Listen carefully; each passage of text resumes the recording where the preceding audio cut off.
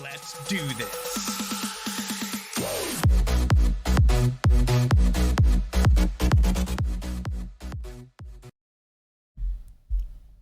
All right, welcome back. Ladies and gents, thank you for coming back to check out the video. Hopefully, it has not been too disappointing that I haven't put something out in a little bit. Just to explain briefly, I had to go out of town for a little while, and so I wasn't able to stream. I was out of town from last Friday to yesterday. Drove back yesterday, so and it's like over a 6-hour drive. It's a whole day thing for the most part, just between getting ready to go and then getting there unpacked and then coming back, and it was a trip. So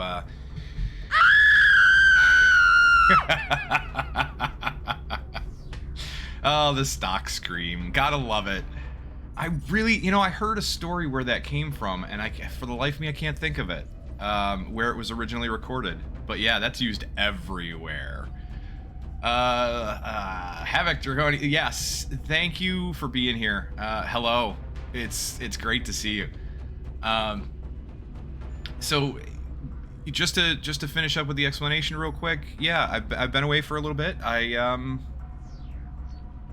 wish that I didn't have to stop streaming when I have that kind of a trip, but oh, JK, oh, you changed the name. Okay, well, I like that actually. Havoc Dragon, very cool. Yeah, I really like that name. I was wondering because I didn't remember giving Havoc Dragon the diamond. Oh my god, my brain is blanking on that. The Founder's Badge, right? The VIP, the Founder's Badge. I think that's what that is, right? The diamond. But I didn't remember giving it to Havoc Dragon. But for some reason, that name seems really familiar. So I have to be thinking about somebody else, because if you just changed your name relatively recently, I don't know why you changed it, but if you just changed it, there's no way I could have known that name. So it had to be from something else, and I don't know why. I don't know why it rings a bell. But anyway, it's great to see you, JK. That's awesome. Thank you. Oh my god, sorry. Yikes. Sanctuary. How's it going, Sanctuary? It's awesome. Absolutely awesome to see you. Probably the YouTube name. Yeah, the YouTube name that I probably saw. That could be it. That absolutely could be it. For some reason, I thought I saw Havoc Dragon in Twitch chat with me before. But, so that's why it was familiar, and I was like, good to see you again. But, yeah, that can't be the case. Well, either way, very cool. I like that you changed the name. And it's awesome to see here. So let's get back into XCOM. One last thing about the trip. I feel bad because by missing that many days in a row, I really feel bad about it. So what I was thinking was, in the future, and I know I briefly talked about this before, but I'm thinking in the future I might try to bring at least a microphone of some sort, but I probably won't have a camera. But if I go on trips like that, during the week when I'm there, during the day, I should be able to stream something because I'll have access to a PlayStation, a PS4. So I should be able to stream something. I'm limited on my game choices, but it would probably be something like Bloodborne, or it would be, I actually have access to Darkest Dungeon. Now, I don't have access to the mods for Darkest Dungeon because it's on the PS4, and I personally actually don't know how to mod it for the PS4, plus it's not my PS4, so I wouldn't play around with it too much. But But I was thinking about that. I was thinking about, like, the next time I take a trip, if I can remember to bring an okay microphone. Even if I don't have an okay one, I'll at least have access to the one that came with the PS4. Probably. So there is that option. So I might avail myself of that option. The problem is, without a camera and without a good microphone, I don't know how entertaining the streams will be. I mean, I'll do my best, and I just love seeing you guys, but I won't be able to keep up as easily with some things, and I won't have access to... I really won't have access to a computer, so I won't be able to, like, go online and look some stuff up, and I'll have to do a lot of it from my phone, or even maybe from a tablet, if I can get access to a tablet. If I can bring my tablet with me and set it up properly. But other than that, that's the idea for next time. This time was kind of an impromptu trip. It just happened kind of all of a sudden. And it was both good and bad. I won't get into too many of the details, but I've had a really challenging week. We'll put it that way. There's the possibility of something amazing coming out of this, but there's a possibility of something devastating also coming out of this. It just depends on which way it goes. And right now, I have hope. That's basically the best I can say. I have hope. So we'll see. We'll see how it plays out. But other than that, that was my past week. You know, Friday to today. And we'll see how it goes going forward. Please, please wish me luck. I'll need all the luck I can get. I'll need all the good wishes I can get. If it works out, then I'll have the kind of relationship that I have always wanted. I'll be with the love of my life. If it doesn't work out, I will be absolutely devastated. And broken man. You know, it's about the best I can say. But I'll still be here regardless. As much as I can, as often as I can, I'll be here. Larvoke Dragon cheered X10. I wish the best for you, mate, whatever happens. Thank you. Thank you. And that means a ton. But I'm going to try to be here as much as possible, you know, following the schedule that I have set up so far, which still needs some tweaks, by the way. It's not right. The schedule isn't working quite as the way I wanted it to. Still gonna need some tweaks, but we'll get there. And I want to tweak some games and stuff too, but we'll get there. JK, what do you prefer going forward? Do you prefer JK? Do you prefer Havoc? Dragon? Do you prefer anything in particular? Let me know. Alright, let's get back into XCOM. Still JK? Alright. Forgive me if for some reason I disassociate the two names. There may be a memory problem with that. If I ever disassociate the two names and forget for a second that it's you, please forgive me. Just remind me. It is possible. I am the absent-minded professor. Absolutely. 100%. Alright. So we need to do Covert Ops. We need to do a scan. Intel scan is 112 credits, though. Holy crap. You know... What is it? The 24th of December? Yeah, because I was scanning about every 7 to like 7 or 8 days, I think. And the last thing I have written down was that we needed to scan on the 24th.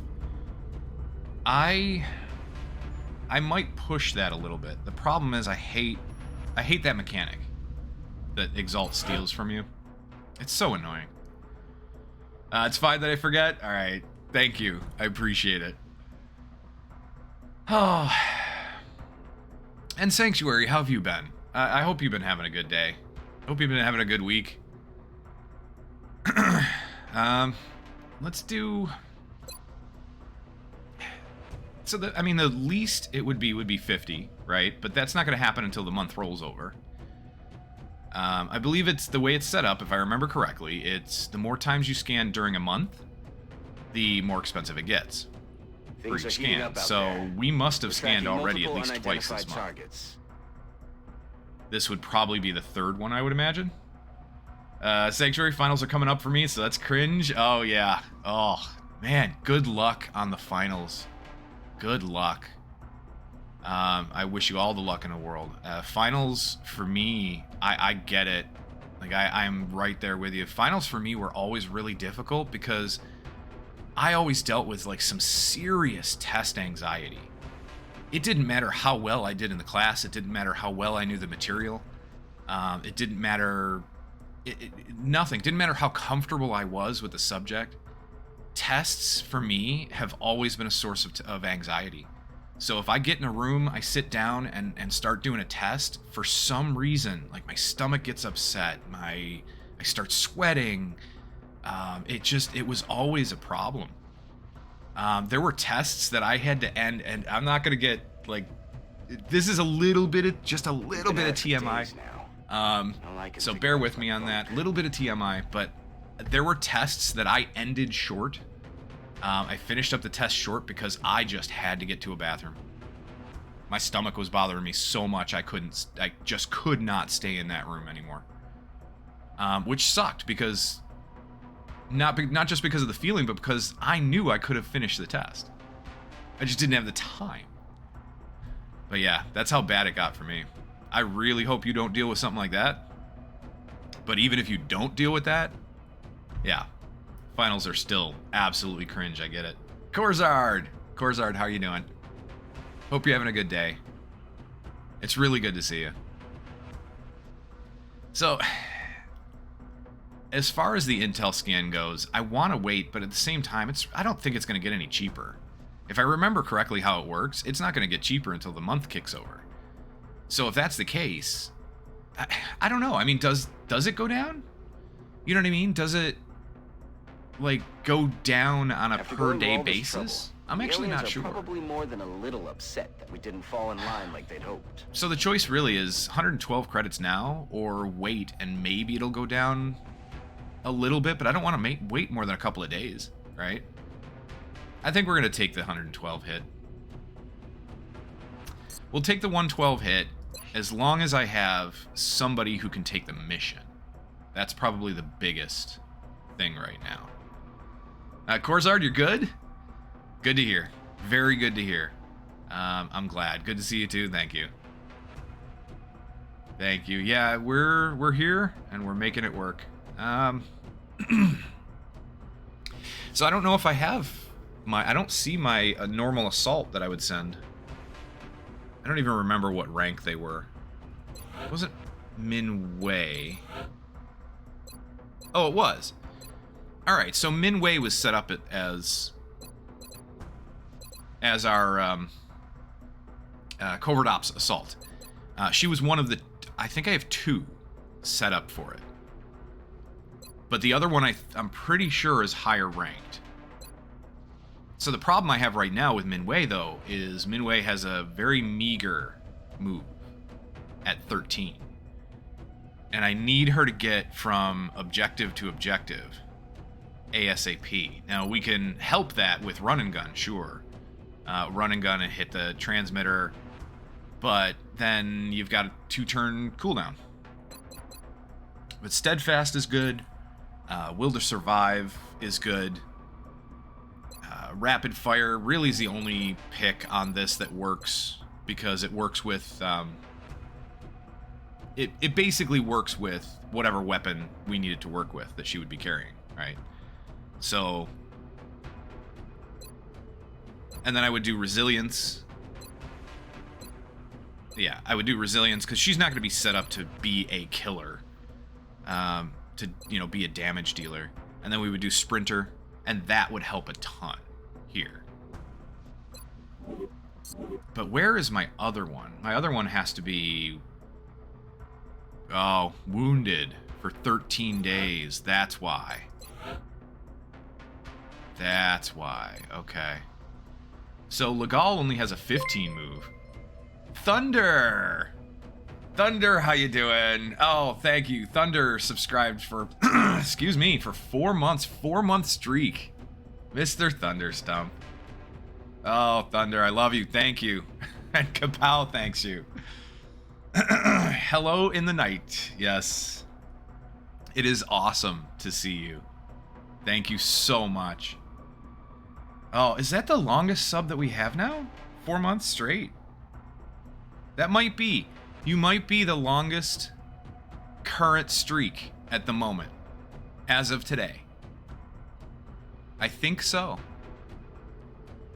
Oh, that's awesome, Thunder. Thank you. And it's just great to see you, period. So we don't have Legal with Sprinter yet anyway, so Legal's still a little ways out. But 13 days, yikes.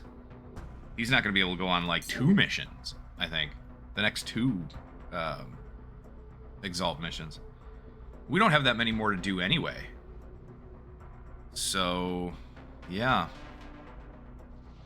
The only other option would be to send a scout that, you know, most of our scouts are set up in such a way that they could do a scouting mission, they could do an Exalt mission.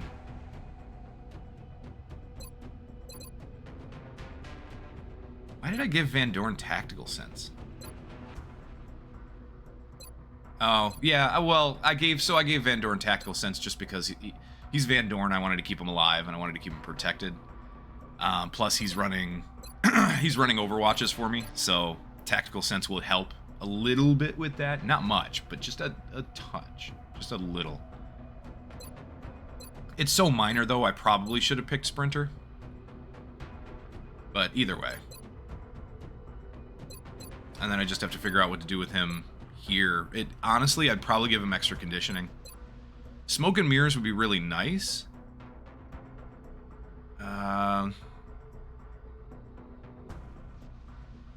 Smoke and mirrors would be really nice, I think, because if I remember correctly, I think this affects the battle scanner. Because I think the battle scanner is technically considered a support grenade. So he'd get an extra battle scanner use. Which would be interesting. Yeah, Sanctuary. Good, very good thing to point out. Yes, I gave concealment to a guy who's supposed to run Overwatches, and it has come back to bite me in the ass a couple of times. It has. Absolutely. Because I'll forget that he's got concealment, and I'll dash him up into high cover to run an Overwatch, and just screw myself over, completely forgetting he has concealment. And the Overwatch doesn't trigger. I've done that. Yeah, that situation exists. It's on video. It's on YouTube. Yeah. Absent-minded. I'm telling you, absent-minded professor. It happens. So I am thinking extra conditioning for him simply because I use him to run Overwatches. I just have to keep in mind he's got concealment. But that being said, smoke and mirrors would be really nice for the battle scanner, and especially when we get holy crap, what's the name of it? Tactical rigging. Especially when we get tactical rigging, and I want to give him something like a flashbang or a chem grenade or a smoke grenade or whatever. This would help as well. So it is a choice. I don't think I would give him vital point targeting. He's not really set up to do a lot of damage. Even though this is useful regardless, he's just not set up to do a lot of damage. So smoke and mirrors and extra conditioning, either one would be probably better. For him, I think I want to keep him protected, so I'm leaning towards extra conditioning, just for the extra hit points. But my point being that we could send somebody like Van Dorn on the scout mission, on the Exalt mission. I'm still leaning, though, towards sending, where is she? Min Wei here. 1990 experience out of 2000, so she's gonna end up ranking up. How many damage dealers do you have in your average squad? So, actually, let me think about that for a second. In my average squad, I've got an infantry, assault, that are both set up to do some heavy damage. I'll usually take a mech that's set up to do damage. Sometimes heavy damage, sometimes moderate damage. Like the Archer really isn't set up to do like heavy amounts of damage, but the Jaeger and the Pathfinder are. So I'll have those 3. I almost always take a damage-dealing gunner. My gunner will absolutely suppress like half the time, but the other half of the time, I'm trying to deal some major damage with the gunner, because a lot of my gunners end up with double tap. Double tap, shred, you know, that kind of thing. So I'm using them as like a pretty decent damage dealer, but also to set up the other damage dealers to do more damage with shred, that kind of thing. So I've got at least 3 dedicated damage dealers. The gunner, I'd put them in that category, kind of, sort of. And that leaves 4 other people. So I try to do like an officer, which is not going to be a damage dealer for the most part. A scout, which runs overwatches, not a damage dealer for the most part. But they do put up their support. They put up their hollow targeting, that kind of thing. What are the other 2? The other 2 alternate most of the time. The other 2 will alternate between, like, a sniper, so that's a 5th damage dealer, or 4.5 if you only want to count the gunner as like a half. So it'll be like a sniper, a 2nd assault, or if I take an officer infantry, I usually take a damage dealing infantry, so that still counts. And an engineer. That's it, an engineer, which most of the time is not a heavy damage dealer. So yeah, it's about half and half, almost. It's almost half damage dealers and half non. Maybe leaning slightly into the more than half damage dealers. Out of an 8-man squad. Something like that, yeah. I feel like we're going to send Minwei. It's going to be rough. She doesn't have the movement that I'd like. She really doesn't have the movement that I'd like, but... Intel scan complete. Positive ID on Exalt cell locations. I don't really have too many other options. I could send somebody like John Thunder. I think he's set up... Yeah, he's set up with concealment and stuff, so he'd be safe. He'd be a safe choice. Just not a very fast choice. Not a heavy movement choice. Minwei's got, what, 13 move plus 5.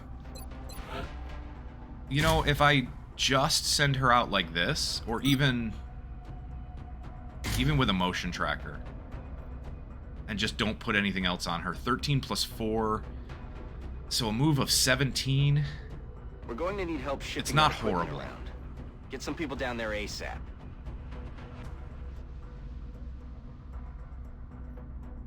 I think we'll set her up like this. I wish I had a battle scanner on her, but at the same time, I don't know.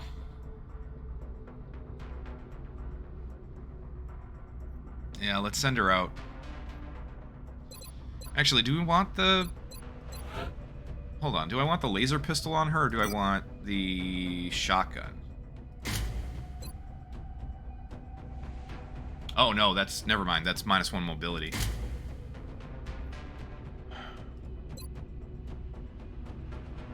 I need the extra mobility on her. So I'll leave her with a laser pistol. Alright.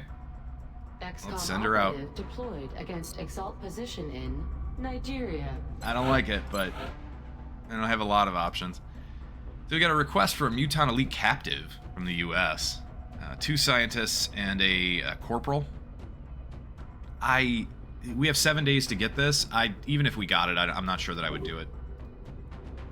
The extra scientist would be nice, but not ultimately that necessary. The corporal would be, again, nice, but probably not that necessary. So we can get a sectopod autopsy done as soon as Stealth Systems is done, so that's good. At least we have the next research ready to go. Repair bay. Everything's repaired. Boundary. I don't think there's anything I want to get done right this second. Oh, shaped armor would be nice.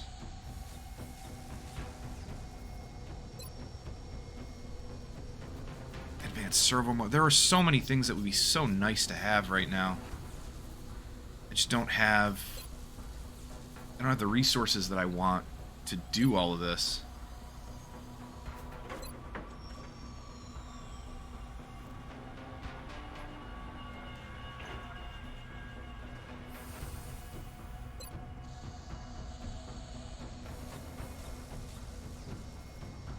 All right, we're gonna scan. I think I'm just gonna leave it as is, and we're gonna scan.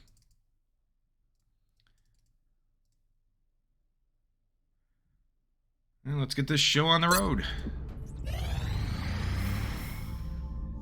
3 UFO flight computers for 2 scientists and 2 engineers. The engineers I could use. Scientists, but still, that's not that bad, actually. I might do this.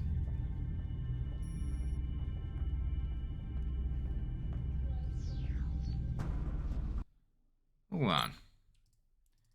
Hold on just a second. Let me save it right here in case this turns out to be a really big mistake. But I'm going for whoop. That is not what I wanted to do. I didn't want to scan. I wanted to do this. I'm going to dispatch it. So we got 2 extra engineers. Arrived this morning, We're at 98. We're always 2 extra scientists. We're at 119. So that's good. Okay. Well, we've got UFO number 99. Yikes. Small fighter, flying high. It's satellite hunting. We gotta shoot this thing down. Let's send up Captain Wraith here. And we're gonna send you up on balanced. So we're gonna send him up on balanced, but I'm gonna use an aim booster. Just to make sure this thing goes down. Satellite assistant. Closing on target. Oof. Alright, no survivors, minimal salvage, cash bounty awarded. You know, I wanted the resources. You suck. He is out now for 11 days. Ouch. But he got the kill, so that's good. How many kills does he have? 4. And Mangler here is at 7. So Mangler's back up in 2 days. Wraith here is out for 11. Yikes. We got 9 days left on each of the firestorms. And we'll have to do some transferring and figure some stuff out. We'll have to rearm them as well. I believe I have a laser cannon available for each one. Well, just one. One laser cannon available right now. There should be another one coming, though, isn't there? No? Tell me I've got another laser cannon coming. Has to be. Really? Okay. Are you serious? I have no second laser cannon coming for one of these firestorms?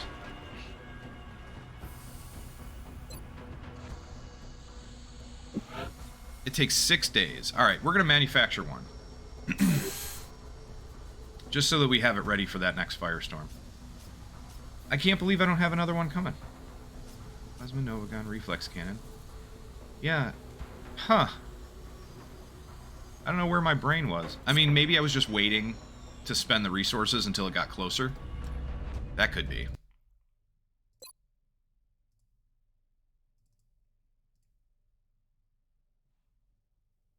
I'll just save it right there. So, JK, by the way, I wanted to ask that emote. That emote looks really cool. Is that supposed to be the living jar from Elden Scrolls? Or, yeah, Elden Scrolls. Elden Ring. Elden Scrolls. Nice. Yeah, my brain combining too many different things at once. It looks to me like that's supposed to be the living jar from Elden Ring. And if so, that's pretty cool. I like that. Let's go back to scanning. We got Psi Warfare systems coming pretty soon. There you go. Psi Warfare Systems project is complete. We are definitely going to look at what we can build with that. Yeah, Thunder. I like Elden Scrolls as well. I do. It sounds cool. I don't know. It also sounds really funny. So, what is there to make? Yeah, it wouldn't be under weapons. Psi Warfare Systems is going to be... Oh, no, it would be under the weapon tab, wouldn't it? It's going to be the... Oh, the Neural Gun Link. Can we make that now? Hold on, we should be able to make the Neural Gun Link, if I'm not mistaken. The Mimic Beacon. There you go. Mimic Beacon, Mind Shield, and Neural Gun Link. Fantastic. Alright, we are definitely getting a Neural Gun Link made. I think I want to craft another scope, because this one takes one. How many do we have? Where's the scope? There it is. We have 5 scopes. Alright, I probably don't need to craft another one then.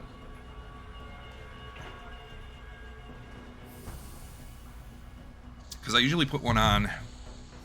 I'll put one on infantry, I'll put one on the gunner, I'll put one on a sniper, a mech,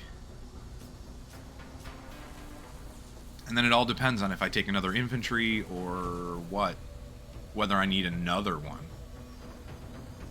I might still want another. Either way, we're going to craft one of these. It takes 15 meld, 6 alloys, 8 Illyrium. That's not a big deal. 4 days. There we go. We finally got our Neural Gun Link. Mind Shield. See, I really want to craft one of these. But, let's see. Strengthens will against psionic attacks. Low-level psi field to deter seeker strangulation. Confers the Steadfast perk. I don't know specifically what the stats are, like how much it increases your will. But, I still feel like I want to craft one. The problem is it does cost a fair bit. 118 credits, 60 Illyrium. 60 Illyrium's not too bad. 10 meld, 5 sectoid commander corpses. Psi screen. What was this one? Oh, plus 1 damage reduction.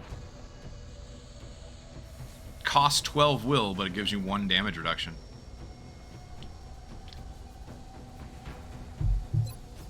The Psi grenade. I wanted to craft one of these, at least.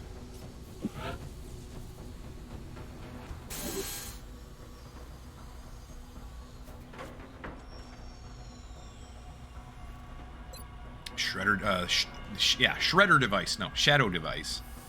Reading both of these at the same time. Shadow device, which is interesting. I've never used this. I'm sure you could find a way to use this pretty effectively, but I've never used it. Very interesting idea. Putting everybody in stealth, everyone in the radius in stealth for a turn.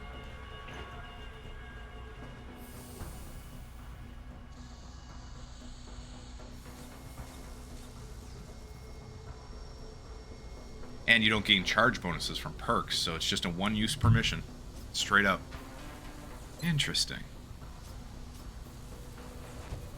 Yeah, I think I'm going to craft a scope just to replace this. To replace the one that we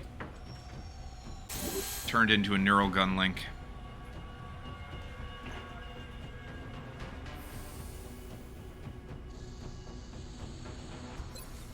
Now the Mimic Beacon. That is interesting.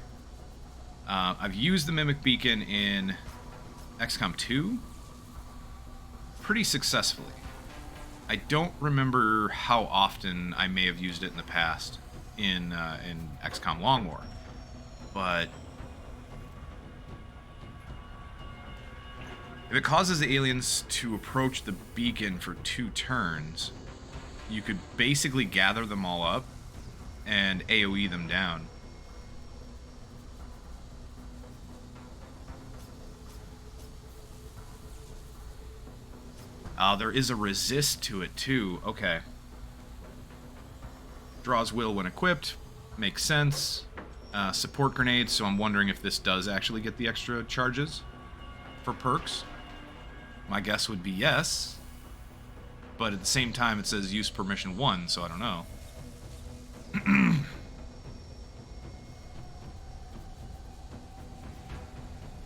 I don't know how useful this would be. I'd like to try it.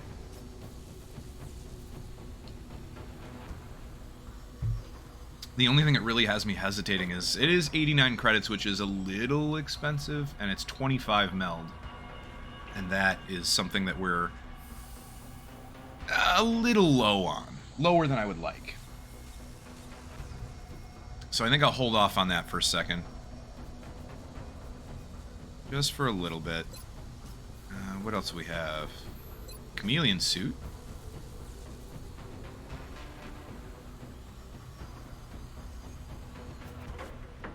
Alright, this is an interesting one. If I'm using my scouts to run overwatches, then this might be worth giving to them. I just don't know what the bonus protection when using lightning reflexes is. But it does make them immune to crits, which is nice. 4 defense bonus, which is nice.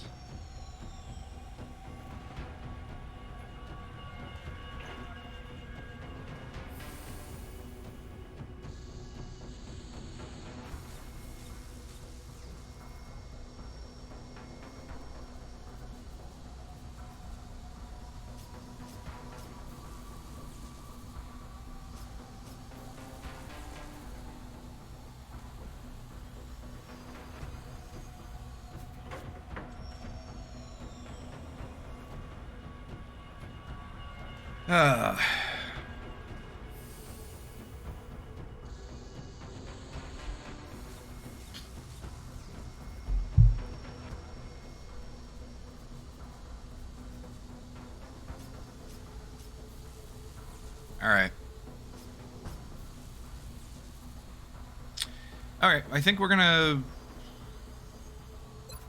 leave that as is. I really want a mind shield. It's just, I don't know about this. I'm gonna put it off. I'm gonna hold it off for now. We do have the neural gun link, which was the most important thing I wanted to craft. A psi grenade, which I really wanted to do. So both of those are really important. So I think we'll leave it there as far as what to craft right this second. Let's go back in and scan some more. Plasma Nova Gun, yes. 37 alloys back, 25 Illyrium, love it. That is fantastic. We got psi training coming up. Oh, Unchained, no. Unchained failed. Failed in psi training. Alright, Unchained, we're gonna send you back in. Where are you? Unchained, there we go. So Unchained was... Oh no, I can't remember what we sent you in for. Crap, I made that decision and I can't remember now. What did we send you in as? So you're a support engineer. Smoke and mirrors, mayhem, yeah, suppression, that kind of thing. What did I send you in with? Did I send you in with neural feed? I'm gonna go back. I'm gonna reload, because we just saved it, right? Whoops. We just saved it. I'm gonna reload and check what Unchained is in for. Yeah, Thunder, you're right. I need to take notes. I really need to start making up charts and notes in Excel and stuff. You're 100% correct. Especially because the way my brain works. I forget stuff like this all the time. I'm going to reload and see what he's in for. Mind Fray. Okay. So he's in for Mind Fray. As soon as he's done, he had a 61% chance too. As soon as he's done with this, we're going to send him in again. For Mind Fray. Mind Fray. Mind Fray. It's quite complex to keep it all in mind. I know it is. And there are some people who can do it, and holy crap, more power to you. For anybody that can do that, I can't. Oh, and of course, now he succeeded. Fine.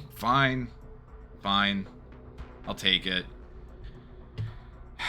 I could reload until he fails, but just in the interest of just moving on, let's leave it. I didn't reload it specifically to get him to pass. I figured he was gonna fail again, and I just would put him in again. I just didn't remember what I put him in for, so. Oh well, that's fine. The game gave me a gift.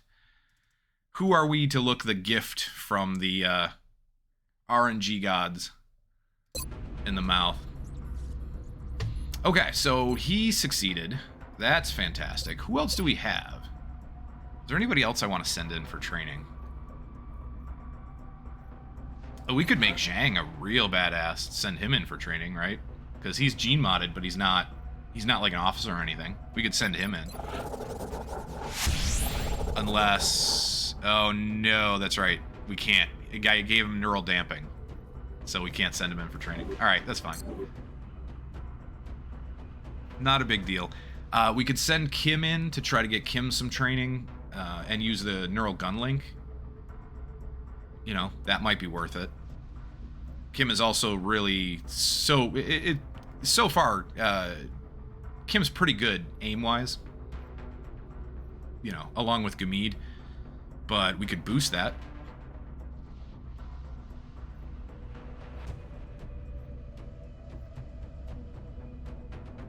Can't send in Kunkir. Kunkir's an officer. We could send in Van Dorn. We sent in Van Dorn. What did I give you? You're just supposed to be running Overwatches for the most part. I could give Van Dorn Mind Fray. Van Dorn would actually act almost like an individual, flashbang or something, kind of,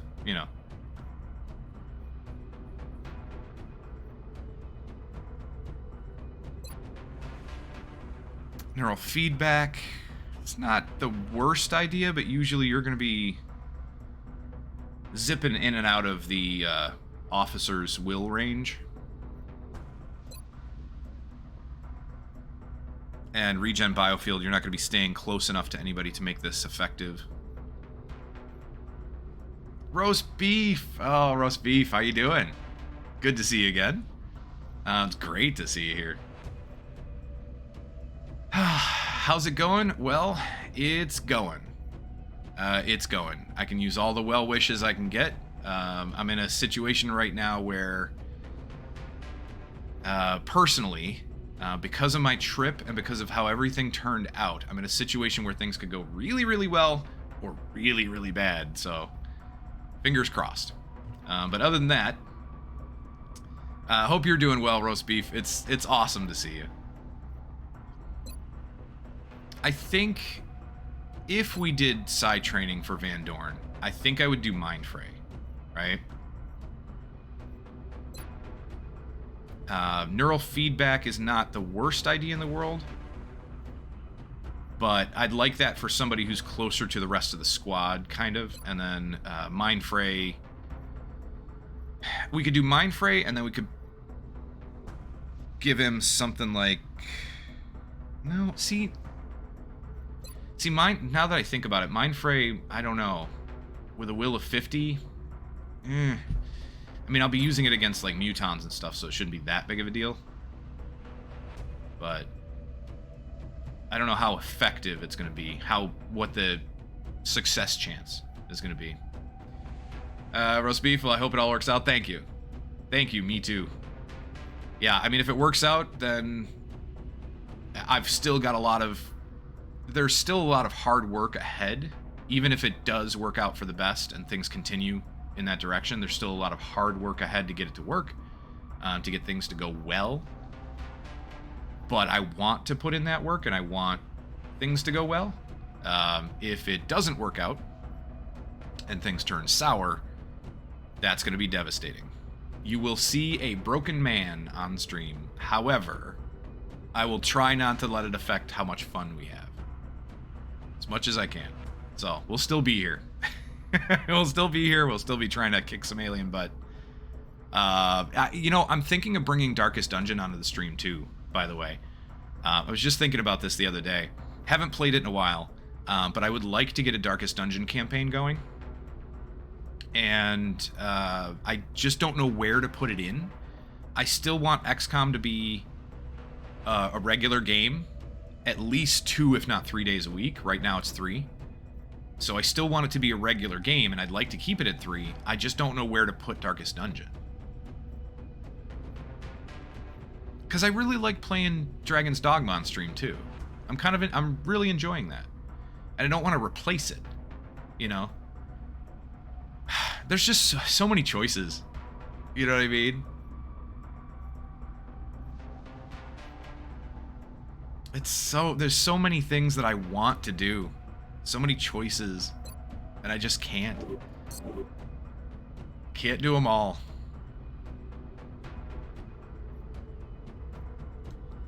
Well, after Long War, Darkest Dungeon, I know your game choices will be kicking your butt. Yes, they do. Oh, they absolutely do. Thunder, put Dragon's Dogma European nighttime and Darkest Dungeon on the day and evening. So, yeah, I mean, that is one of the things that I am not familiar with. I honestly don't know, demographic-wise, like, who wants to watch what at what time. That is not something that I am that versed in, that schooled in. Just don't have that much experience looking that stuff up. So I've just been trying to keep track of like what does well at what time just from what I've been streaming, but I haven't put a lot of research into it. You know what I mean? Thunder, you're more interested in slow-paced games compared to action. And that is definitely going to be a continuing part of this channel because I love slow-paced games, thoughtful, strategic, tactical. You can get in there, you can really think about what you're doing. I love that. And so that is definitely going to be a continuing part of this channel. Plus, it makes it so much easier for me to talk out my thoughts and go through, like, here's my plan, here's my thoughts, here's, step by step, here's what's happening, here's that kind of thing. It's so much easier with a slower paced tactical game like that. Something else I really, really, really want to get on the channel. I want to do Final Fantasy Tactics. War of the Lions. The War of the Lions version. I have it on a bunch of different things. I bought it, I think 2 or 3 times at least now. I have the original disc for the PlayStation. I've got it on like Google Play. Just a bunch of different places. I've even got an emulator for it, which, depending on how you look at it, may or may not be kosher. Don't know if I'd stream the emulator version, but we'll see. But Final Fantasy Tactics is one of my favorite, my all-time favorite games as well. So I'd love to get that on the channel. I want to send somebody else in for side training. I just don't know who to send right now. We have the active roster that I can definitely do it.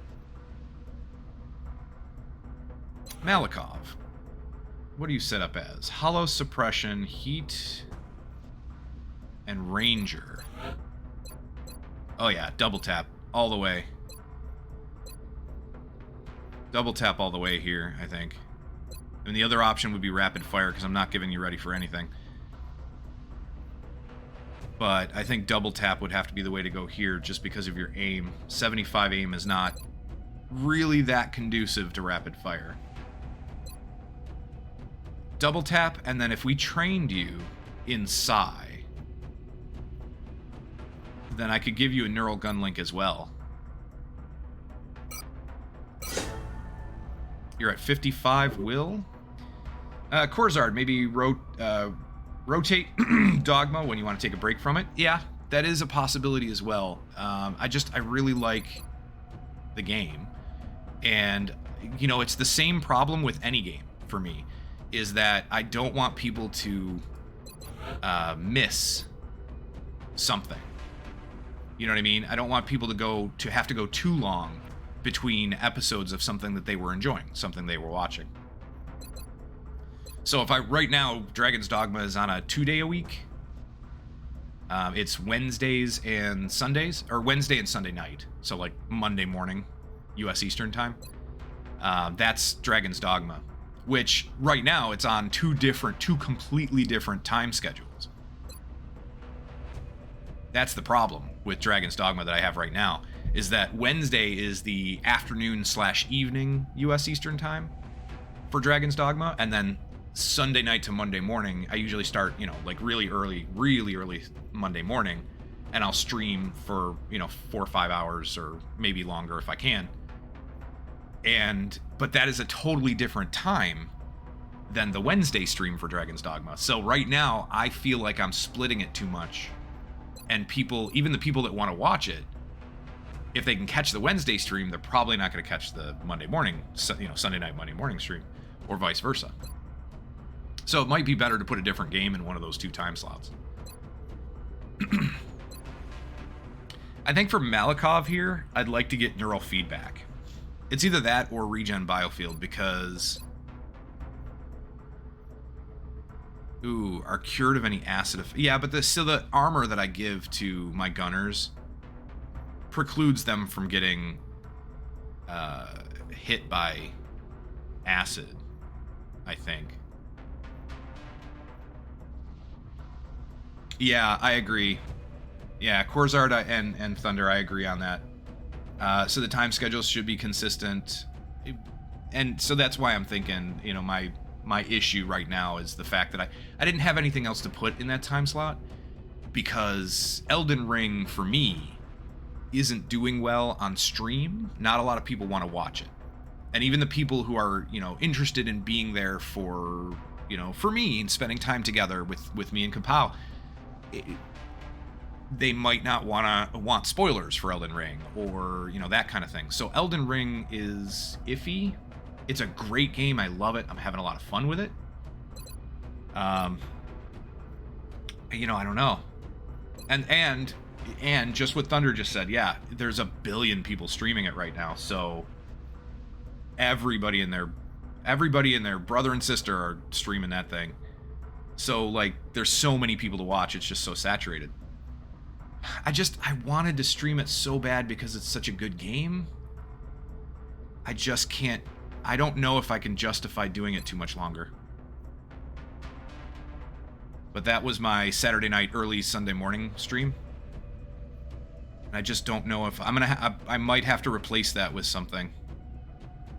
I wanted to do a Soulsborne type game that day, so I might switch to like Bloodborne or something like that. But yeah, and you know, you and I are on the same page on that one, Thunder. Stream it like 5 to 10 years after release, and it becomes retro and people want to watch it again. Yeah. That's probably what's going to end up happening for me. I'll probably have to come back to it 5 to 10 years from now. Or probably not that long, like 2 or 3 years. It'll start to peter out. I mean, it'll still be a great game, but it'll start to peter out as far as streaming on Twitch. Anyway. It'll become more like Bloodborne or, you know, Dark Souls and that kind of thing. Corzar, Demon Souls is one that I really want to play. I have it. I have not yet touched it, but I've had it for... Oh god, I've had it for like... I've had it for months now. And I just haven't touched it. One, because there's all kinds of other things to play. But two, because I was trying to figure out whether or not I wanted to play it as a blind playthrough on stream. Because there are very few things that I can play as a blind playthrough on stream right now that I'm interested in. And that's one of them. So I was thinking about it. Anyway, I'm agonizing over this choice. Regen biofield or neural feedback. What do I want to give him? So regen biofield would be really, really nice, but it doesn't affect armor. It, there's a lot of things about it that are iffy. Plus, I always put our gunner in the heaviest armor I can get. So I'm thinking neural feedback. Let's try this. Let's try neural feedback for Malikov. There. All right. Yeah, Jagged Alliance, King's Bounty the Legend. So I'm pretty sure I have King's Bounty the Legend. I'm almost positive I have Jagged Alliance. I know it was in my wish list. I'm almost positive I got it on sale at some point. Old turn-based games can be great. Great games can be played blind. Yes, and that's exactly what I'm thinking.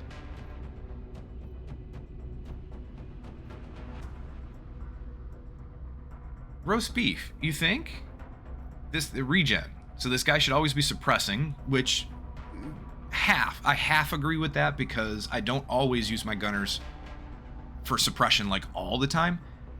I make them out so that they are really, really good at when they have the opportunity to double tap something, put up shred, and then hit it really hard right after putting up shred. So double tap on a gunner is extremely valuable in my opinion, the way I have them set up. So he's not always suppressing, but he is suppressing a lot. And negates acid on them and others. Wait, it negates acid on others? Hold on. Yeah, let me just check it out on somebody else. So, yeah, nearby allies are healed. Cannot die. Negates the acid on other people. That's true. Okay.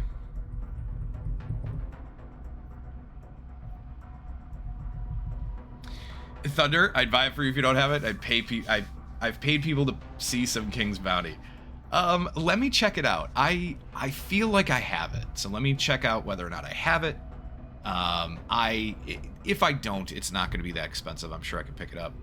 Something like that. Right now, so I will say this, and I won't get too much into it because I've already talked a lot about personal stuff, and I don't mind talking about personal stuff. I just don't want it to be boring or annoying for you guys. But right now, I am between the beginning of April, right? It's almost it's basically the beginning of April. Between right now and the end of July. So I have all of April, all of May, all of June. Those 3 months, April, so I'm going to have to start looking for a new place. I can't stay where I currently am. And I just can't afford the rent here. I need to find a new place. And I don't know where to look. I don't know how to look. Well, I mean, I say that, but I know, like, I look on various websites and all that kind of stuff. But what I need is too restrictive. I'm going to have a hard time finding a place. I really am. So I'm hoping, that's one of the reasons why I'm hoping things work out as well as possible with my relationship and with everything that I'm trying to do there. I don't care. Like, if I have to find a place to move that has nothing to do with the relationship, then so be it. The most important part is the relationship itself works out, right? I don't want it to work out specifically for me to have a place to stay. That's not what I'm saying. But if it works out well enough, it is possible that we might move in together. That is like the best case scenario of the relationship working out well. So I'm hoping for that because that means the relationship is working out really well, and that's what I want. But putting that aside, any other situation, I need to find a place to stay, and it's going to be tough. I don't have a lot to put towards rent. I need a place where you know, I can still have somewhat decent internet, so I can keep doing this. So, you know, there are some considerations, and you know, we'll see how it works out. But yeah, that's so when it comes to money, I have to be careful over the next like 4 months at least. I have to be careful because I'm going to need to come up with money for movers. Unfortunately, I don't have friends and family here that are going to help out. I'm kind of estranged from a lot of people, like friends and family wise. So I just don't have that kind of help where I can call somebody up and be like, hey, you know, can you come help move a couch kind of thing. So I'm going to have to pay for movers, which is going to take a lot of my savings. Just a lot of stuff like that. So I've got to be careful on what I spend. But Jagged Alliance, if I remember correctly, is very, very cheap. Even when it's not on sale, it's pretty cheap. So if I don't have it, I should be able to pick it up. Same thing with King's Bounty. Similar. Like it should be pretty cheap, and if I don't have it, I should be able to pick it up.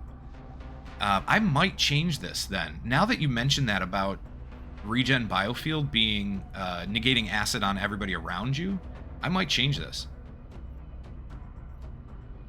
Neural feedback is nice. It puts their attacks on cooldown. It doesn't affect the success chance of the attack on the individual, but it puts their attacks on cooldown, and it returns a little bit of damage to the enemy, but it's not a lot. I might change this. Because it didn't cost us anything to put him in, right? We can just take him right back out and put him in again.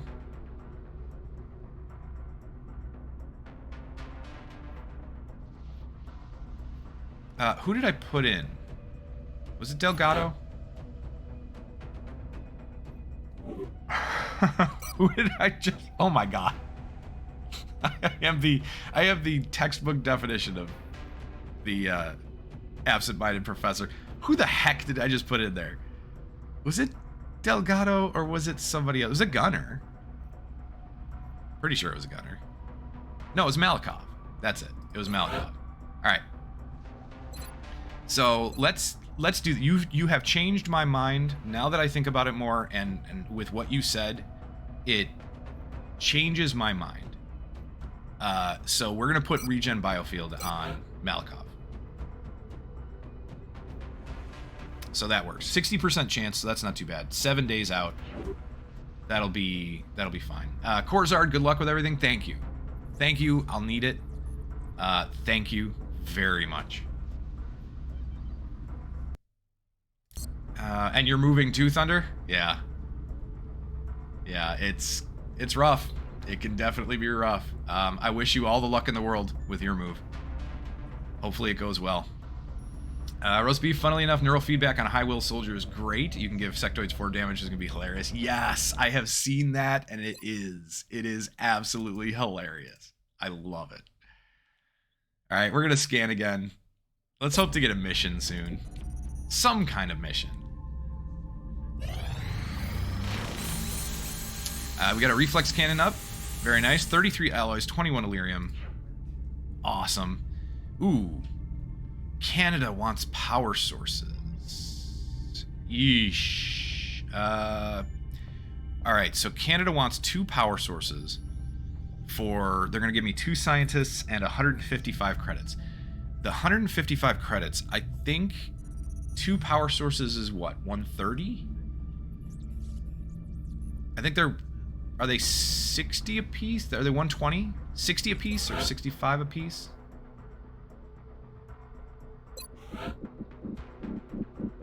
Let's just see what they are real quick. Power sources, 5 of them, so 60 apiece. Okay. So if we gave up 2, we'd only have 3 left. They're a little harder to come by. I don't know if I want to do that. Roast beef, do you have any idea who the volunteer would be? I'm not sure. I'll take a real quick look at it, though. We can take a look at it really quickly together and just see who's even viable for that kind of thing. Thunder, it's fairly easy for me moving from Finland back to Sweden. Very cool. Very cool. I'm glad it'll be easy for you then. Just, hope it goes really well. Roast beef, don't do it, you'll be sorry. Yeah, I am shying away from that, the power sources trade. I don't know. We don't really need the scientists so much. And the 155 credits would be nice, but not at the expense of, not at the expense of 2 out of 5 of our power sources, Roast beef, at this stage, you need more of everything, I'm afraid. I do. I definitely do.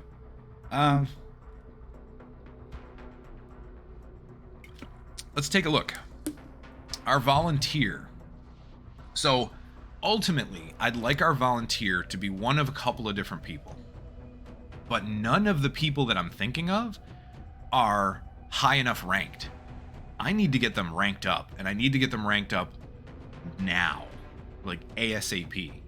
But it's been so long since I've been at the stage where I can pick a volunteer that I'm not entirely sure what I need that volunteer to do. What I need them to be capable of. You know what I mean? Other than have high will. Like, obviously they need to have high will. But what else do I need them to be capable of? And I'm not sure. Annette here is still a corporal. 72 will, which is awesome. But a corporal? Yeah, I haven't figured out... Electo is a sergeant, right, because I haven't figured out what to make Electo yet. I haven't actually chosen a class for Electo at the moment. But we've got the obvious choices, right? Which would be like Electo, Annette here, Tisiphone, but Tisiphone's Lance Corporal. Lance Corporal Assault here. I think she's defensive. Yeah. Basically a defensive assault. Which is a weird thing for me, but somebody recommended that, and for the life of me, I'm sorry, I forget. I forget who brought up that idea. I don't remember if it was Sanctuary. That sounds right. I don't remember if you brought up the idea or if somebody else did, but making a defensive assault here with, a psi assault.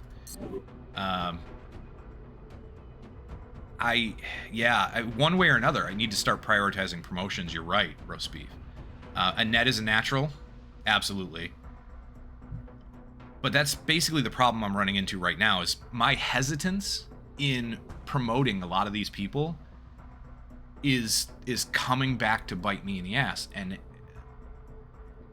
I can't get out of my own way when it comes to that.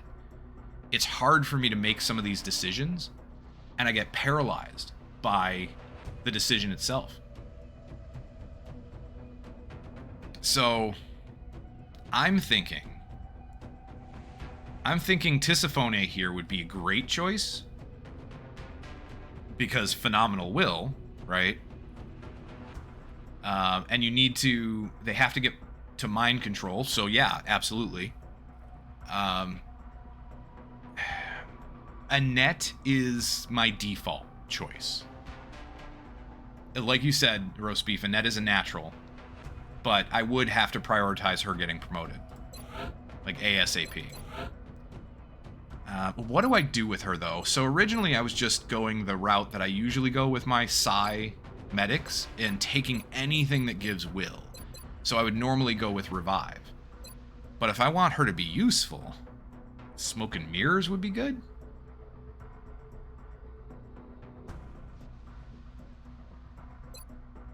But I need, especially if I'm going for mind control, I want her will to be as high as absolutely possible, which would mean I'd want Revive because it's a +2 passive will increase. Now, it's not going to be extremely helpful on the battlefield, but that coupled with her psi abilities, she's got Mind Fray and Psi Inspiration right now. So, Mind Fray, just keep increasing her will as much as possible. I can get that to be effective on just about anybody, just about anything.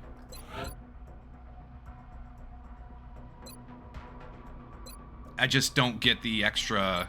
Like, I would go with smoke grenade and smoke and mirrors, and that would make her, you know, effective on the battlefield. She could be a little bit of my defense, you know. But ready for anything, revive, those are going to get will increases.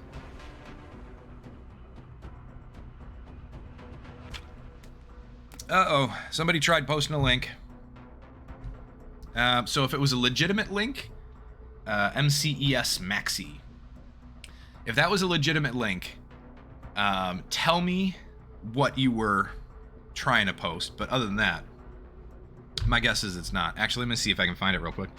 No, it was not a legitimate link. No, I am not buying followers and viewers and all that crap. No. No. So, alright. Well, good try. Thank you, no thank you. Anyway. So, yeah. You know, this is the way I want to set her up, right? I want to set her up with Revive and Ready for Anything because the passive will increase. That's an extra 5 will. Which would be really nice on top of her promotion. It just makes her less useful. Less overall useful. So,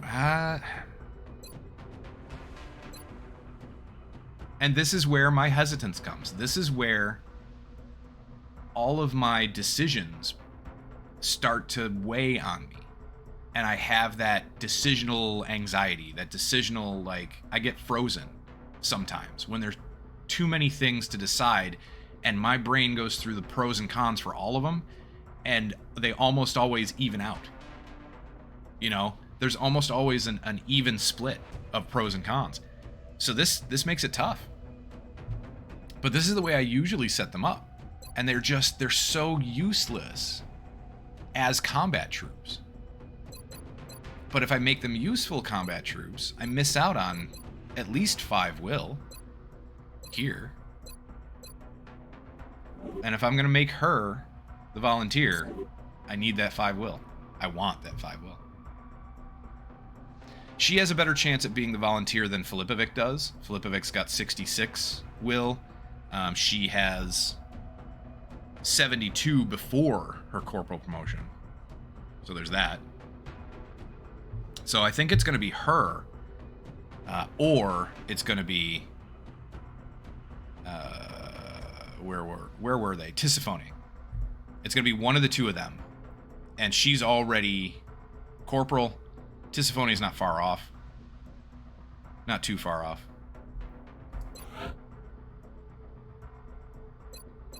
I just don't have as many chances of increasing her will as I do a medic.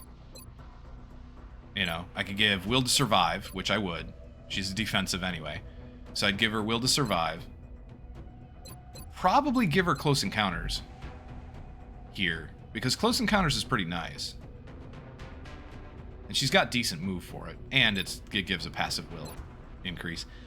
Resilience, I would give her. But Executioner gives +2 will. So there's a choice. You know. But Resilience makes her immune to critical hits. And then probably Tactical Sense so she doesn't get shot. Or Sprinter.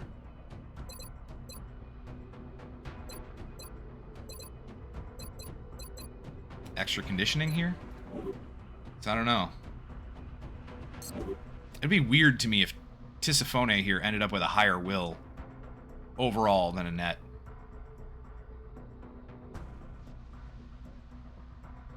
How about this? I am going to start using both of them. I'm going to rank up... So this is my choice. I'm going to rank up both Annette and Tisiphone here. Fatima. I'm going to rank both of them up and get them both prepared to be the volunteer. And as they get closer to that, I will make the decision then. We'll see how they turn out as they rank up. So you know what? I'm going to baby Annette. We're going to do it. We're going to do Revive just to get her more will. 78 will. And I'm going to baby her. I think roast beef was going to be the useful one. Yeah. Roast beef is going to be a little more useful. Smoke and mirrors, smoke grenade, and then either dense smoke or combat drugs. I'm not sure yet. Probably combat drugs. Just because that extra will and crit chance is really, really nice. But I think roast beef is going to be my useful Psy-Medic. My effective Psy-Medic. So we'll do that. Alright. Stealth systems is next. Very nice. So Shadow Armor and Stealth Satellites project are available. And then we'll do the Sectopod Autopsy. This heavily armored unit is fully mechanized, though we're still not sure if it has an organic component within.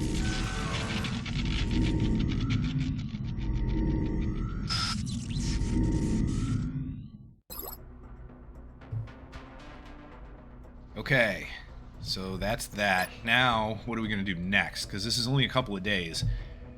I really want to do vehicular plasma. We just don't have the weapon fragments. And the last two UFOs, I think the last two UFOs that we dealt with, we shot them down, and it was a cash reward. So, I'm not happy with that. We really need the extra resources. I need those weapon fragments badly. Here's our Titan armor, 25 alloys, 17 Illyrium. Fantastic. I think we have 3 Titan armor now. Contact detected. Small scout over Mexico. Let's shoot this guy down. Red Eye. So I want to get somebody to 10 kills first before we start working on everybody else. So let's get this person to 10 kills. Throw him up on... It's just a small scout. Throw him up on defensive. No, you know what? Balanced. Excuse me. Let's throw him up unbalanced and see what he does. Hopefully he doesn't take too much damage. We have eyes on the bandit. Eat him. Nearing strike range. Alright, took one hit, but we got him down. We got a mission. Nice. Let me find out how much damage he took so far, though. What did he do? So, what was it? Mangler? Yeah, Mangler's back up and ready, which is fantastic. Chen's refueling in an hour? Chen took no damage?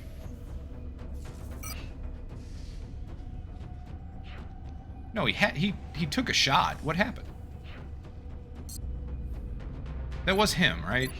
I'm not losing my mind. That was, yeah, because I thought about sending out Bender because he doesn't have any kills, but I want to get somebody up to like 10 first and then start working on everybody else. It was a strategy I read about. So I want to see how that strategy works out. But yeah, we sent up Red Eye and he got the kill. He's at 7 now. All right. We'll see how that works. UFO crash site, 35 hours left.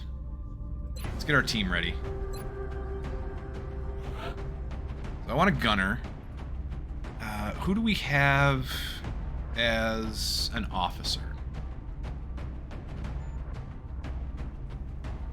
Because what I'd love to do is send up Nikolova, but I think Nikolova's out for a bit. Yes, Nikolova's out for 11 hours. I think I'm going to wait. I'm going to wait for Nikolova to come back up. Because we're going to send her, since she's the one who has the extra increase. Alright, here's my thinking on this. Nikolova has the perk, the officer ability, that gives you extra experience for the mission, not per kill. But it's the one that requires that extra experience. It's only available for people sergeant or lower. So what I'm going to do is I'm going to wait till she's ready. Then I'm going to send as many sergeants or lower as I can, since this is just a small scout. At this point in the game, small scouts are still dangerous. Are definitely dangerous. But it is one of the less dangerous missions. Probably. Unless it's a clown car or something. And so we should be okay. So I could send Annette. I can send Tisiphone here. I could send, like, Garnier. That kind of thing. I could even rank up and send the Valkyrie or the Marauder, or both. And we can get some more experience on a lot of these people. That being said, I have a scout for the mission, which is good. I have an engineer, which is good. I've got another assault that are all sergeants or less. So it should work out just fine. I just don't have an infantry, so maybe I'll send the Valkyrie. So let's wait the 11 hours. Let's wait until Nikolova's back. Let me save it just in case I screw this up somehow.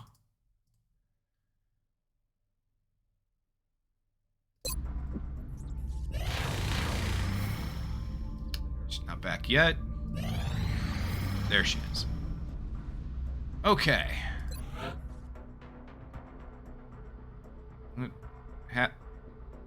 I didn't see that come up, so that's weird. But Anna Nyberg failed.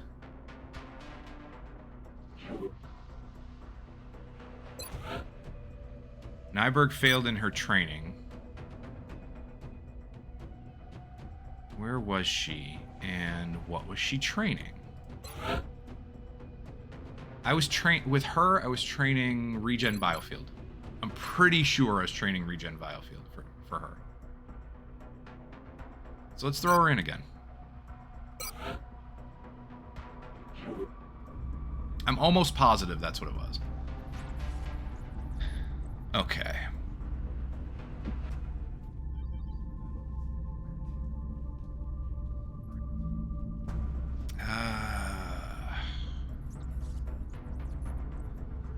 No, that's what I was looking for. Nyberg. Looking to make sure she was up. And she's not showing. She's still down here, somebody. Not Nyberg. Nikolova. Where is she? Oh, there she is. Okay. So we got her. So she's ready. Let's get this on the move. I want a gunner. Sergeant or less if I can find one. I don't have one except Mech Barros, who I was going to mech. Not sure if I want to take her. And I don't have any other gunners that are sergeant or lower, so...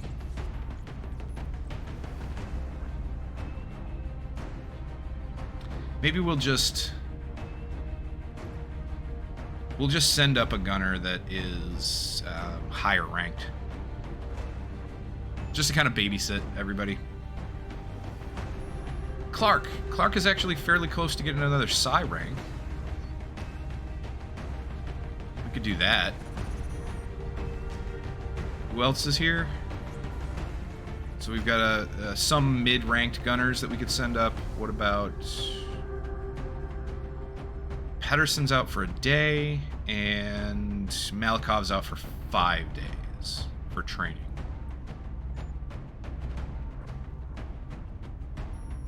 Alright, the rest of our people are mid-ranked for the most part.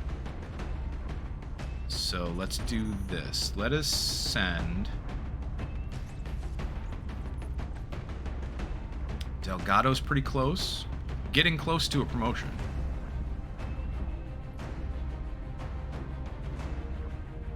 Let's send up Clark. Kind of babysit everybody. I need a scout. We'll send Tibet. And Nikolova. Nikolova's our officer.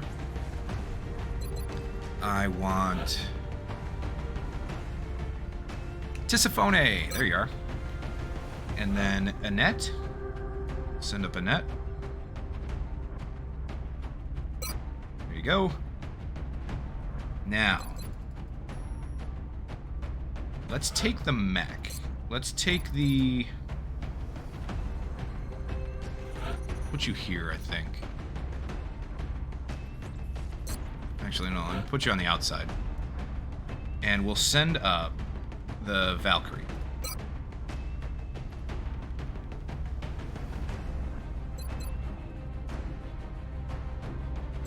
So I've got my officer, I've got a scout, we've got a medic, assault.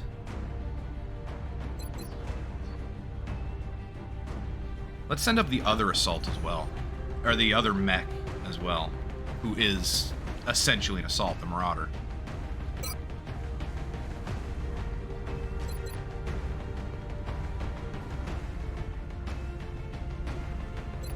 And then I would like an engineer. So we've got Kozlova, Isaacson. What do you look like, Kozlova? Sapper and heat warheads. What about Isaacson?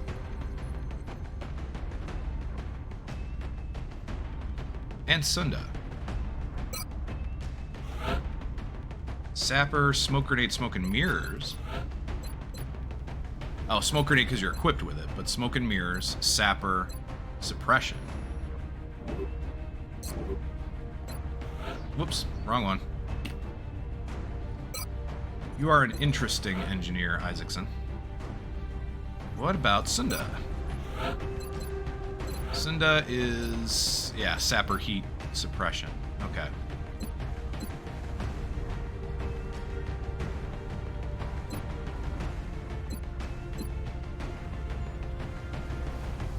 So Kozlova and Sunda are the same. Isaacson's got smoke and mirrors instead. I kind of like Isaacson right now, so I think we'll take Isaacson.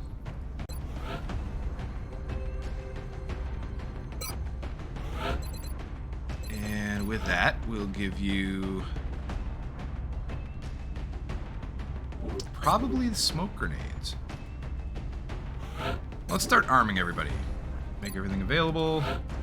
I'd love a capture engineer, but we'll do without this time. Titan armor.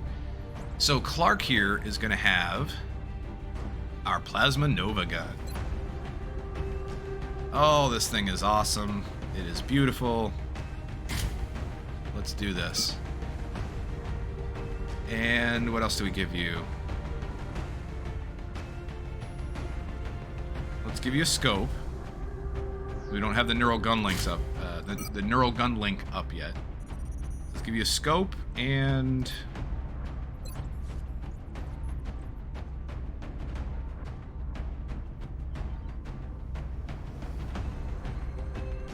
you have Shredder, double tap.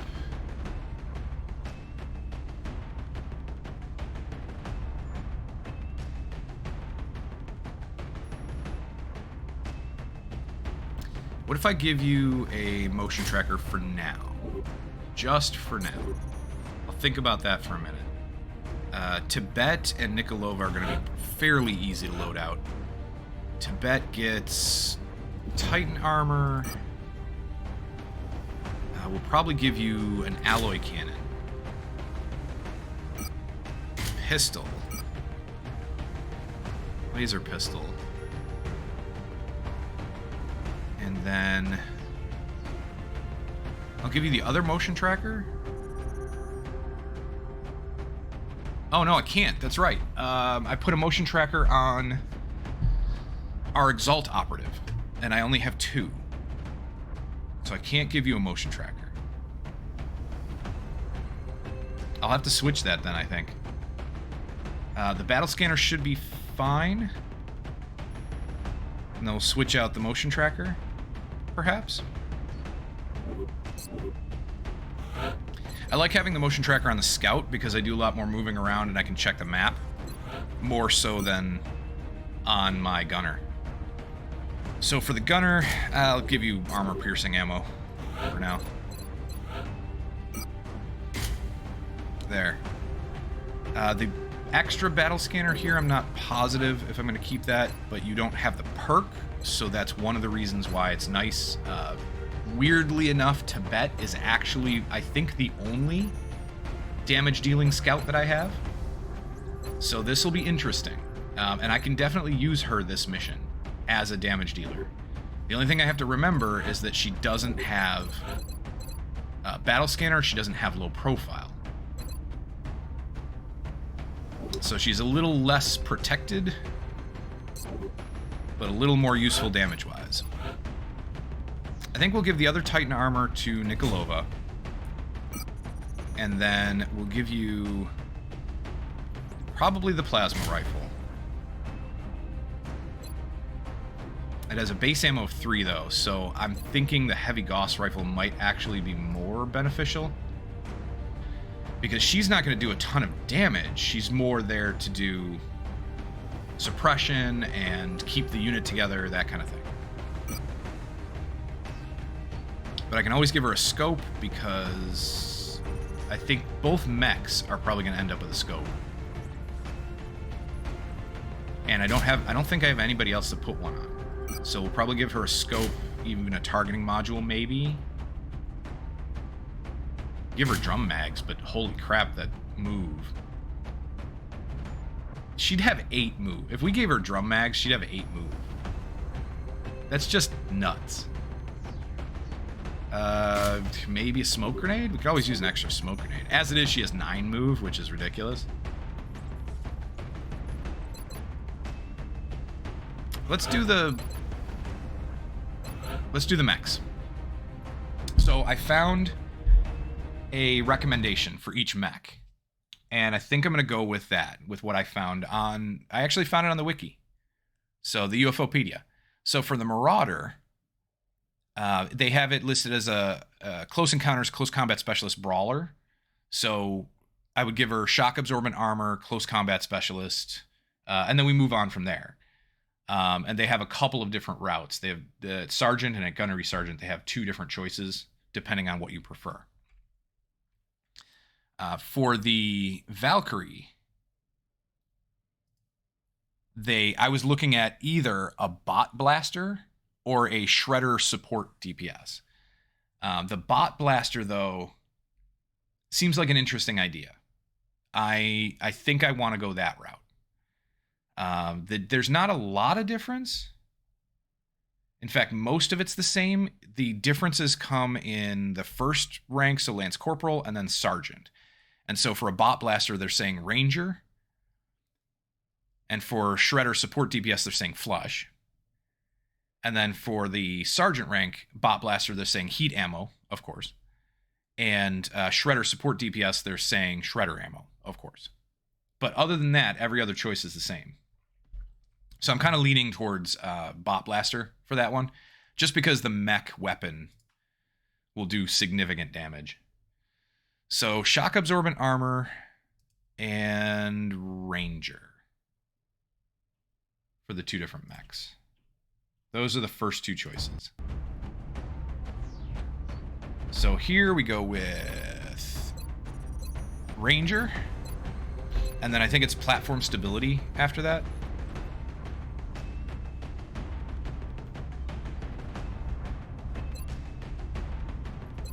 I don't remember.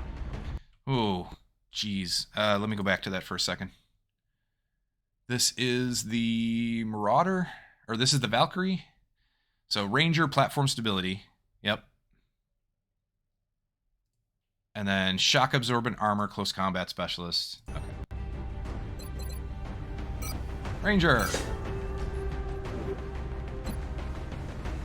And shock absorbent armor. There. Okay. So these are the paths that I want to follow with these 2. These should be relatively easy. We're going to go with the Defender, the Railgun. You're going to be lobbing stuff from a distance, so we'll probably give you the Grenade Launcher.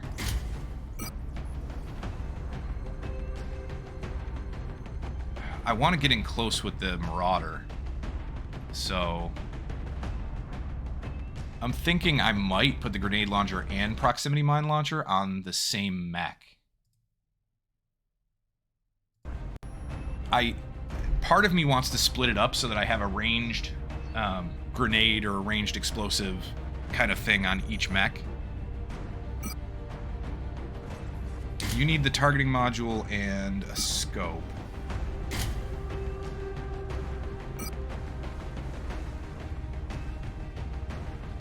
And we're mostly going to be sitting back shooting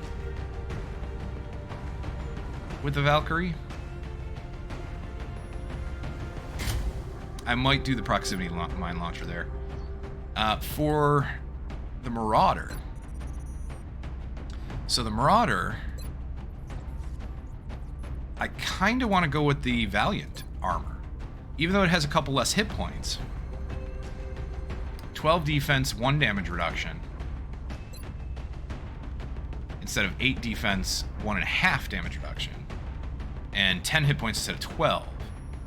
But and this one grants the body shield perk, whereas this one grants the jet boost module. I don't know if the jet boot module is going to be that useful in this mission, but the extra mobility might be nice. 14 plus 4 for the Defender, or 14 plus 6 for the Valiant. So if I'm trying to get up close with the Marauder, I might actually want to use that. We do the Flamethrower and the Kinetic Strike module. Obviously, I'm trying to get up close. I would do a targeting module, and we could do tactical sensors.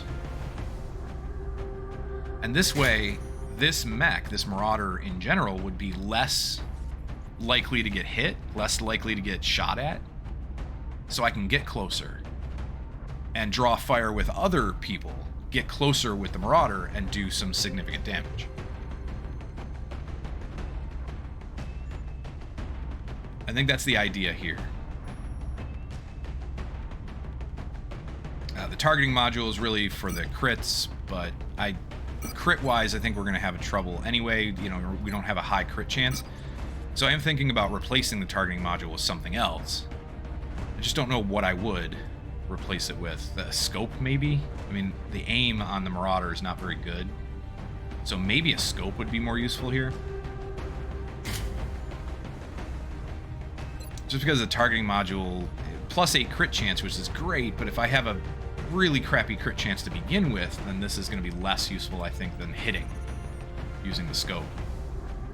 So we'll probably stick with the scope. But that takes care of both mechs. And as far as explosives go, so we've got some explosives on our Valkyrie here. We've got 2 explosives on Isaacson. So that should be enough, at least for now. Tisiphone here. We're going to give you the Aegis armor, so you're pretty well protected. We'll give you our newly minted reflex cannon. We'll give you targeting module and breach ammo to mitigate a little bit of the damage reduction penalty. Damage reduction problems that the reflex cannon has. So we're not going to be doing a ton of damage with Tisiphone here, but we need to get her as much damage as we can. Annette, you take the Aegis. You can take... Oh, what do we give Annette? I'd like to give you the alloy cannon, but that's going to be 3 soldiers that we're trying to get up close, and 1 mech that we're trying to get up close. It's like half our unit. Half our unit would be close combat.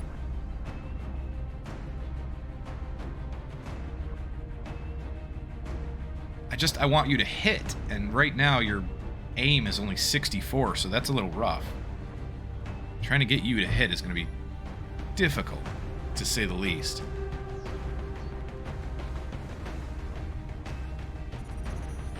I'll give you the alloy cannon for now. Smoke grenade and a med kit should be fine. We'll give you a laser pistol just in case. You can make good use out of it. The only other option I would think maybe is if I switch Nikolova from the plasma rifle, switch her over to the heavy Gauss, and then Durand here could have the plasma rifle. I'd still want to get her closer so she has a better shot, but I wouldn't have to get her that close. Isaacson. Isaacson is relatively easy. We'll give you the Aegis. We'll give you a Gauss rifle. And smoke grenade. And an alien grenade. I think that's our best bet. Right now, what that means is we don't have anybody with a chem grenade. So I'm a little leery about that. She doesn't have any bonus to smoke grenades. Other than smoke and mirrors.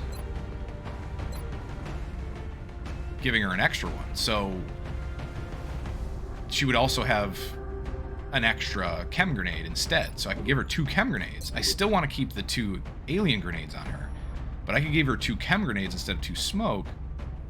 That just means that we're really low on smoke. Nikolova and Durand only have 1 each. Unless I switched out Clark for a smoke grenade, which I'd rather not do, because I want her either shooting or suppressing. I mean, I want Nikolova shooting or suppressing as well, but...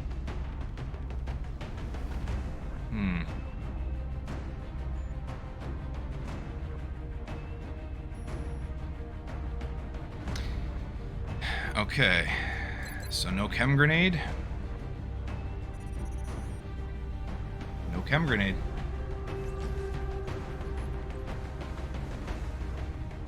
Alright, we're gonna go without a chem grenade this time.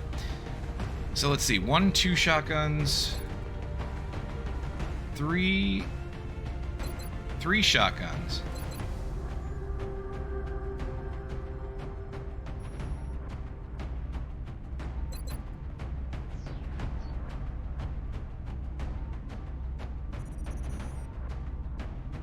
I think I am going to swap this out. Durand's going to take the plasma rifle. And Nikolova is going to take the heavy Gauss rifle. That'll give her some extra ammo to suppress with. She's not going to be hitting a crap ton anyway. And then we'll give the plasma rifle to Annette here. I still want to get her as close as I can to increase her shot chance, but that'll leave us with 2 shotguns.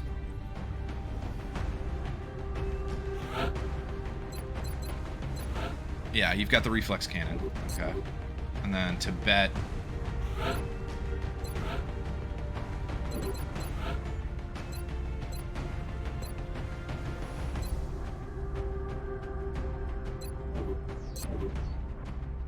Alright, here we go. I'm gonna save it. And we'll go with this team.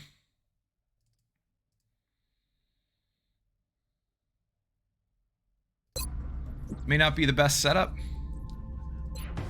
Admittedly, I am still learning. I am still not the best at setting up my team tactically and making sound decisions before the mission. But we're going to go with this. We're going to try it, see how it works out, and we'll find out what mistakes I made. We'll find out how badly I screwed up the deployment.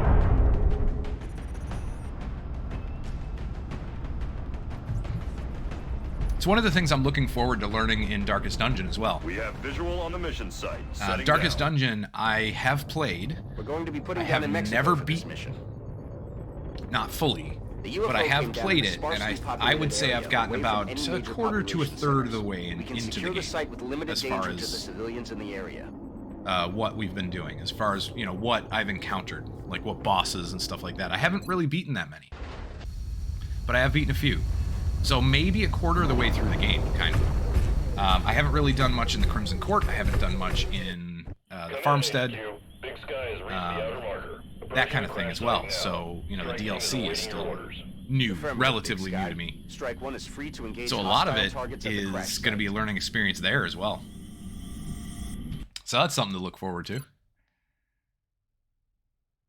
Let's save the game. I'm going to save it back here because it doesn't matter. UFO crash site, we'll save it right over that. All right, first things first, motion tracker. Let's find out what's out there. Thunder, I completed DD before the expansions came out, so we'll have to start a new run and, with them on. Yes. Yes, they definitely changed things, that's for sure. That's cool, though. I'm glad you completed it. I want to. I just haven't. So there's nobody on the tracker. I don't have concealment, and I don't have low profile, so I gotta be careful where we send to bed. Whatever we meet here. So there's probably nothing, at least up into this, about here, maybe? We can see at least that far on the motion tracker. And if I move up here, as far as I can, we'll get a better look. I think this is the option here. I think we move basically right up the center. Depending on what we find, we've got a couple high cover spots here on the back of this SUV. There's a couple here on the back of this dozer. This little cat.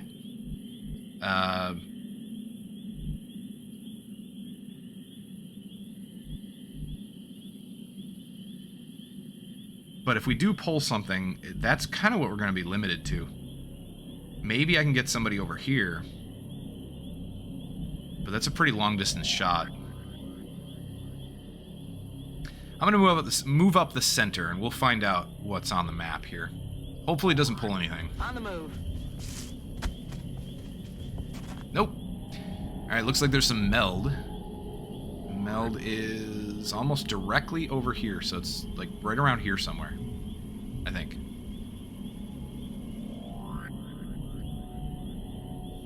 Well, let's head for that. If I can get meld, I would like to. Tariq. Position confirmed. Tisiphone, come on over this side. Nobody there. Clark. Clark, make your way up the middle. I'm on it, Commander. Isaacson, and follow Aye, Tisiphone there. DJ here is our Valkyrie? Yeah. Our Valkyrie. Just have to remember the difference between the two. And Devil Dog. Devil Dog is our Marauder. I'm going to send Devil Dog off to the right. Position. Nikolova is going to stay central as much as possible. Heading to that location. DJ here can go left. On the move. And Durand, so that leaves Annette. Annette, I'm going to come to the right a bit. Just a little. No need to ask twice. Stay somewhat central, but still try to get up close to the enemy. I feel like chicken tonight. I feel like chicken tonight. No. I feel like I could move up a little bit more and get away with it. So I'm going to move Tibet up here. Just a couple of squares, because we still don't see anything, and they are 5 tiles beyond visual range. I could actually move up. Theoretically, I should be able to move into the open in this square and be safe. This one, probably. 1, 2, 3, 4. So I shouldn't trigger anything, even if I move up to here, or even maybe here.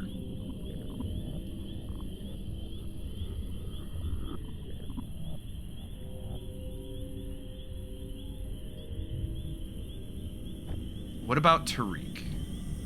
Alright, we could claim high cover, and that should be okay. I'm going to do that with Tariq.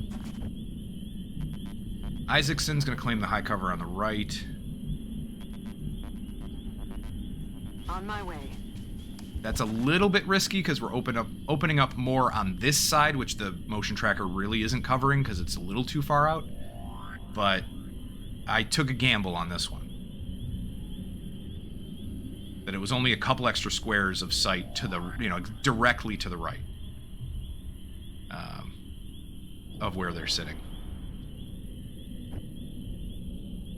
Schumacher is going to come up right behind you. Affirmative, Commander. Should be fine. Roast beef, yeah, it's at least 5 squares, yep. Except in corner squares, you can get away with 6. True.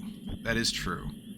We're going to put Durand, we're going to put a net here right in this high cover. I'm going to put Clark. I kind of want to put Clark on the edge of the SUV. But even that shouldn't be a problem. What if we do, let's see, 1, 2, 3, 4. What if I move... Honestly, I should be able to move over here, and it shouldn't be much of a problem.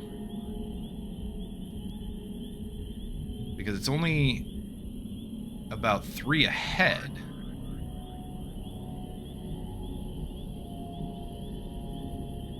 Yeah, this should be fine. Plus, this high cover right here is actually blocking a little bit of the line of sight over in this way. So... should be okay. Moving out. Alien object in sight. Yep, where's the meld? Right there. Got it. Alright, so that'll be nice. We can move up to the... if we can get up to the tractors, that should be somewhat decent. Let's follow suit with the mech. Nikolova can lag behind here. And Clark can come right up to here. There we go. What do the aliens have for us?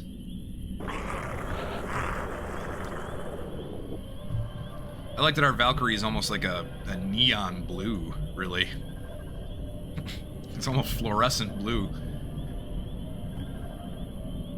Just the way it looks on my screen right now, anyway.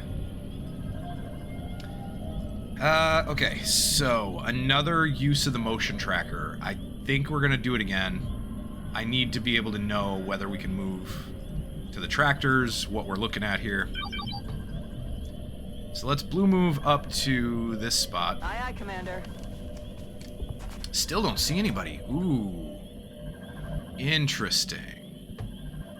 Alright, so 1, 2, 3, 4, 5. So I could move up to here and be safe. I don't know if I want to yellow move it yet, but I very much would love to get some motion trackers coverage on the rest of this and just try to move. Grab the... I think we'll grab the meld and we'll move up towards the barn. I might move through the barn to get to the UFO. Because the rest of this down here, anything off this hill, anything down in the farm area, is mostly low cover. And it's going to be really rough to try to make that work. But I would like to get more coverage, more visuals. I don't think anybody else is going to pull. So I think we're safe doing this. 1, 2, 3, 4, 5. Yeah, right here. That's affirmative. Still nobody. Holy cow. Alright, well, to me that suggests either there's a pod or two over here in the farm, in the actual farmland somewhere. There's a pod, certainly a pod near the UFO. There may or may not be one in the back here. I mean, the map doesn't go too far beyond the actual barn, but there may be a pod or two behind the barn, in the back of the barn. Something like that.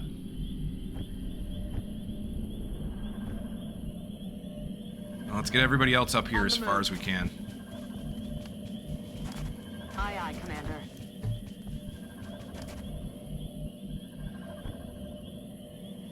I'm on my way. All of these moves should be okay. Given the fact that we just expanded our sight range with our scout. So all the rest of this should be fine. I'm not really going too far to the right or left. And I'm definitely not going farther than our scout is. So there's that. Moving to position. Strand, you can move up behind everybody. And Nikolova's just going to dash straight in. And Nikolova is so slow. So unbelievably slow. I'm actually wondering if I should not have given her Aegis armor instead of Titan. I mean, once we get her set up in position, she'll be fine. But until then, she's lagging behind so far. For DJ here, so we still don't see anything 5 tiles beyond visual range this way, which means 1, 2, 3, 4. I should be able to move up pretty much right to the meld, and we'll be fine. Yeah, Sanctuary, you are. I know. And don't think I didn't think of it. Before we scanned, at one point I was looking at the Foundry projects. I really considered doing the mobility Foundry project. What the heck is it called? Holy crap.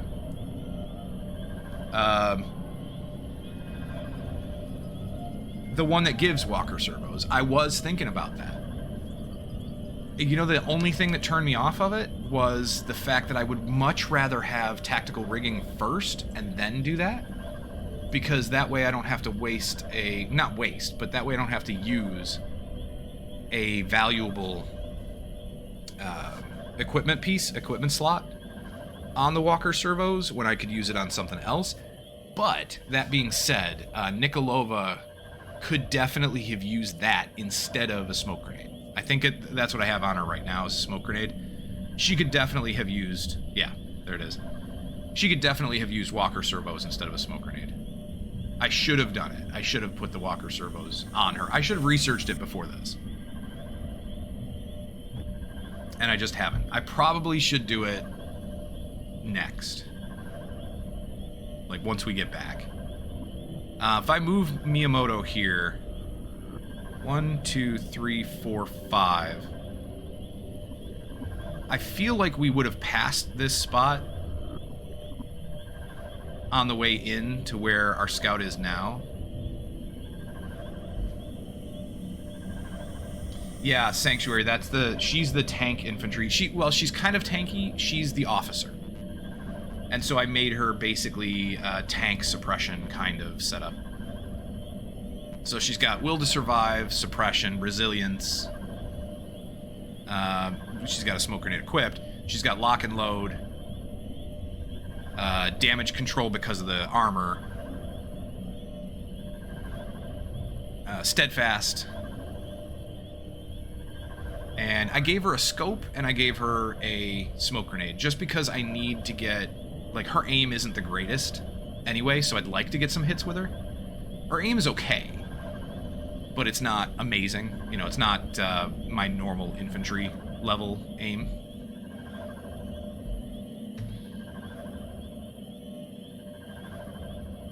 But yeah, she's our officer for this mission. She's actually shepherding all the lower levels. I feel like we can move here and be safe based on what we see with the motion tracker. And I'd like to get this meld and then work our way up to the next one ASAP. Affirmative, Commander. Good, we didn't pull anything. Alright. So there's the UFO. I may or may not want to hug the tractor here. I don't think I want to go in front of or behind the next one. I think I want to go around it the other way.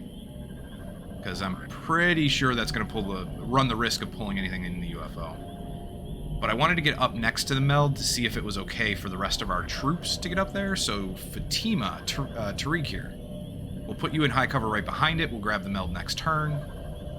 And then we'll work towards getting that other meld, which I don't know exactly where it is, but it's up here somewhere, near the UFO. Do I have a supply of Muton Elite corpses? I do not. I do not have a good supply of Muton Elite corpses at all. I think there's only a few, if that. I can't remember exactly how many I have right now, but it's not that many. Isaacson. I'm going to put Isaacson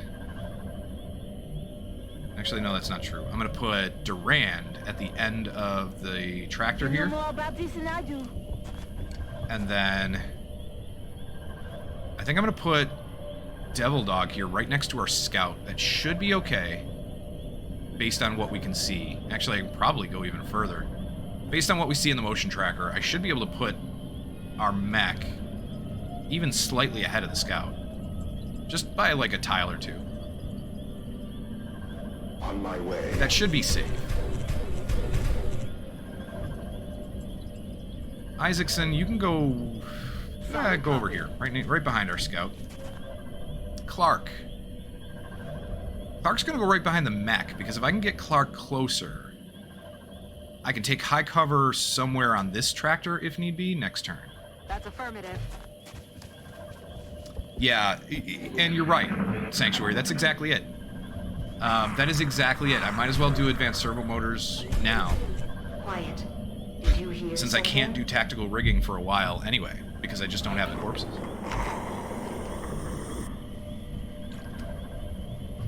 Okay, so we see that there is a pod out in the middle of no man's land, out in the low cover area. I'm gonna grab the meld. 9 meld. Okay, 9 collected. Tibet. I don't know if I want to set up for that pod here. We'll have at least 4 good high cover spots. This one probably won't really be able to see anything as far as the fight goes, depending on where they spread out. So 3 decent high cover spots. Let me correct that. And then I could make my way in here and get another one. Although this shed is extremely rickety. Kind of blows over with a sneeze.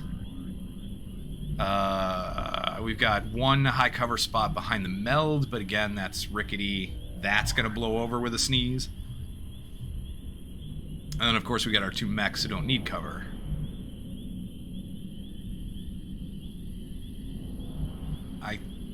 I think we should probably set up here.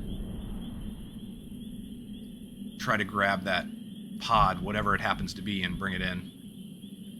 Unless they, unless we're fortunate enough to have them patrol into us.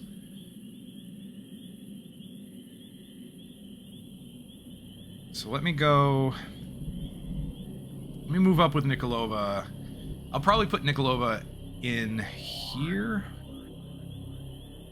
No. Let's take... No, I will. I'll put Nikolova right here. I'd like her to share her will with everybody. The problem is finding a place to do that.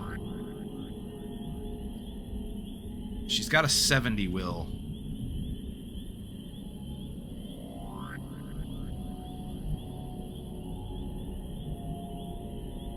What if I put Nikolova where Tariq is?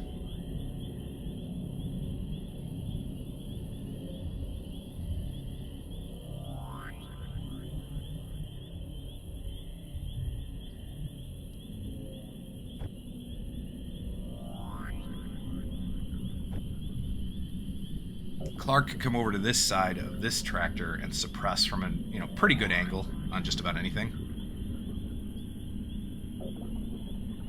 It's just a little ways away, so distance is my concern here. Depending on where they come in. If they focus more over on this side, then I might be out of range.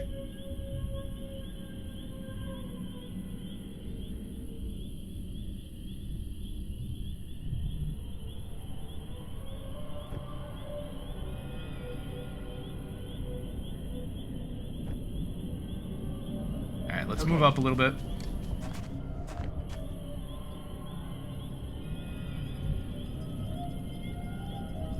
I'll move Tariq over. And we're just going to get set up for those guys this turn. I'd love to grab that other meld. I just don't want to risk pulling the UFO, whatever's in the UFO, plus whatever that pod is.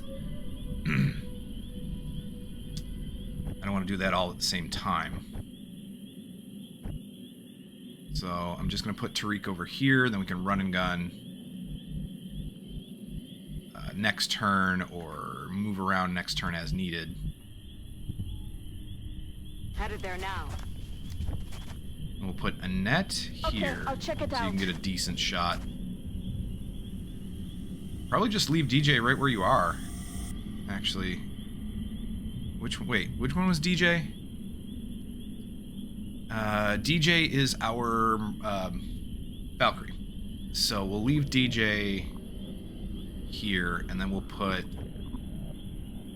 Devil Dog over here. Which leaves Isaacson.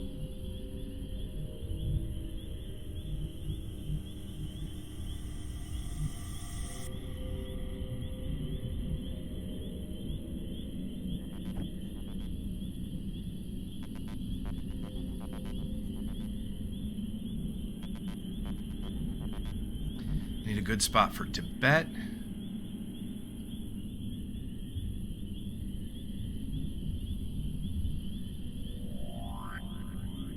Alright, what about here for Tibet? Location confirmed. It is a little risky. And then we'll go here with Heading to that Nikolova. location.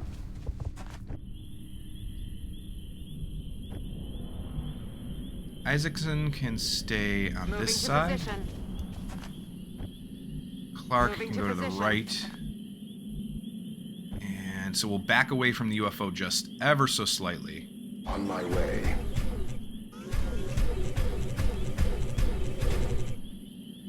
There. Let's get everybody set up. Roger that. Overwatch. Scanning. Overwatch. Overwatch. Overwatch, aye aye. You can Overwatch aye, as aye. well. Overwatch. I should have had a net steady weapon. But that's okay. Where's the other meld? Alright, the other meld's probably right next to the UFO.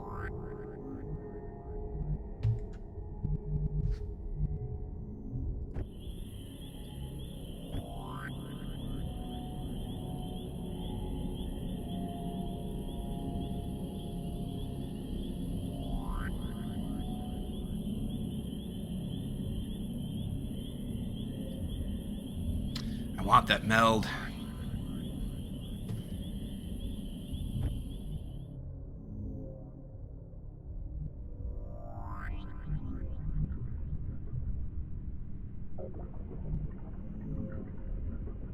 Crap. I want that meld, but if I play this out the way I'm thinking initially, it's going to be slow. This is going to be a slower encounter, and that meld's probably going to go away.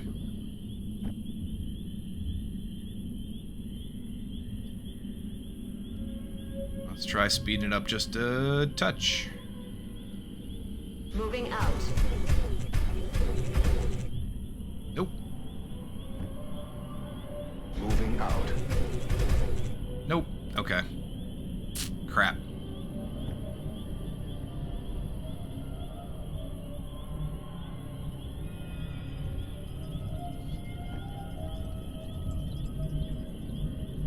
I don't know where that pod went.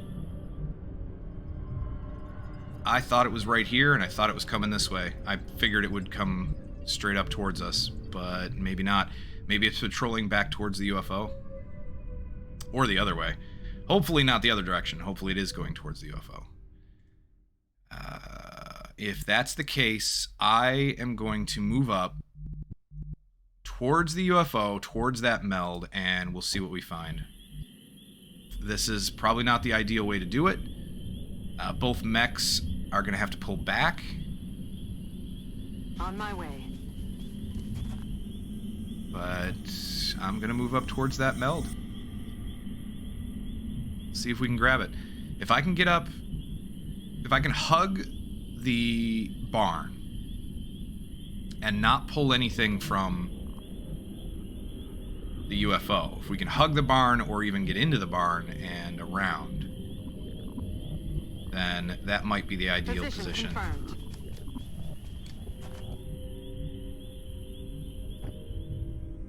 We're going to abandon this spot. On the move.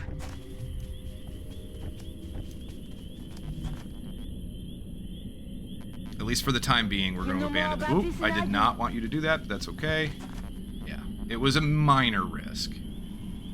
Going around the back of this tractor here. But that's okay. Tariq, stay here. Nikolova, keep up with everybody else. Double time. And then we'll draw the mechs back as well. I'm on the move.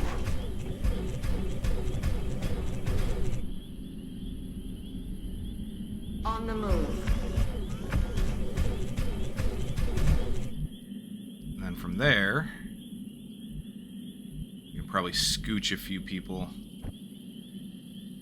Moving to position. Just kind of scooch everybody up to where our gunner is. Roger, tracking. I'm on it. There.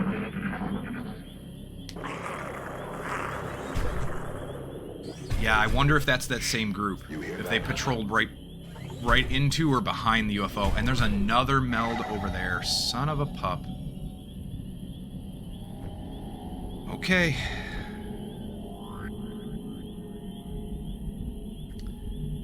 Alright, Isaacson, come around to here. Visual on the goods. Where is it? Don't tell me it's on the UFO. That would suck. Well, it doesn't seem to be, but we also don't have vision on the goods.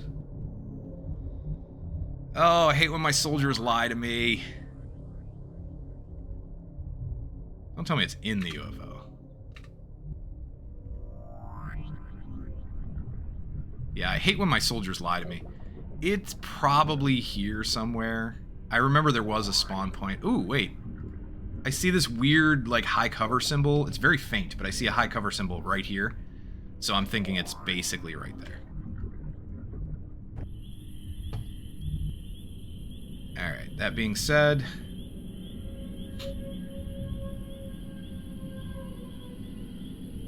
everybody else move in. I'm on it, Commander.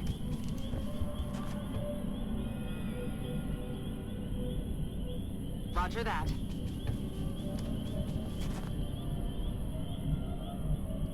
Alright, I want the motion tracker. I know this may not be the best time to use it, but... see, now we can see it. No need to ask twice. So use the motion tracker, we'll move up. I see nothing except the UFO. Yeah, which is what I thought. There was a pod right in the UFO. There doesn't seem to be anything in the barn. At least most of the barn. There might be something behind it. I'll probably throw the battle scanner this turn as well. We could throw it either out in front of the UFO out here as far as I can get it. Which isn't far enough. Nope. We could throw it in the UFO. Or behind the barn. How would that work? Can I get it in a decent place behind the barn?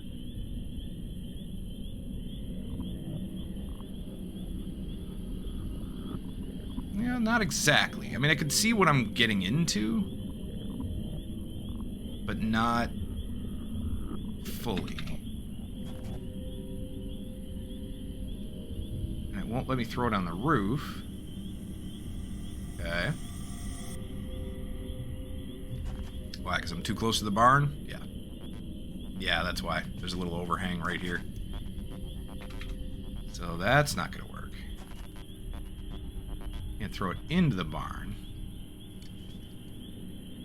Alright, let's hold off. Let's hold off. We'll just use the battle scanner. And with that in mind, actually... let's go into the UFO. Or into the barn. Moving out. Good. They may or may not have heard that.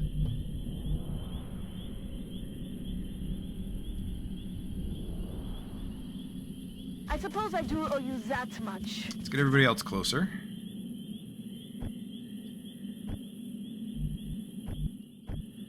Oh, Nikolova. Oh, boy. So slow. Position confirmed. But Nikolova's got to get out of the way. So we'll bring you up here. Stepping off. And then Miyamoto. DJ. DJ, you can move up to... You know, I'll probably dash DJ up. I need to get you in a good shooting position anyway, soon, so... Systems engaged. We'll dash you. Devil Dog, let's scoot you up with everybody else. Is there anybody that can grab the meld next turn? No. Alright, well, the rest of this, honestly, because of the motion tracker, a lot of this seems safe.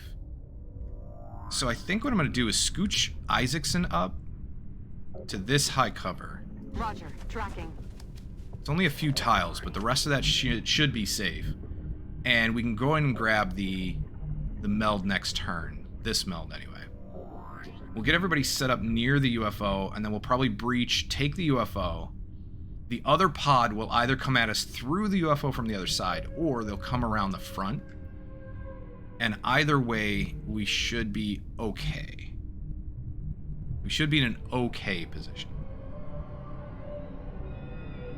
Aye, aye. Clark's just going to move up next to you. Durand can move up You here. know more about this than I do. We'll get Tariq out of the way and get you closer. I'm on the move. And then Schumacher, or DJ. Or Devil Dog, sorry, Devil Dog.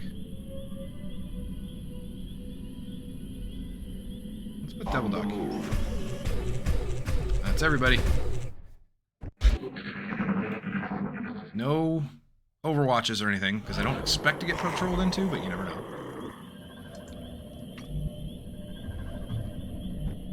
I'm not going to move Nikolova yet. Got to figure out where to put her.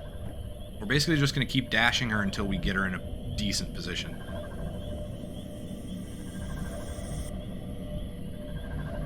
What about Tariq? If Tariq comes up and grabs the meld, we can always run and gun somewhere else as needed. Got the goods. So that's another 9. If we can get through the UFO fast enough, maybe we can save that third meld. I have a feeling we're not going to be able to, but you never know. We put Clark up right next to the UFO. We've got a chance to get a decent suppression spot, or shooting spot for her. Moving. Next turn. Isaacson, you can come up right behind Clark. Heading there now. We've got our Marauder, who could come around this way. Go into the UFO from the side, the left here.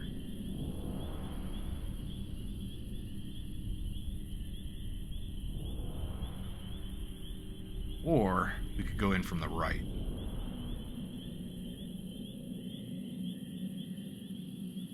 Kind of like the idea of going in from the right. That's affirmative. At least with the Marauder. Durand.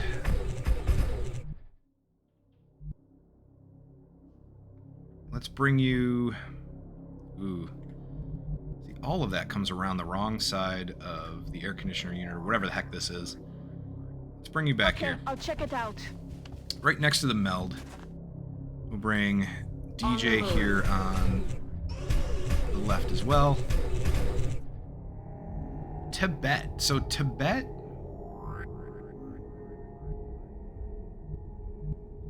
I think I'm just gonna dash Tibet. Right next to Durand.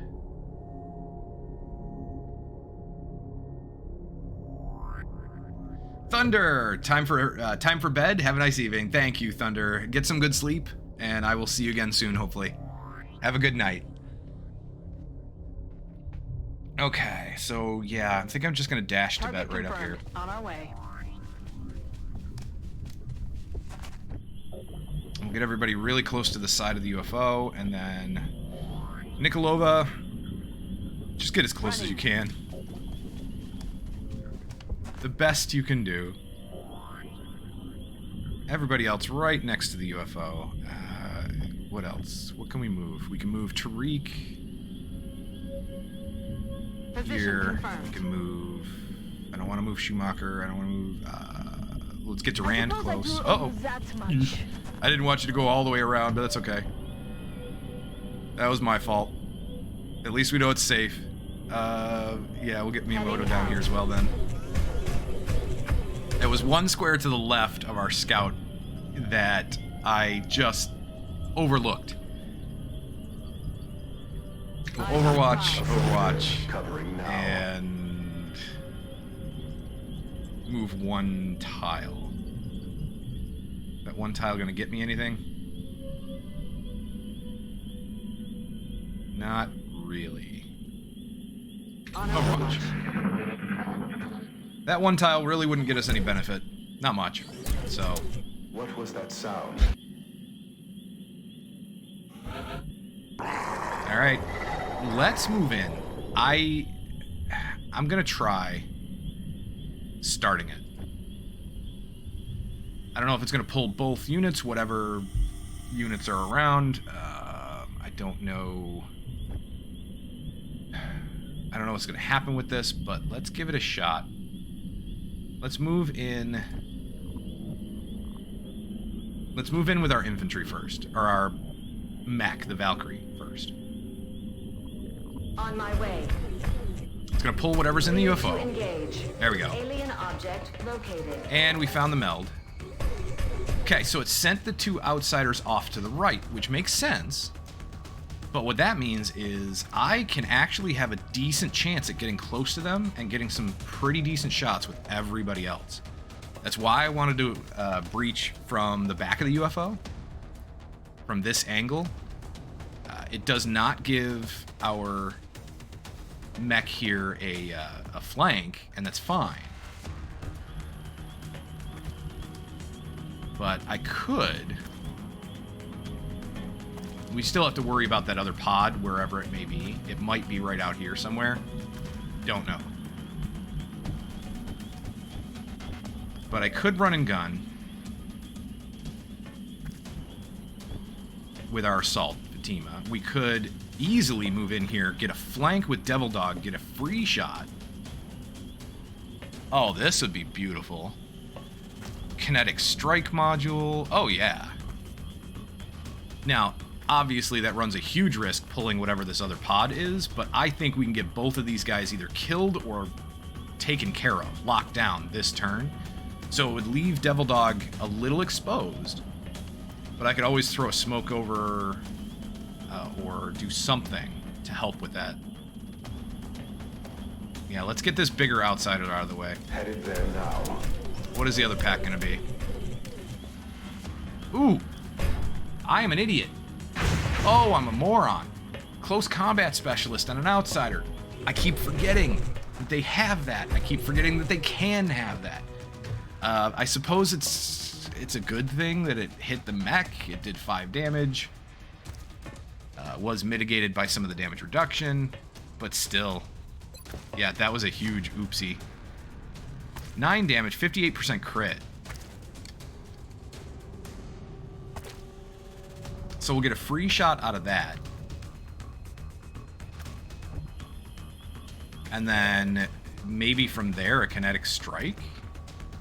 And why can't we do a kinetic strike now?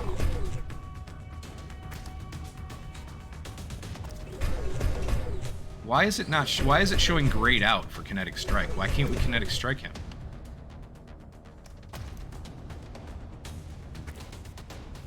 Seems odd.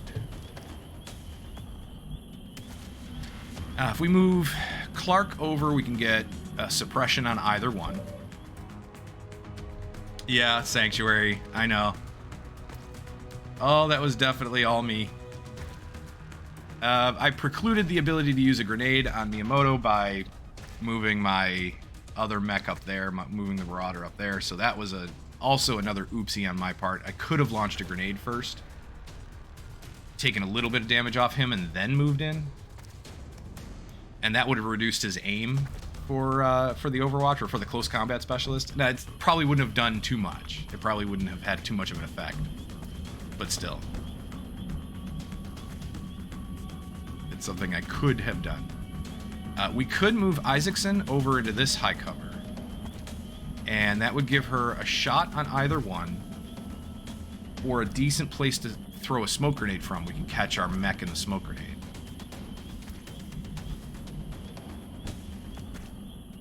Unfortunately, we can't get Clark over there. So Clark would have to take the corner spot here. Durand could come around this side and take a shot from here. Fatima. Tisiphone here. Could run and gun. Could actually run and gun up here and grab this guy. But I just have to remember, we do not have close combat specialist. We don't have anything like that. Plus, obviously, close combat specialist from them. Also, the pack, the pod that's out here roaming around somewhere, could be right here. And if we move to this spot, we would trigger it. So, I mean, even moving out here could trigger it. But this would give us a flank and stay a little bit away from it. Just don't know how many tiles away this is, but if they happen to be right here, this might pull it. Tibet has the alloy cannon, so we would have to get up relatively close for her to be useful. Shot-wise.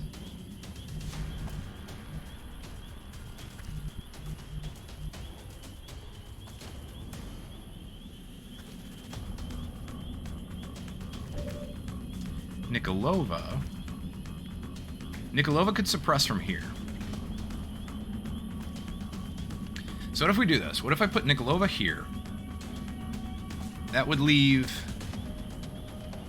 Unfortunately, that would leave Nikolova out of range to share Will. So I'd probably want to rush up again next turn, but I could go here and suppress as needed. With Tibet, I could use the battle scanner. We could put Tibet in such a position that she could throw the battle scanner out, and we could kind of get an idea at least where that other pod is.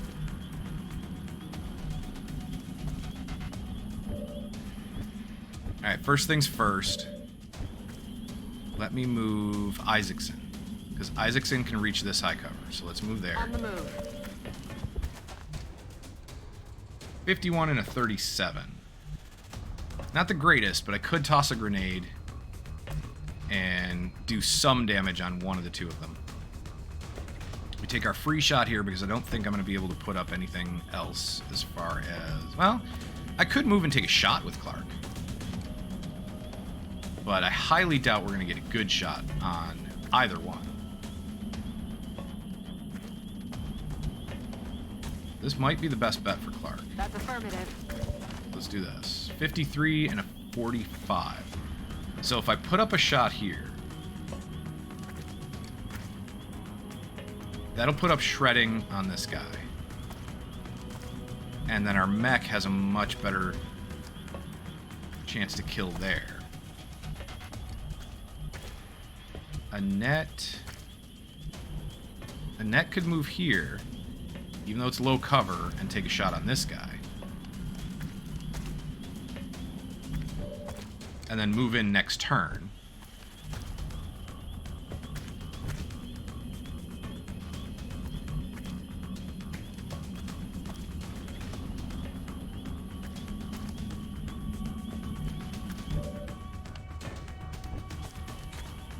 And then Nikolova moves over here. Sets up a suppression on whoever survives, if anybody survives. That moves.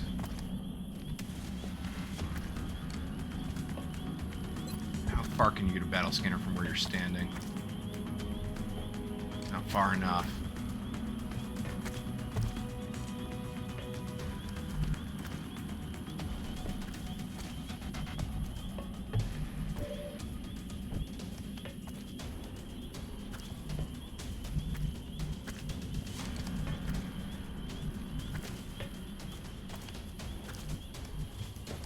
Okay, let's move up here. That should be relatively safe because our mech here doesn't see anything through the door. If we move up into this low cover, Better keep me covered. should be okay. It is 26%. Oh, mind fray? Yeah, 0. 8% on this guy though.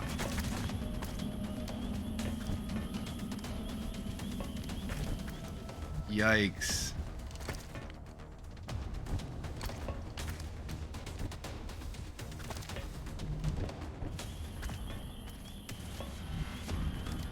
Alright. Tariq.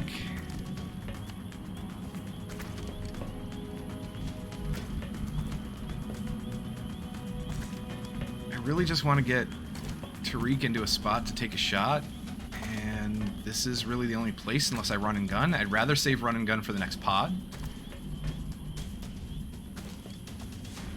So I know this is flanked, but we should be able to kill that guy this turn, and then I can do something here. I'm on the move.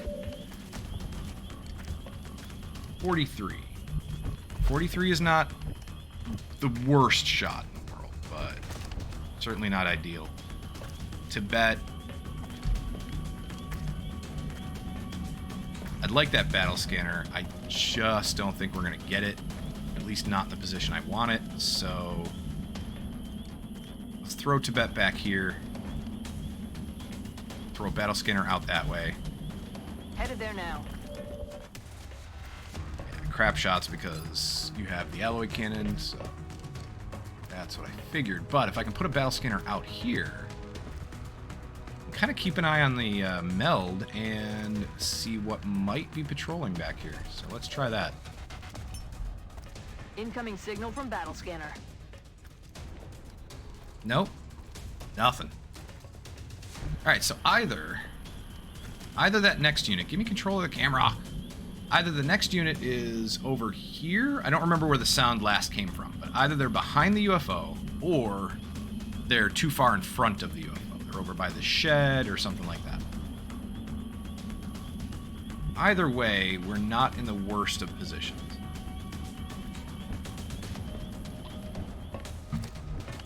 I'm going to use Clark for a shot. We're going to take a shot on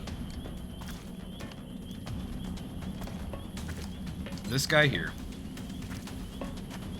53%. Nope. Put up hollow targeting I'll though. get him next time. Which is fine.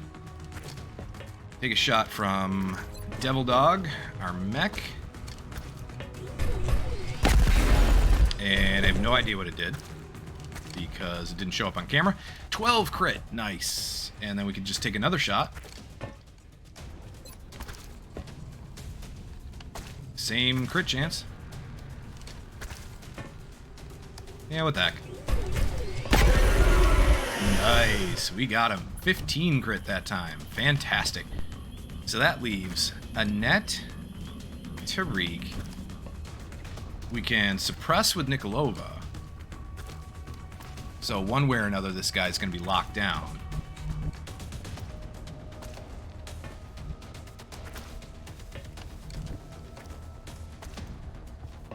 We've got no good shots. Can I get a grenade? No. Cannot get a grenade outside of hitting my own guys. So what about a proximity mine?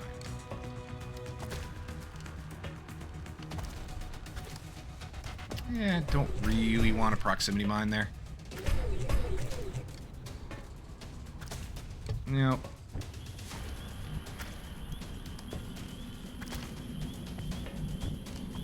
You know what I'll probably do is just let's suppress here. Locking down. And then we will probably hunker with the two that are in low cover. We'll overwatch with Miyamoto. Overwatch. We will overwatch with Isaacson. Come with some. and then hunker with these two. And then I can essentially flank and kill him next turn. It just depends on where the pod is. Sanctuary found out the hard way that UFO hulls can only be broken by psychokinetic strike. Fair enough. Yeah, I kind of figured he might do that. He might hunker down. Which is fine. But that does bring into question where the other pod is. At least we know they're not close enough for this this battle scanner to pick them up. So I'm probably going to head towards this meld just to try and cut them off. I think they're down here. I think they're out in the farmland. I do not think they're behind the UFO. They could be. I don't think so. So I think we're going to head out towards the meld and try to cut them off. So we'll take the Valkyrie I'm on it, Commander. out that way first.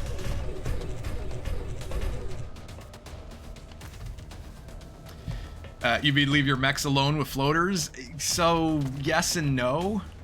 I doubt that this guy has close combat specialists, so we're going to check it. It was probably just the leader that did. Yeah. So, I'm not going to leave the mechs alone with the floaters, but I will, for example, I could take this mech out right in front of this guy and get a good shot.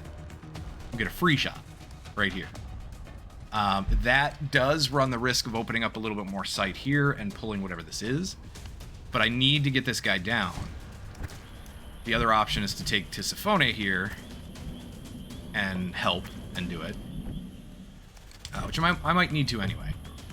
Clark will probably end up taking the spot that Isaacson is in right now. Isaacson's going to move over here and start giving some help to the mechs. So we're not going to leave the mechs alone with the floaters. Okay, so nothing's out there yet.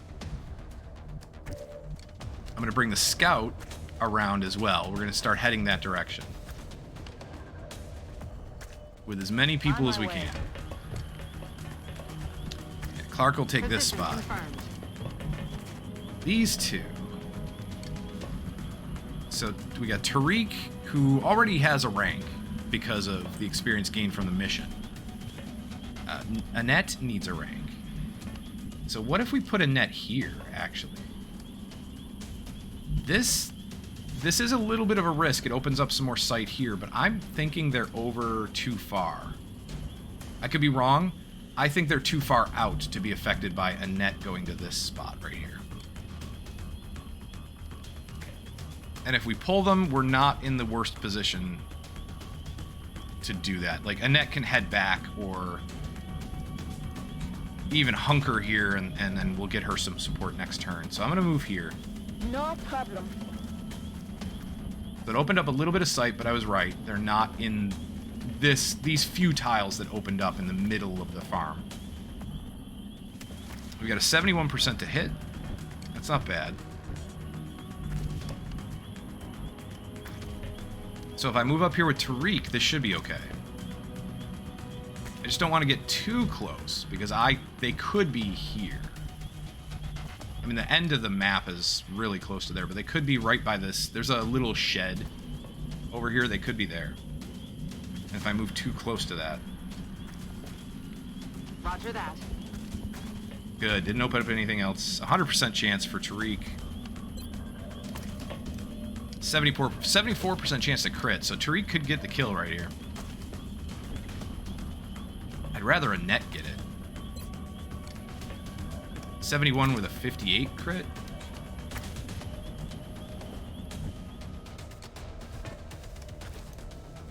I mean, one way or another, this guy's going down.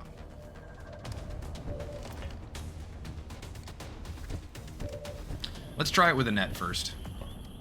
Let's see if she can pull out the kill. Come on. You can do it. No.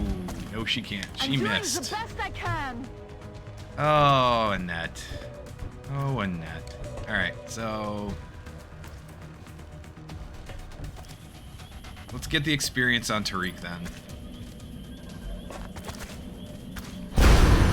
There's a good kill. 13. Very nice. So, Tariq's got some extra experience. Works for me. Let's move up Nikolova. I'll probably just move her right up to here. I don't want to yellow move before I move Schumacher, though. Schumacher, come back. Come back and get closer to that meld. Moving. And we'll just reload you. Overwatch. This meld has at least a couple of turns before it goes, so we should be fine. And let's move the scout between the two of them. Okay. We can actually get everybody else farther forward.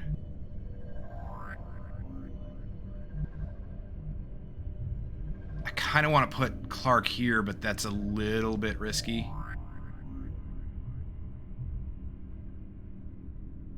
Opening up a little more line of sight, either position that way.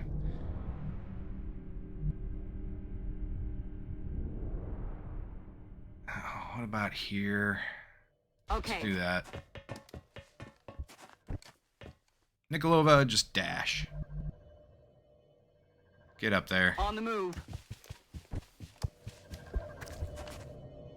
Roger. Got my eyes on. I'm on it. Ready to engage hostile targets. Here they come. Okay, this isn't too bad. They're getting close to me. Somebody missed. Shot wide. It was Isaacson? 49% shot from our mech here. Yeah, that's a miss too. We're in a good spot, Target still actually. in play. We're in a pretty good spot to take these floaters. So that's not too bad. A couple of our people are a little out of position, but not a big deal. So if I move Clark here, I can suppress one of the floaters. The others will move in. These two chrysalids shouldn't be too much of an issue. Potato! Especially with both mechs on this side. JK with the potato. Potato. Oh, thank you, JK. I needed to laugh. Thank you. I might just take the mechs right out the front door and try to take care of the chrysalids here. And we'll try to lure the floaters in a little bit. Draw everybody back to the UFO.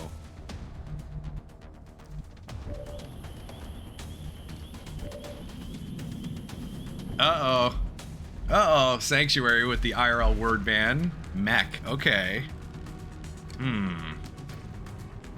Alright. Let me set up the timer. Set up the timer real quick. For, I think it was 20 minutes. I don't know if it is or if it's not. Doesn't matter to me. We'll do it for 20 minutes. I don't think it was longer than that, but even if it was shorter than that, we'll do it for 20 minutes. Why is this not... Hold on. Something's not working right on my phone. Bear with me a second.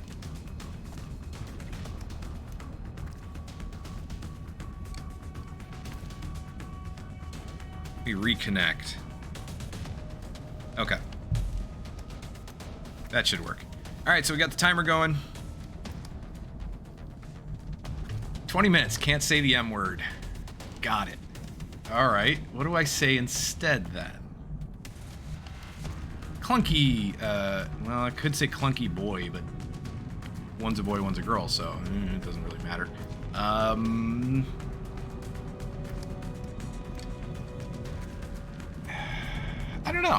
don't know. Let me think about that for a second. Nikolova, I would like to put you in a spot where you can suppress. I don't think we're going to have that. Let's get you back. Headed there now. Wait, do you actually? No, okay. I was going to say, do you see something? I didn't think so. Tariq. We gotta get Tariq somewhere else. And then Annette. Annette's in trouble. So Annette, I could put well away from everybody up here, but unfortunately I think the floaters would focus on her. So I think my best bet with Annette is probably just to dash. And get her into a place where maybe she can take a shot next turn. I don't think there's anywhere else I can put her other than maybe this corner, but I'd like to use that to suppress with Clark. If we put Clark on this side of the door, what does that do? It looks like I'll have access to one floater for suppression. 2. No, wait, hold on. Right there. None. 0 floaters for suppression.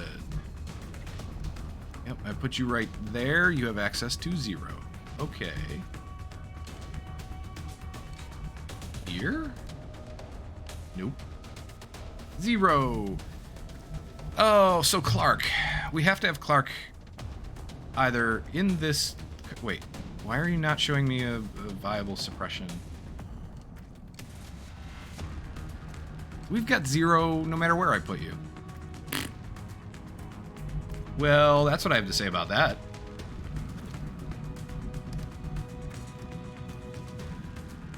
And if we go here, you could easily get flanked. So let's not do that.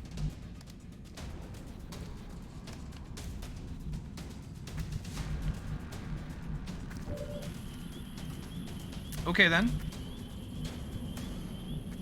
Let's get Tariq out of the way.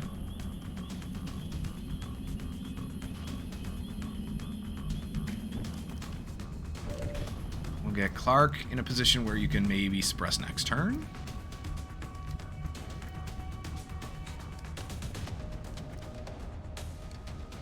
On my way. Yeah, just the 2 chrysalids. Okay.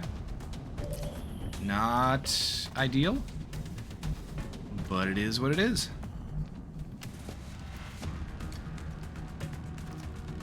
And I think I just want to bring our scout out here to grab the meld.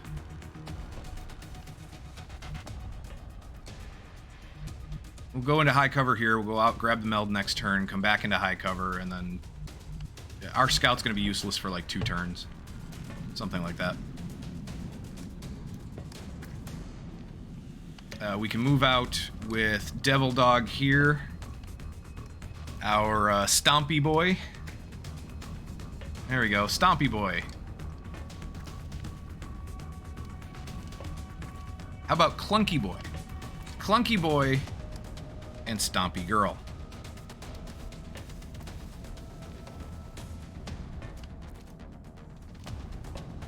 We move out to the doorway. We can take care of the chrysalids. Heading there now. We only have 1 floater in sight at the moment. Crap shots on the chrysalids.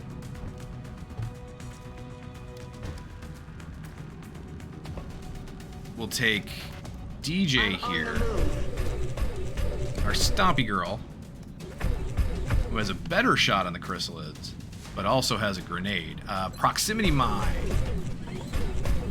Ooh, proximity mine. As soon as one of them moves, both of them are going to take significant damage.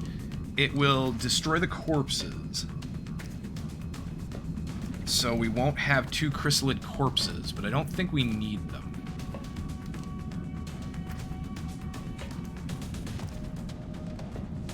But that's a decent amount of damage. And we try to kill one here.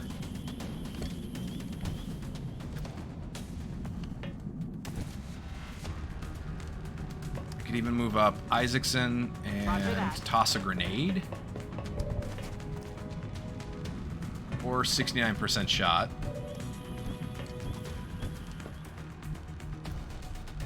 Okay. Let's just move Tibet over. What about Nikolova? Probably just move Nikolova over here and then reposition next turn for some suppression. Tariq, just hide. That's affirmative. Since we don't have close combat specialists on Tariq anyway. Durand, Annette, get over here and Overwatch in case they come in.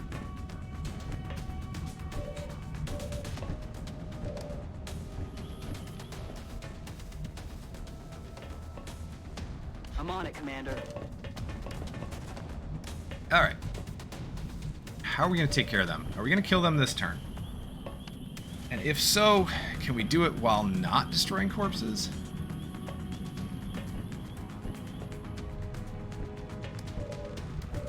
I don't think that matters that much. I don't think the chrysalid corpses are going to matter too much, so... Let's just put up a proximity mine. Proximity mine in position. I'll take a couple of shots.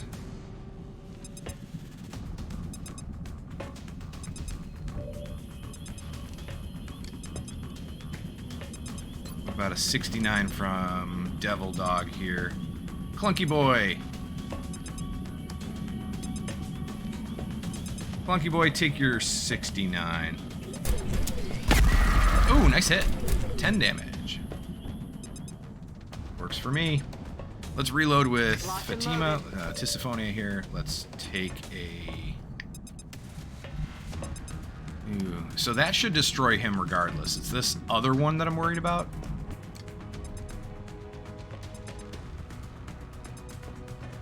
We're gonna Overwatch with Tibet. Scanning. Our scout. We'll Overwatch with a net.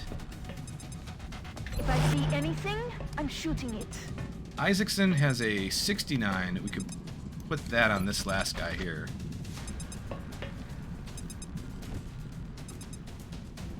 Or we can just take an 85.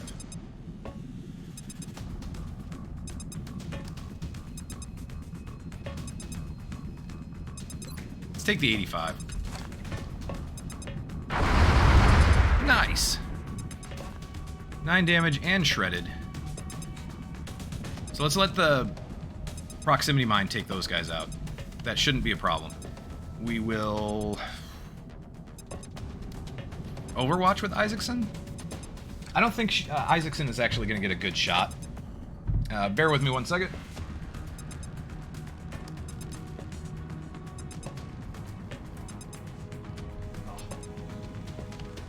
Okay. I don't think Isaacson's going to get a good shot anyway, so I'm going to reload. Reloaded. Let's see what they do. 41% from Manette. Ooh, nice hit. 7 damage on a floater. Suppression on Stompy Boy. Or wait, Clunky Boy. And shooting at Clunky Boy and missed. I didn't see the percentage. That was an oops on my part. 55. 55 on Stompy Girl. And that missed. And 55 on Stompy Girl again. And that hit. Okay. 4 damage. 2 damage reduction. Proximity Mine does its job and kills both of the chrysalids. And then 1 floater repaired. Ooh. We've got junk shots. Absolute garbage shots. Run and gun. Run and gun would actually get me a decent position for Tisiphone here, but not with the amount of health that these things have. So we've got what? 3, 4. Are they all heavy floaters?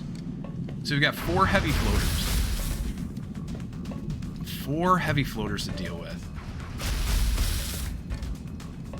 I am not altogether that happy with this. If we don't move back, they're going to probably continue to bombard us from where they are. Might even come up and throw a grenade. But that being said, Our Valkyrie is still very much able to move, and I could throw a grenade. So we could throw a grenade on these guys. Yeah, I'd have to get closer. Is what I figured, but we could get damage on 3 out of the 4 of them. Isaacson has kind of garbage shots, but a 44 is not the worst, and I could suppress, which I think might be our best bet. Let's grab the meld and then come back. In hand, Commander.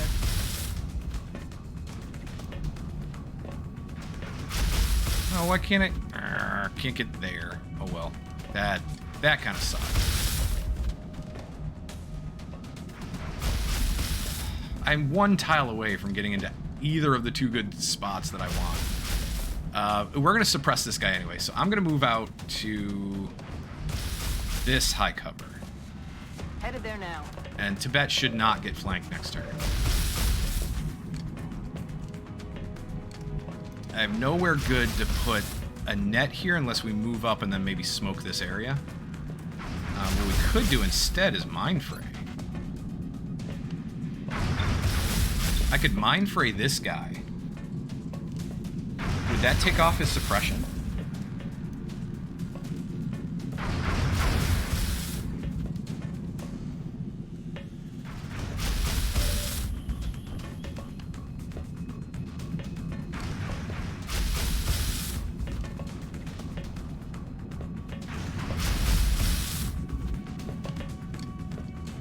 Alright, let me move up. And then we'll throw a grenade.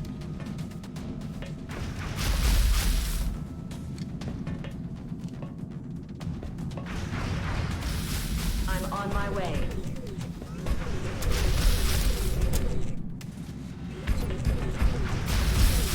And can we get it high enough to get the other one that's flying?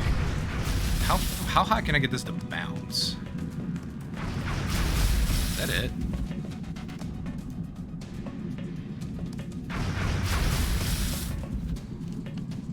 Yeah, it's not going to bounce very high. I think that's as high as I can get it to bounce. It's not going to be a great shot with the grenade, but I think it's our best shot. I think it's going to get us the most damage.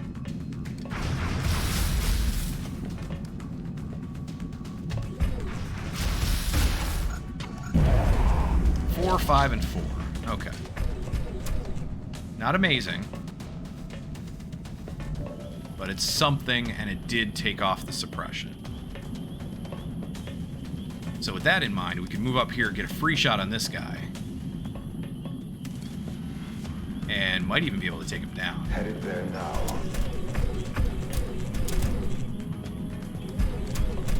$68? Seriously?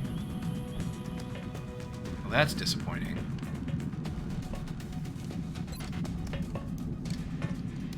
I'm going to give a shot on him with Clark. We've got double taps. I'm going to take a shot on him with Clark, and then we've also got a 70% on the other guy, too. In the back there. So let's take 2 shots with Clark. If nothing else, it would put up Hollow, but it was 13 and a shred, which is beautiful. Now we've got a 60 on the guy in the back. Let's take that. Put up Hollow and maybe... Oh, look at that. Hollow and a shred on him too, plus 10 damage. So we got a free shot on this one, 78. Let's take him. Good kill. And 51 is our next best bet. I don't think the flame can reach, can it? Oh, it can reach that guy. Wait, we might be able to hit 2 of them with flame. That's what the game is showing me, that we can hit 2 of them with a flame right now. I'm not certain about that.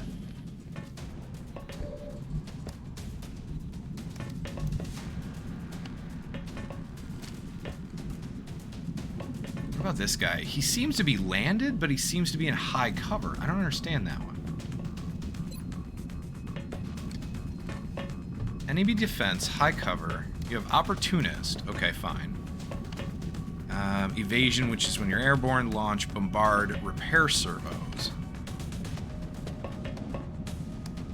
There's no reason. So I'm not seeing a reason why he should be listed as being in high cover. What gives him high cover?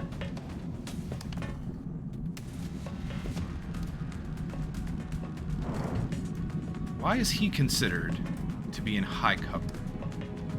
He doesn't seem to be in any cover.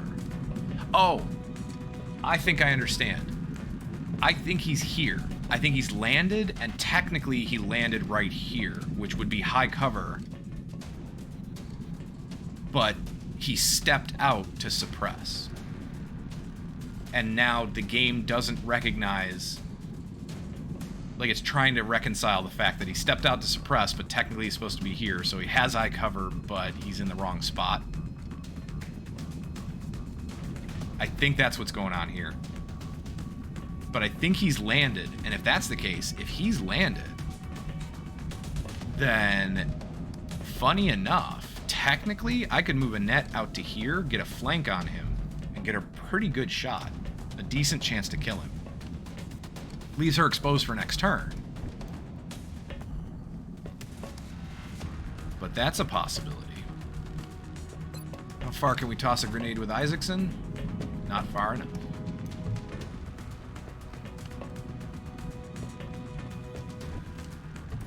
And what do we have? Ooh, Nikolova could suppress this guy.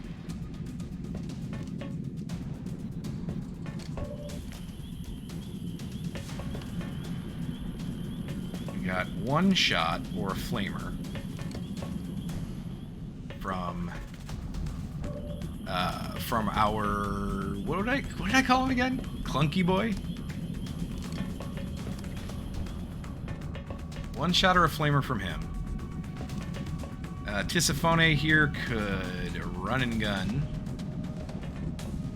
into high cover and get this guy. But not if the flamer goes off. Not necessarily if I get the flamer to go off. So we should try that first.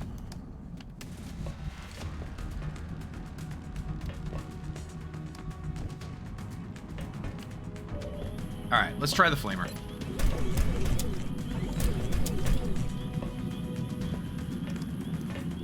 See what we can do with them. Maybe we can get the one down and the other one to panic.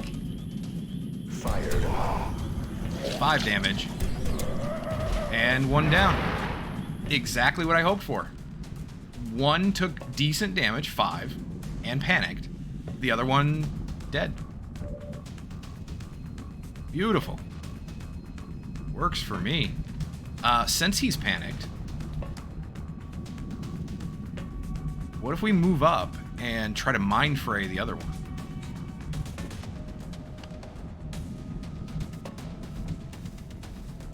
Reduce his ability to do much of anything. And then we can move up with Isaacson and smoke and just start getting closer. Just push in. Oh! That's the timer. Alright, so I think I avoided saying the M word. I'm gonna try it for a little bit longer because this is fun. But, what did I call him? Clunky Boy and Stompy Girl. Annette. See, I want Annette to come up here and get the flank and try to get a kill.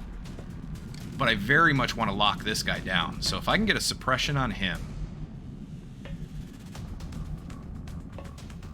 What about here? I think from here we can get a suppression on him. So what if I move Clark over? Oh no, Clark already moved. Never mind.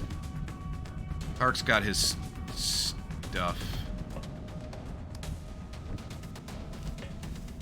Her stuff already done. What about... Yeah, Annette. So, I don't know what he's going to do in a panic, and I don't know how he's going to react next turn.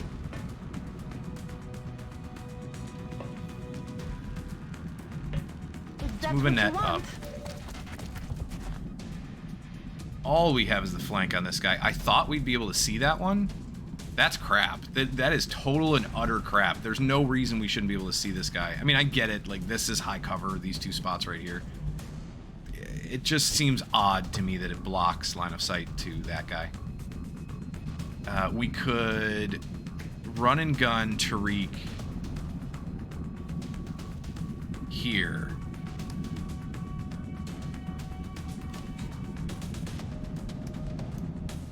I don't really want to, though. I'd rather save it till we know we can get the kill that turn.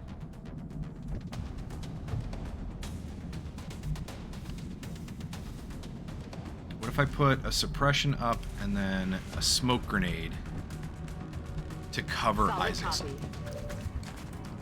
So we'll throw a suppression up on this guy.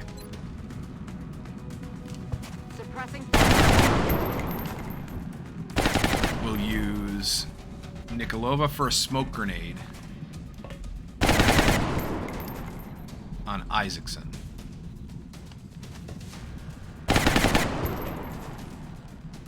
Can I get Nikolova in a better spot for that smoke grenade?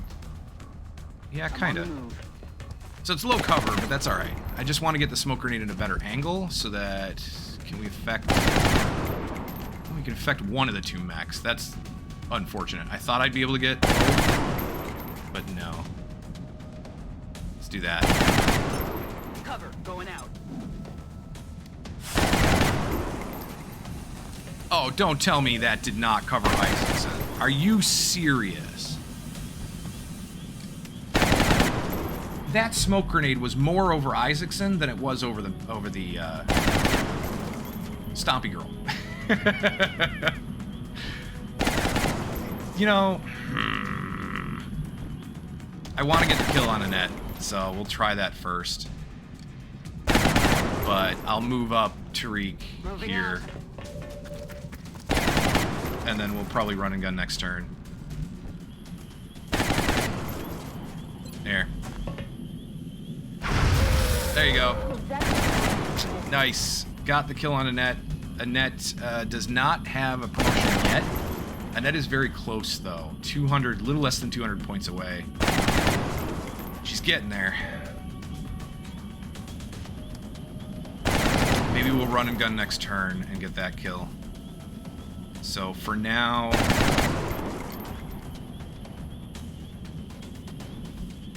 what does Psi Inspiration give us? Not much. Nothing that I really want. So it doesn't matter. Hunker down. He's gonna hunker.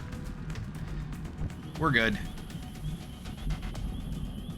Let's move Annette up and see if I can get a shot on this guy, because if I can, I will. We're also gonna move up the mech. I said it again. I didn't mean to say it this time. We're gonna move up Stompy Boy, or Clunky Boy. Clunky Boy. And Stompy Girl. Move up both of them. On my way. I'm just gonna get Annette up here and take a shot. Maybe I'll even command her to take a second shot. 17? Are you joking? Wow. All right. If we can get her down, if we can get this guy down to 1 hit point, then I'll mind frame to death. How's that? 95 to hit with a 58 crit. It's probably gonna kill him.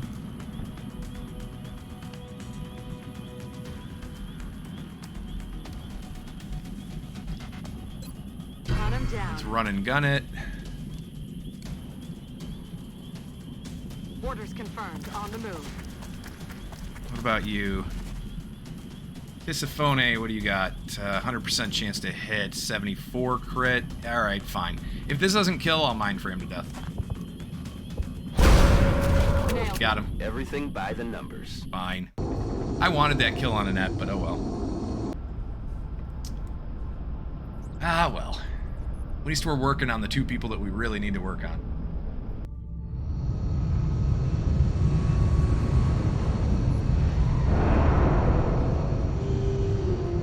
I'm continually Okay. impressed by the work of our soldiers. Yeah, They one seem to be promotion. extremely efficient. Tisiphone is promoted to corporal. Fantastic. We're probably gonna take, Will to Survive. She's gonna be a defensive assault, so I don't know the exact build for this kind of assault, but I have to imagine Will to Survive is part of it. Plus, I want the extra passive will for her anyway. So we'll go with that. Let me save it before I make a stupid decision. Three heavy floater corpses, 27 Illyrium, 26 alien alloys, 13 weapon fragments. I wish there were more, but hey. 30 meld. An undamaged flight computer, that's fantastic. 1 damaged and 1 damaged power source. So let me save right here.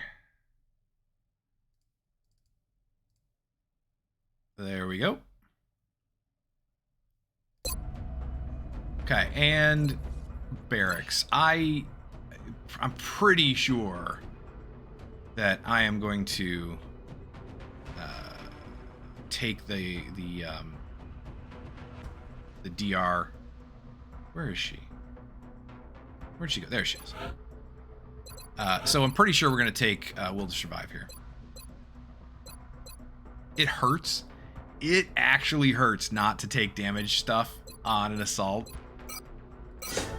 But, yeah. Probably close encounters. Probably resilience here. Although, Executioner does have the passive 2 will, so... yeah. Maybe tactical sense? But if she's going to be a tank... I don't know. I don't know the build. Just straight up, just do not know the build. But that's where we stand. Let's scan. We got the Sectopod autopsy coming up. We don't have enough weapon fragments to do anything else at the moment. I've only got 151. I need 200 to do the next research that I want to do. Oh, yeah. I'm a doofus. I did say that we were going to do... what was it? Advanced servo motors? So, yeah. I did say we were going to do that. It does not require weapon fragments. It does require 70 meld, which is a lot of meld. But, yeah. It will come in handy. So we need 225. I've got 206. I need 19 more credits. That should be easy enough to get. 30 Illyrium, 45 alloys. 45 alloys I'm not worried about at all. The 30 Illyrium, that's not really a concern. We're getting enough back from some of the stuff that we constructed that it's okay. We're in an okay spot. Excuse me, it's just the meld that we're not getting. 8 mechtoid cores. So we can spend that. How long does the project take? 4 days. Not that big a deal. Let's sell a couple of things. We'll get the 19 credits that we need. We can sell a damaged flight computer, and then...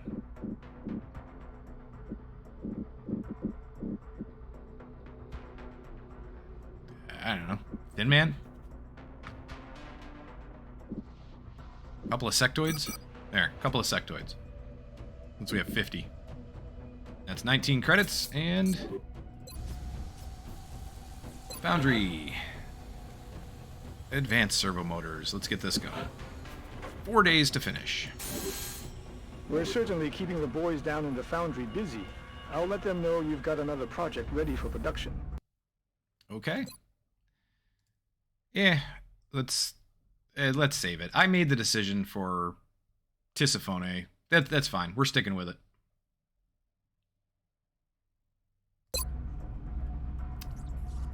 Let's scan. Sectopod autopsy. There it is. There's really nothing I can do. Battle computer available for manufacture. Weapon supercooler available for manufacture. So, I don't know what this is. Substantial enhancements for our mechanized units. Not sure what that is. Supercooler is for Shiv weapons. I don't know if it's if anybody else can use it. I don't know if any of the mechs can use it or anything like that, but I'm assuming really that it's just a Shiv equipment piece. I want this. I want this next. I need 49 more weapon fragments. I can't really justify doing anything else yet, because it's going to use weapon fragments for anything else that I do. You know, the mobile or the heavy combat exoskeletons. I'd love to do the heavy combat one, but 50 weapon fragments. So no. So I have to leave research blank, which is killing me. 300 to do EMP weapons. Yeesh. Yikes. And I don't want to do compact plasma yet. It's like one of the least important things on there for me. Okay. I hate leaving research blank. I just do. We got our neural gun link done. Nice. 3 alloys, 4 Illyrium back. Commander, there's a priority 1 transmission coming in from the Council. Council is requesting our presence in the Situation Room. This is a Council mission? Asset recovery. We received word that the aliens are attempting to intercept a cargo shipment being transported by trucks in South Africa. It's imperative that you prevent this material from falling into alien hands. Central will provide you with further information once your troops are on the ground. So this is a reward of 110 credits and 30 Illyrium. I don't know what this is. I genuinely can't think of what this is.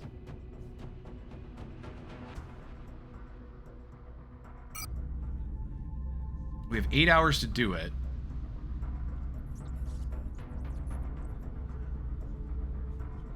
Psy Grenade is coming, Scope is coming, Covert Ops pretty soon as well.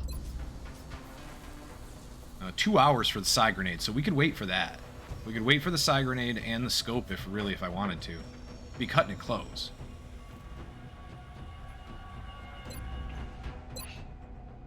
What about soldier-wise? Is there anybody in just a couple hours that I would like to take on this? No, not really. Nope. Alright then.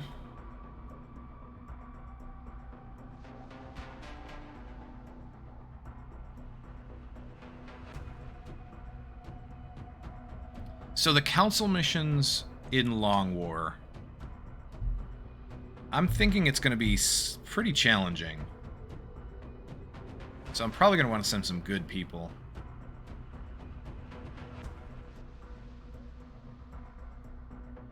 Well, we could, we do have the neural gun link now. We could send Hambalus with it. That would be awesome. What do you set up as, Hambalus? Ah, Flyer Killer. Okay. So you're a crit infantry for flyers. Gotcha. We can set you up with a neural gun link. That would be nice. Got the Jaeger, if I want it. The other Jaeger's ready. So we can take this Jaeger on the Exalt mission, and this one on this mission. I just don't know what this is. I'm going to wait a couple hours for the Psy Grenade. Even if we don't use it, I just want to wait a couple hours to see what it is. To see, at least give me the option to use it. To see if I want to. All right, we're going to save over this.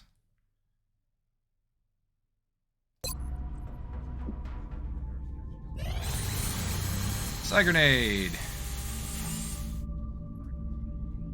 I don't think we'll need the scope, but let's set up the unit and find out. We are confident that you will handle this matter with discretion. No intel.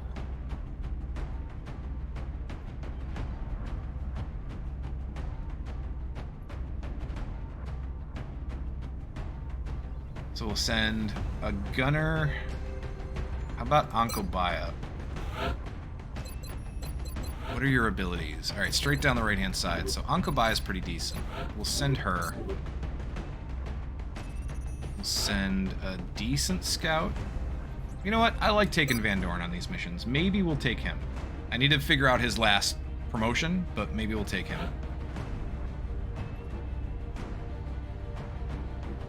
We'll take Hambalus, so you can use the neural gun link. We'll take Lawson as our assault, maybe? Just to try to get somebody else up to Master Sergeant.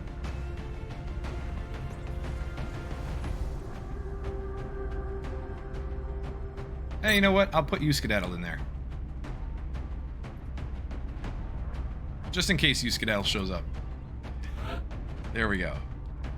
What else? What else? What else? I think I am going to take the mech. I think we'll take our Jaeger. Maybe we'll take the Pathfinder. I wish I knew what this was. So I knew what kind of aliens to expect. I need an officer.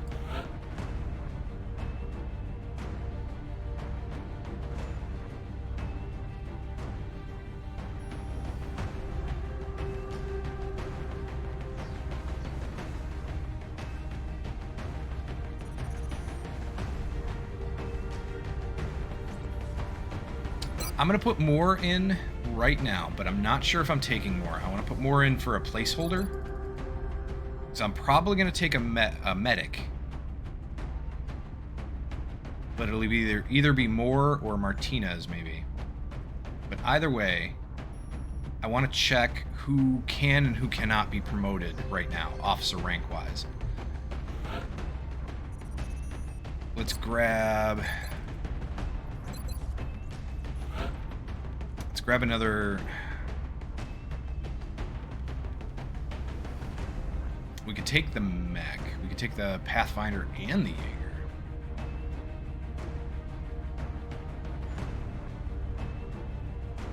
That would still leave me with the Archer available and the other Jaeger. So we still have 2 mechs available, and the other 2, the Marauder and the Valkyrie, are only out 2 or 3 days.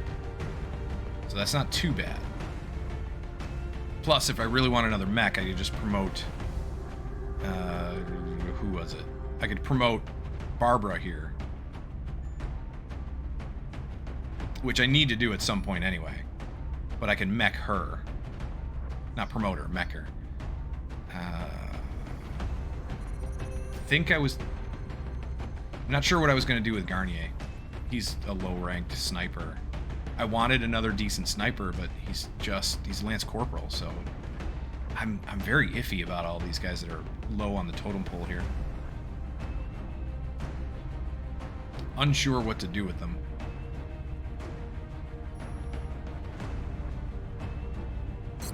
So if I take the Jaeger and the Pathfinder, that would be here and here. That would leave me one more spot to take, perhaps, an engineer. Engineer with smoke grenades. Just wish I remembered what this was. But it's been a long time since I've been this far into the game, so no idea. Assault Infantry Scout. We'll have, if I bring both mechs, we have more than enough shooting. Between the infantry, the 2 mechs. Neither of which is going to be really close combat. But I would say mid-range. Mid-range for the infantry. Close for the assault, close for the scout. Corzard! Corzard, good night. Have a good night. Thank you for being here. You are quite welcome. No problem for the stream. It's just awesome to have you here. So I hope you have a good night and sleep well. Ankobaya is going to be kind of a mid-range shooter as well, in a way, in this instance. So, yeah, thank you, Corzard. Thanks for being here. So yeah, the gunner is going to kind of take that role. A mid-range shooter when I shoot with her, but also suppression, of course. So it leaves us with like 4 mid-range people, assault and scout for close range. The medic is basically going to be mid-range, but isn't going to be doing a lot of shooting anyway. I just don't have anybody for long range. I mean, I do. Just no one that I really want to put in this mission. I just don't know if it's viable. Because I don't know what the terrain is going to be.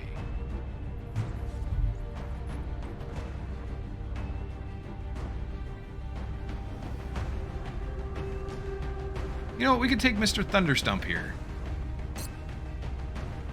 Let's take Thunder.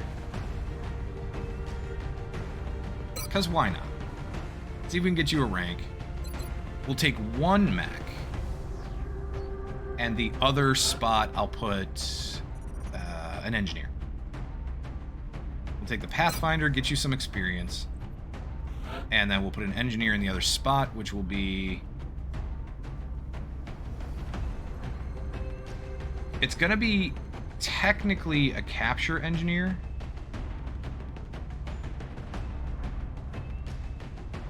But I don't know that I'm actually going to use them to capture.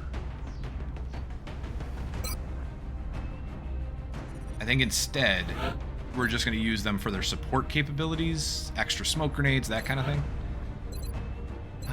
Packmaster, yeah. For our capture engineers, basically right down the center.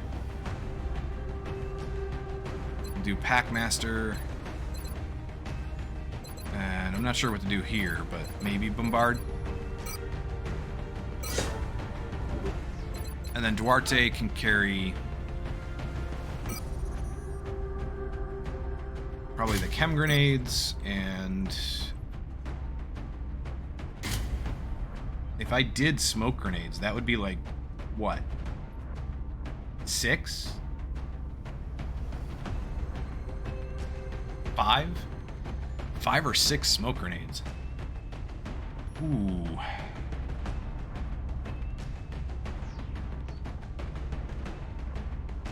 I don't know if I need that much.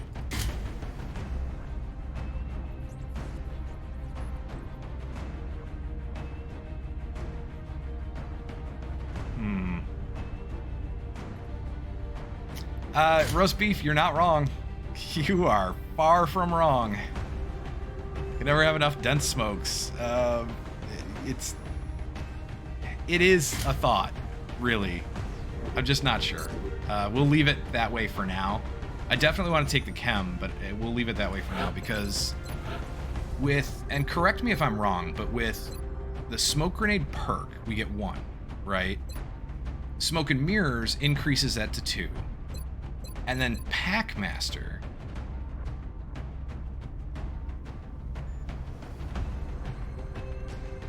does that increase this to 3? Because it doesn't. It really talks about limited small use items and mechanized unit subsystems in your inventory receive additional uses, right? It doesn't say that it affects the perks, but I don't think Smoke and Mirrors does either. Yeah, it says all equipped support grenades.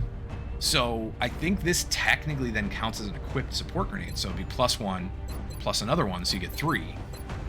And then when you equip a smoke grenade, you get 3 more, so you get 6. Yeah, that's how it works? Okay. Then, yeah, holy crap. Holy crap, 6 smoke grenades from our engineer.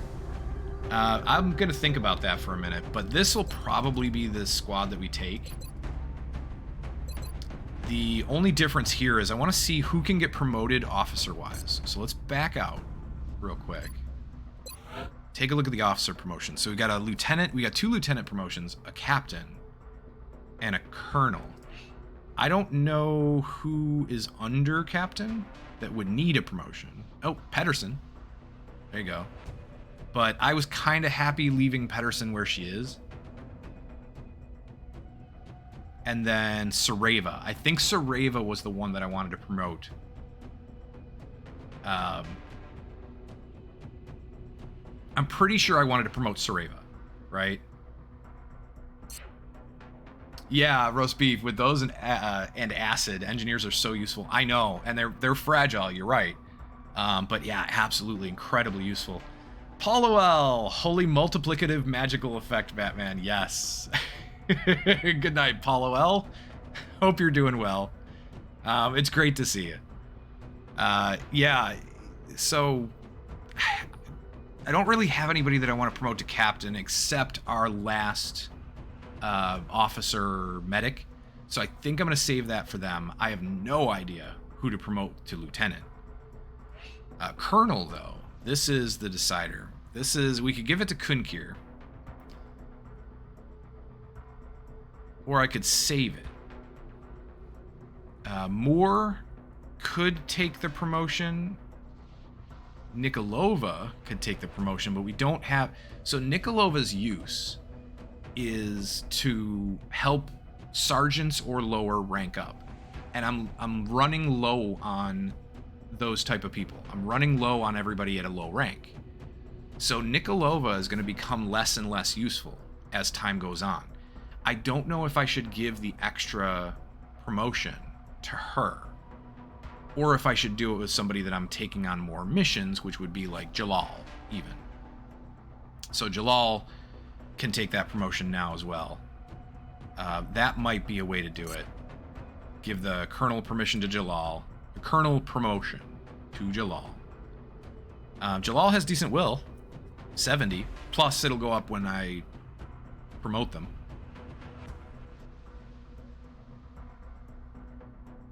I'm kind of thinking that's our move there. But with that being said, Martinez would not be the one to take it, and Moore would not be the one to take it. I would need to get Moore promoted to the 3rd rank, which is what? Major? Yeah, I would need to get Moore promoted to Major first. So I don't know if I honestly don't even know if I can. Moore is a sergeant, essentially. Sergeant rank. What about Jalal? Jalal, okay. Alright, so Jalal is actually up here at Gunnery Sergeant.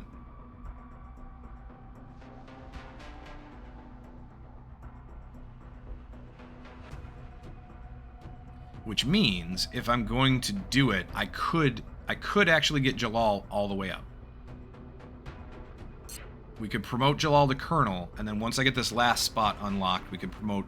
Jalal has one more rank to gain, and could be taken on 5 missions after the promotion, and then would be eligible for this final rank, which is Commander? No, I don't... Is it Commander? I don't remember. I don't remember what this one is called, but Jalal would be eligible for that.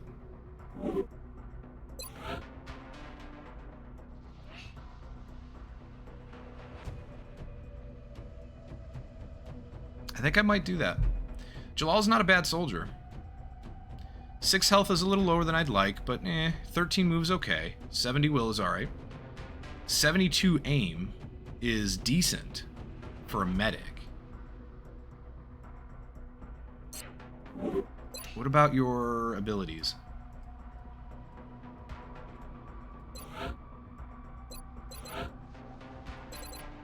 Yeah, you were going down the route of anything that gave will, is what I gave you.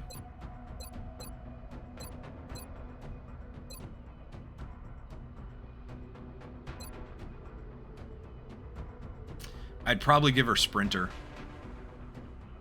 to shore up some of that movement and to make sure that I could keep her in the middle of the squad or near whoever I needed to get near.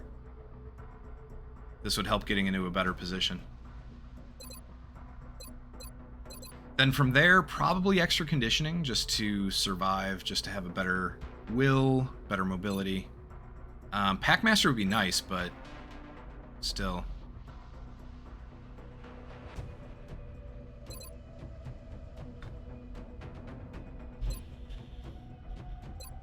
You don't shoot enough for lock and load.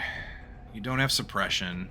You go on Overwatch at the end of every turn if you don't, take any other costly action. You just shoot. But And then Bombard would only be for whatever smoke grenade or, you know, I probably wouldn't carry too much for Bombard. I would want smoke grenades so that we could make use of combat drugs.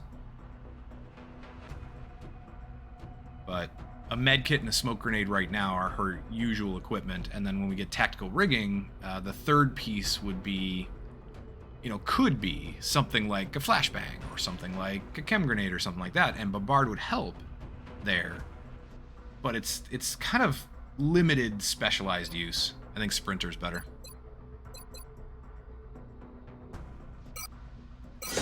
That brings over to 73 will, 73 aim, 7 health. That works. And then 13 move plus Sprinter.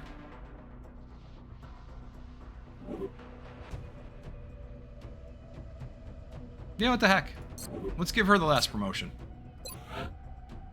The last Colonel promotion I have right now. And then when we up the number of promotions we can give it to somebody like Kunkir or, I don't know, somebody else. But I think Jalal is one of our best right now. 73 will. What does that compare to Martinez and Kunkir? So Martinez is actually in a better spot, which is great, but I've already promoted as high as we can. Kunkir, it's right in line, so 72.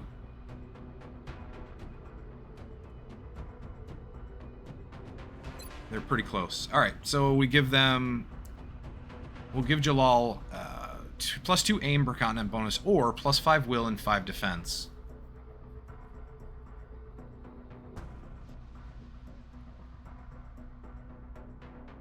Ooh. Ooh, I might need time to figure that one out. I actually don't know what I want to give them. What did I give Martinez?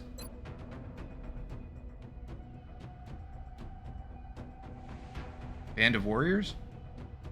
That's that promotion level, right? Here. Yeah, Band of Warriors or Esprit de Corps. So I gave Martinez Band of Warriors, which is the aim bonus.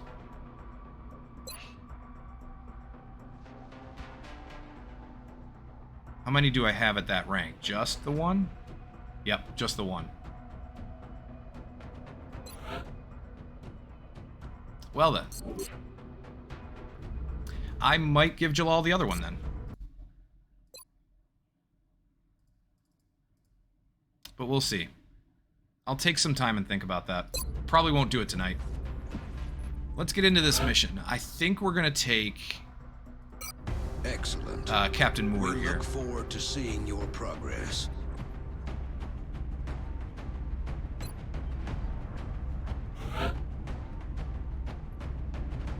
Moore is almost ready to rank up. Which means the 3rd level promotion is Major.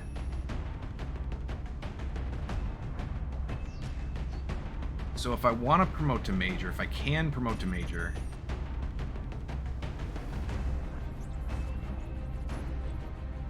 Oh, but 65 will at Sergeant. I don't know if I want to. You're fine. We'll rank you up. We'll rank you up to Tech Sergeant, Gunnery... Is it Tech Sergeant, Gunnery Sergeant, Master Sergeant? And then you'll still have time. We're not going to take you all the way.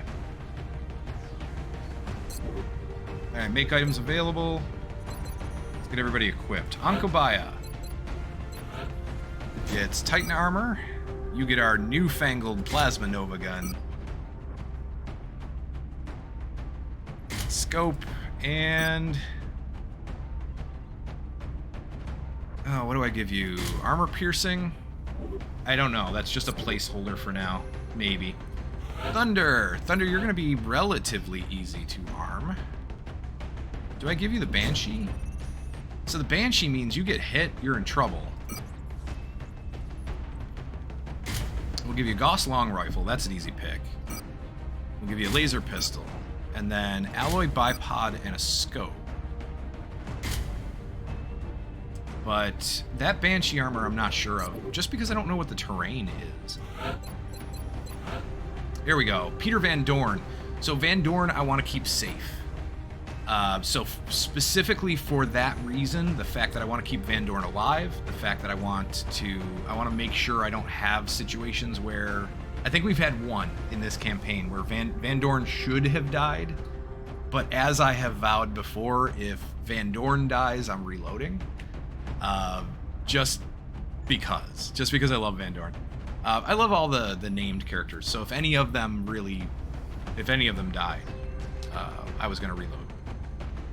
But for that reason, and for story purposes, I think we're going to give him extra conditioning. It might be the best choice on this tier for what I do with him, and it might not. I mean, Smoke and Mirrors could definitely be handy. Get an extra use out of the battle scanner or whatever else he equips. Vital point targeting, he's not really set up to shoot a lot, but he can do some damage. He's got 89 aim, so he's decent aim-wise. Gonna have more aim after this. But yeah, I think we're gonna go with extra conditioning. There you go, 56 will, 99 aim, which is fantastic. For a scout, that's awesome. I love it. He just doesn't have the shooting skills to go with it, but still. He's got 5 health plus whatever armor we give him.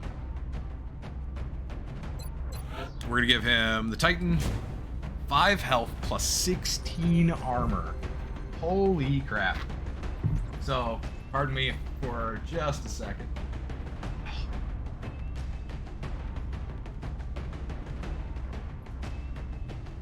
Okay. So he's got 21 altogether. 21 hit points altogether. That's kind of nuts. 15 move, which is still good with Titan armor. And half a DR, which is great. I don't remember who else we're bringing here, so I'll probably give him the alloy cannon, laser pistol. We'll give him the motion tracker, and he's already got a battle scanner, so what else do I give him here? This is going to sound really weird, seem really weird, but I'm going to give him an arc thrower for a second, just for a moment. Just because I know I'm not going to, well, because I don't think I'm going to have it on Duarte. So we'll see. But I'll probably replace that on Van Dorn. I just want to put it there for a moment. Duarte. Paulo, yeah, juicy target for Sectapoodle. Fair enough. That is true. Let's go with, on Duarte, let's go with Aegis. We'll go with probably a Gauss rifle. And chem grenade and smoke grenades. So the smoke grenades I am reconsidering, because we could do something else here and still have 3 dense smoke grenades on Duarte. I don't know that we need 6. 6 would be nice. 6 would definitely mean I wouldn't have to worry about it. But I don't know that we need 6. So we'll see. Hambalus is going to go with Aegis? I might go with the Aegis armor for Hambalus. What does Euskadetl have? 14 move, which is not bad. Euskadetl might take the Titan armor. 7 health here versus... what does everybody else have? 7... 8. Duarte has 7. Yeah, even Duarte is fine. Yeah, so we got 3 Titan armors, which is fantastic, which I love. But Van Dorn's got one, Ankobai's got one. We could put the other one on either Hambalus, Euskadetl, or Moore, even. I just don't feel that Moore is in need of that as much. Hambalus's move is rough at 12. It's not that bad, but the difference between the Titan armor, which gives you 12 move, or Aegis, which gives you 14,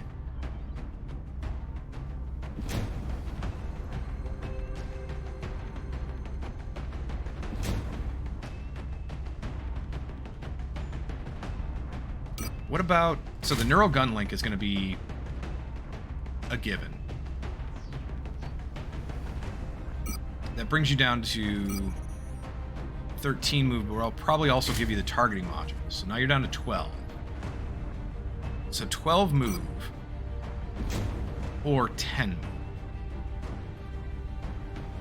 12 move with 7 armor or 10 with 12 armor. I don't know, you're pretty important. Let's keep the Titan armor on you. Plasma rifle. Neural gun link targeting module. Gives 12 aim and 12 crit, which is just beautiful. Plus this, which gives 8 crit. So that's 20 extra crit chance, right? Plus 1 base damage for crits.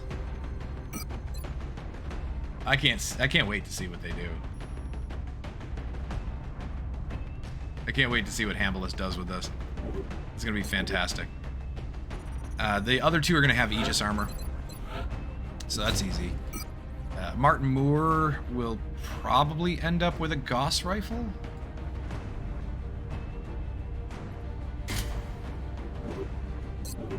Probably end up with a Gauss rifle. I'm not entirely sure about that yet because I could put a shotgun on Martin Moore. I could put an alloy cannon there. The reflex cannon is definitely going on Euskaddle with a targeting module and breach ammo. Yeah, roast beef, crit infantry are just too good. They are. They are almost broken good. Crit infantry are some of my favorite characters to play around with. Just period. So our Pathfinder here, I'd like a grenade launcher because we don't have a lot of explosives. I kind of want the flamethrower as well, so that if we get close enough, maybe we can panic somebody. The proximity mine launcher has been really, really handy, but I'm just not sure about that. Tactical sensors, maybe? And a scope? Maybe that'll help. So maybe the tactical sensors will keep us from getting shot at too much, and we can still get a little close to use the flamethrower and get a better aim for our railgun. Get a better positioning for the railgun, and for what's the ability again? Hit and run. So if we can get a better position to maybe flank somebody or something.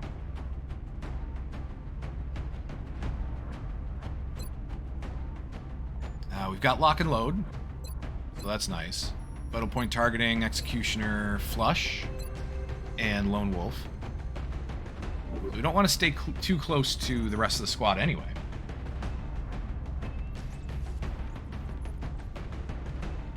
Roast beef, I do agree with you. Pathfinders are weaklings, they should be flanking, and flaming aliens means getting in close. You're right. You are correct. That being said, if I can get in a position like I was last time, during the last mission, where I can get a decent distance close enough and use the flamethrower even on a character that isn't meant to be getting close, that's an option.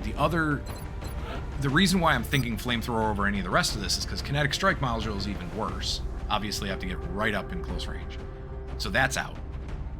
But the proximity mine launcher means probably destroying corpses and destroying weapon fragments. So this would be situational because I'd hesitate to use it in most cases unless it was like an emergency. Like I need to get, a big chunk of damage on a few people when they move. And the problem is it's only when they move. So either I set it up before we start combat, so I set it up like on their path patrolling into me, or I set it up to where they move next turn and move into it, and it kills them where I lose the corpse. There's only a couple other instances where this is useful in the turn that you use it, where it actually helps in the turn that you use it, and that would be with something like a berserker, where you can get them to move, or if somebody else had flush, where I could toss this out and then have like a gunner or something flush the enemy, and then they run into it. So all of the rest of it is either the turn before we get hit or get into combat, or the turn after I use it when they move. And either case, like, especially in the turn that they move, it's really to kill them. It's really to kill the enemy, and I need those weapon fragments. So I'm leaning away towards. I'm leaning away from the proximity mine launcher. Flamethrower, I still think. I think it takes away the weapon fragments. I think it acts as if you destroyed the corpse as well. I think. So that's iffy as well, but it has the plus side of panicking enemies. So as long as it doesn't kill, and it does less damage, obviously, than the mine launcher. But that's my thinking there. Yeah, I'd have to get close, but at the same time. 22 health, I think, on the Pathfinder, plus with the tactical sensors. That should help them to not shoot at me as much. Maybe I can give them a better target, like my gunner or something. So the extra 20 defense there, depending on how many enemies there are in visual range, of course. But the extra defense there should help with that. So use Skedaddle as a close range. Van Dorn is close range because I did give him the shotgun.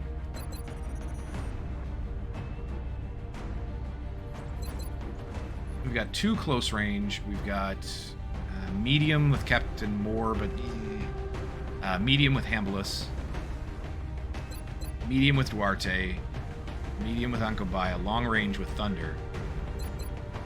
I could use another medium range person, but I just don't see giving anybody else a medium range weapon. Maybe more?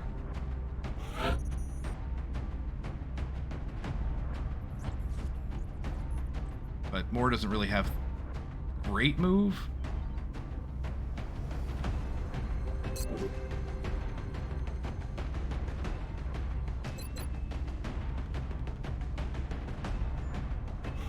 Ankobaya. So I had Ankobaya with the armor-piercing ammo.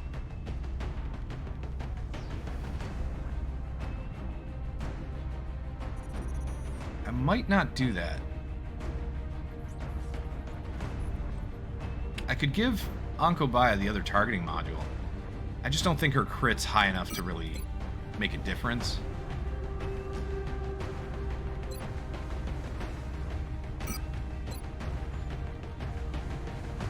Now, let's stick with armor piercing. Because if I come up with against something that's heavily armored, that'll come in handy. Thunder is set up, I think. Duarte.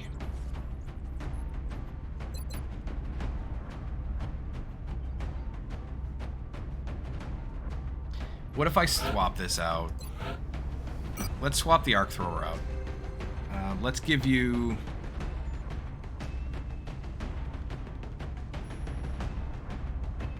I don't know if I'm crazy trying to capture on a council mission like this, but I don't know what this council mission is. So... yeah.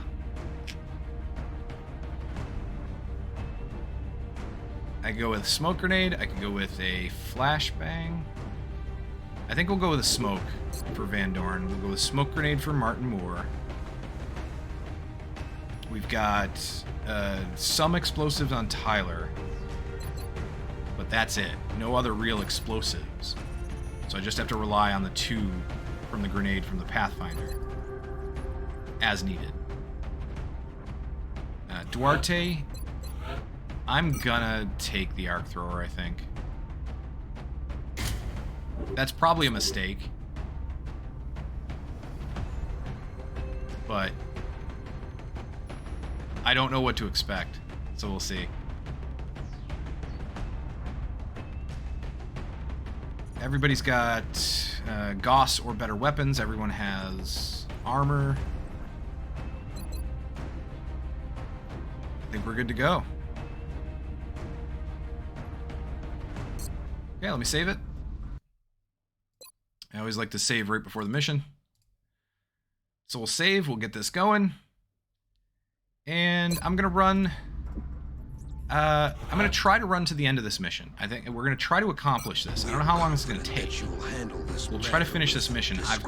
I can spend up to, I think, in the next 45 minutes doing this. So let's get going. Let's see if we can get this done in like a half hour.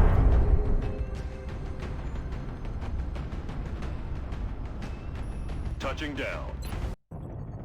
What is this? We're heading to South Africa for this one, and we need to get down there fast. I think I know this map. I think I know what map this is. Sweep the area of operations, eliminate all opposition.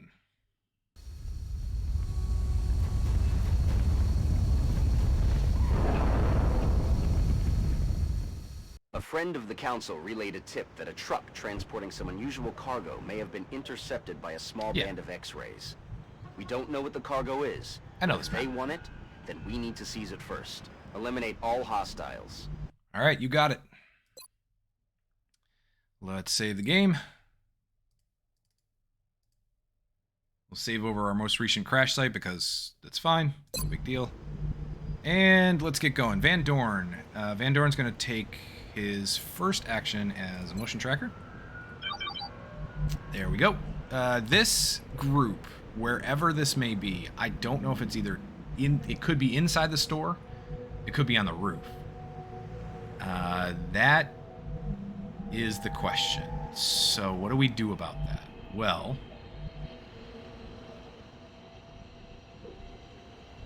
Van Dorn has an alloy cannon. I'd rather not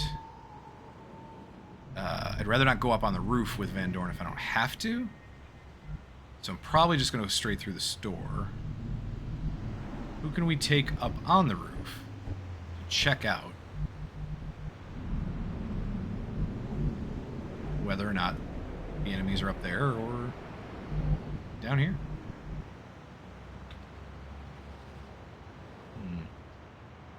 Let's take Thunder.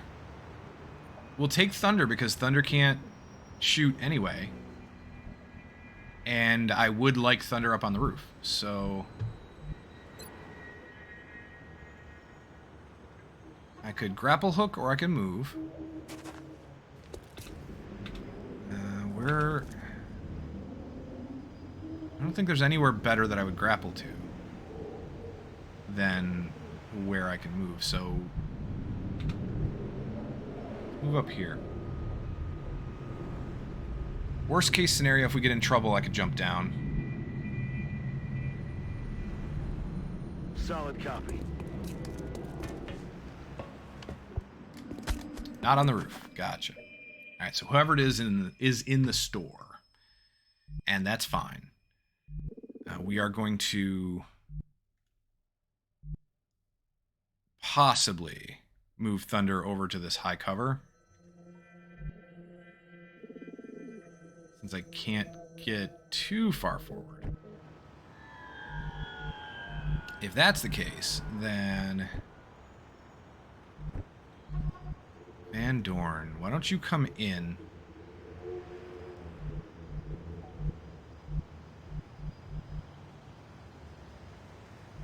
Oh, I wish I had a better place to put you, though.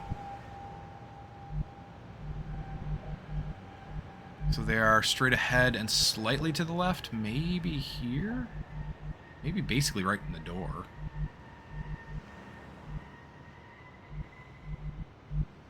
You have low profile. Let's put you here. Closing on target. Contact. And there they are. Alright, so they're just a little farther than I thought they were. That's fine. 4 floaters. Just regular floaters. 3. Oh, 3 floaters and a heavy floater. Where's the heavy? This guy. That guy right there. Alright. We might toss a grenade, try to break open that wall. See if we can get him. See if we can get him out in the open. I might run and gun use skedaddle into the corner here. I think it all depends on what we can do with that wall. The only person that's capable of doing it would be Lucas Tyler. On my way. Move you in.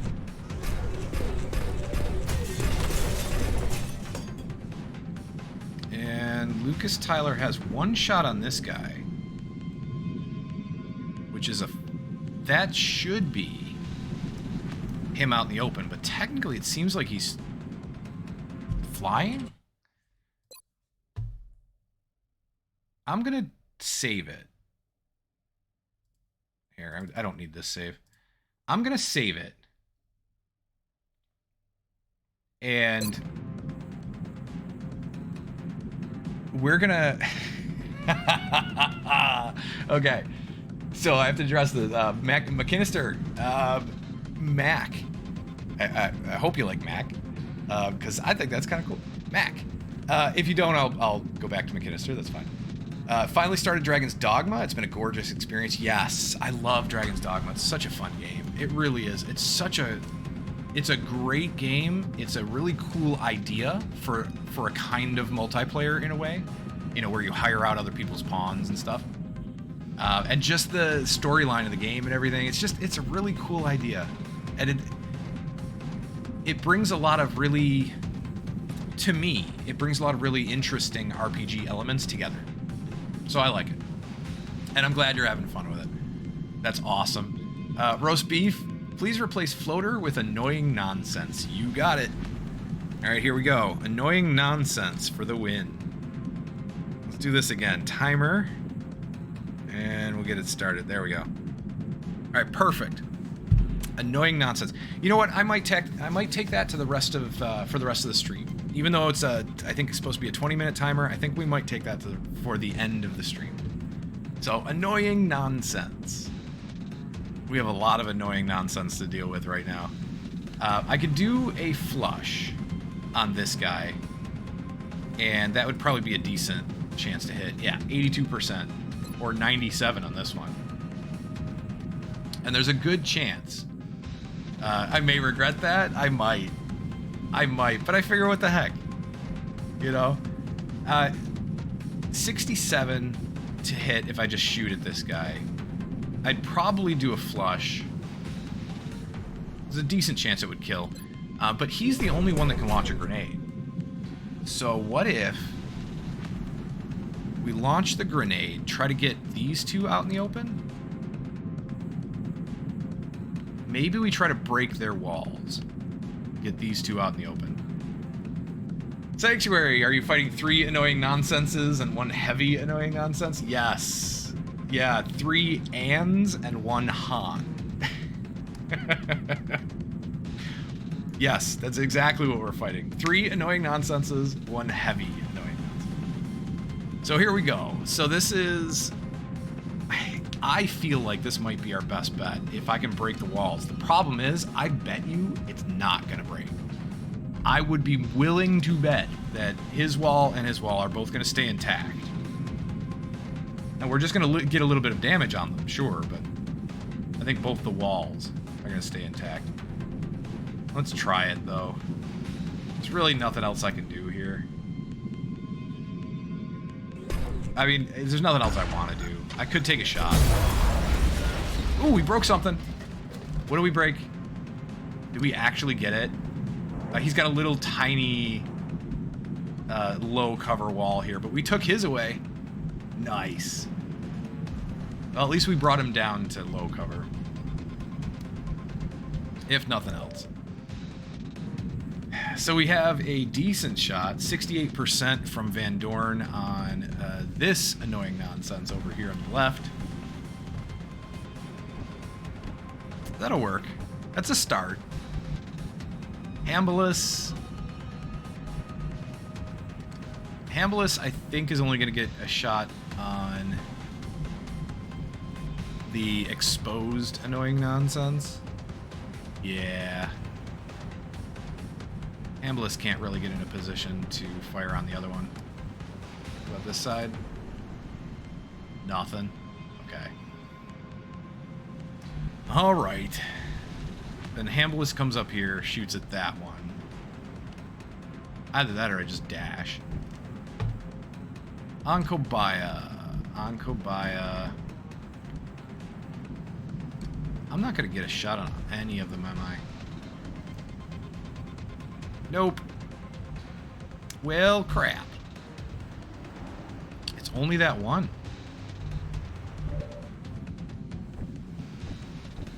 Alright, we're going to have to run and gun. I think I'm going to have to run and gun to the corner here.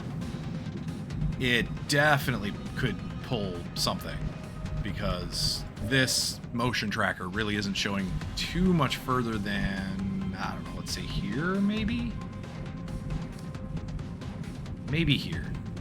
And if that's the case, then moving all the way up to the corner is really going to put us in a position where we might pull something new. I don't have a lot of choice here, though. The speed of death. I mean, we do and we don't, right? I don't have to go all the way up. I could go here. We'd at least get a shot on these two. Even on him, but a little too far away for the shotgun. We could play it safe, or we could run the risk. This would allow Close Combat Specialist to trigger if this guy moves. We get a really good shot. I could even rapid fire on this one, try to take him down. That last one, and this guy would be the only two that would be a problem. Tech Guy 4, how you doing?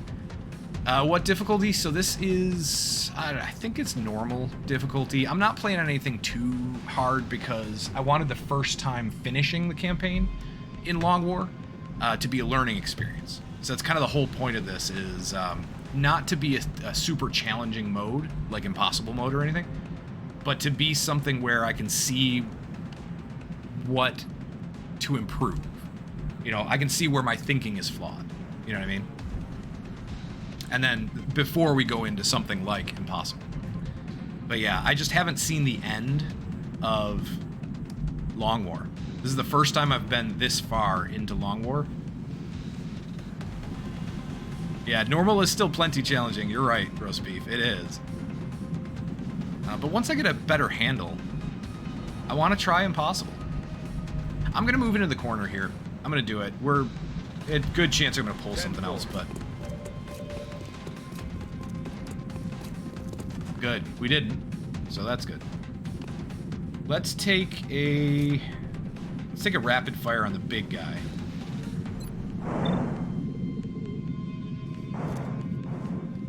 So I say we do this, but I think I'm going to put hollow targeting up first.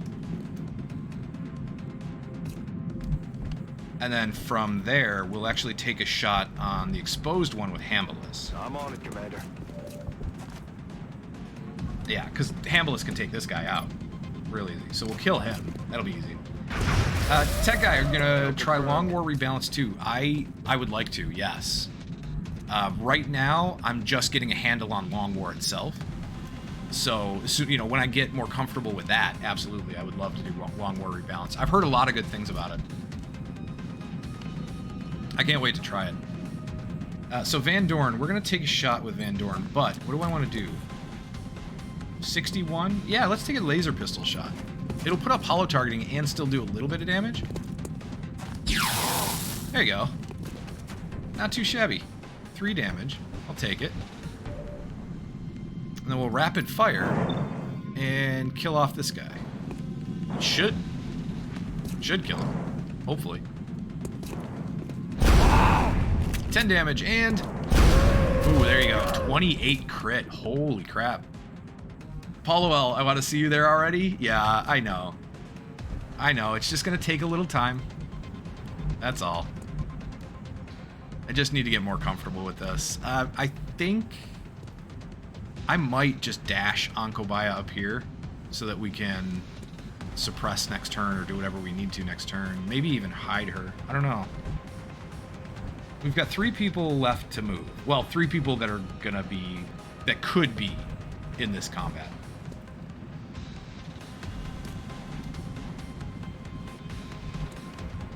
Ankobaya, Duarte. how many in Memorial so far this run, so not that many. I'll go back and check. I actually forget. We haven't had somebody die in a little while. Partly because, and I absolutely fully admit this, for this playthrough, specifically for this campaign, because we're on a lower difficulty and because this is to learn, for learning experience, I refuse to let any of the named characters die. So I know Van Dorn should have died once. At least once. And he didn't. I reloaded because I was not letting him die. But in the future, when I actually get a little more comfortable with all the mechanics and like have a plan for how I want to approach things and like, you know, builds for certain classes and stuff like that, then I'm going to get away from that. But for now, let me move Thunder over here. Is that going to open up line of sight in the garage? Where's my scout? My scout is down here. Okay, we got the motion tracker. 5 tiles beyond visual range. I don't think there's anybody in the garage. I don't think so.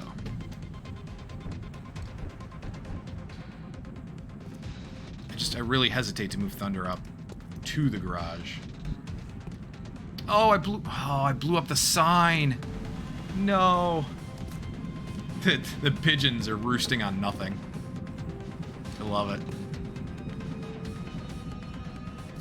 I blew up the sign though. Crap. All right. Well, Thunder, you're gonna go here. On it, Commander. Okay, Ankabaya.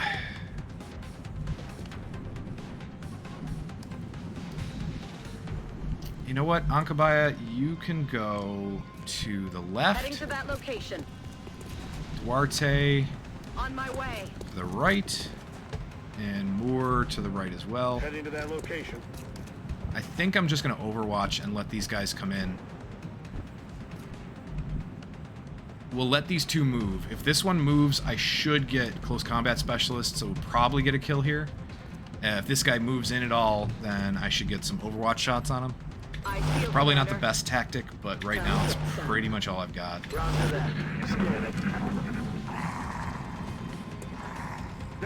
What's he doing?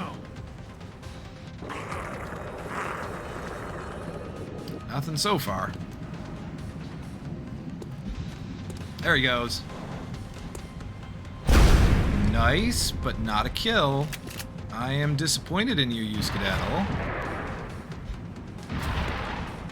And he just backs off as far as he can. Holy crap. These guys are running. Okay, I didn't expect them to run quite like that. But, yeah, and hey, I mean, I guess it's only fitting. Annoying nonsense is gonna be annoying. Sure. Oh, Van Dorn.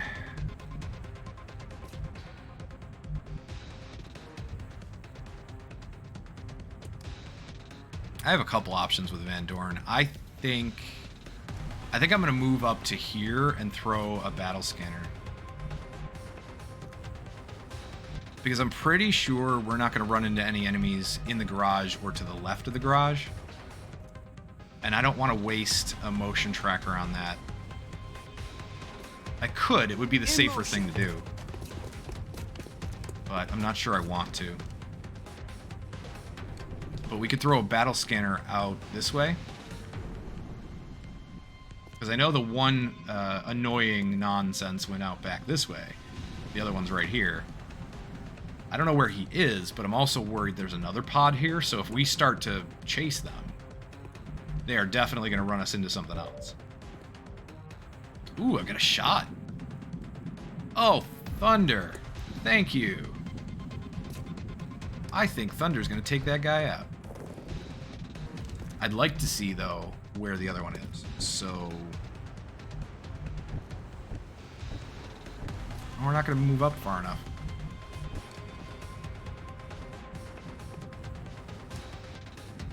Well, crap. Okay, battle scanner. If I put it back here, and I get the floater, the annoying nonsense. I said it. I shouldn't have said it. I said it. Okay. Oh, there were a little over 6 minutes left on the clock, and I said it. Son of a pup. Let's try it again. There we go. Restarted the timer. This should take us... So there you go. This should take us right to the end of the screen. End of the stream. I think I'm going to put it here.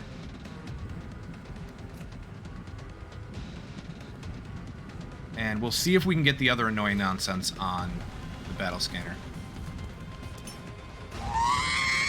New data is inbound. Yes. JK, there you go.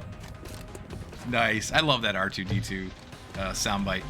So we did find another pod. What is this? It's more annoying nonsense. It is. It is more annoying nonsense. All right. So we've got Chrysalid, heavy annoying nonsense, and 2 regular annoying nonsense.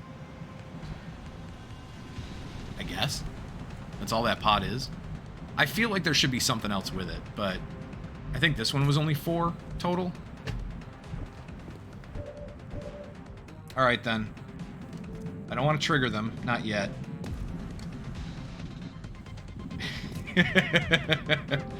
Oh, I can't see the other one. Crap. Alright, so we've either got...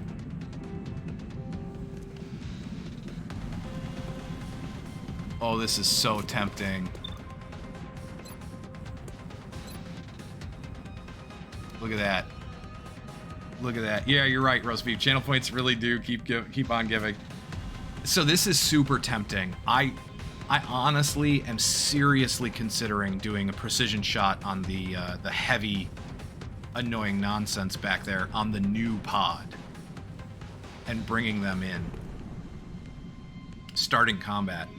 Because if we can start combat with a precision shot, the crit on this, I might be able to kill him right off the bat.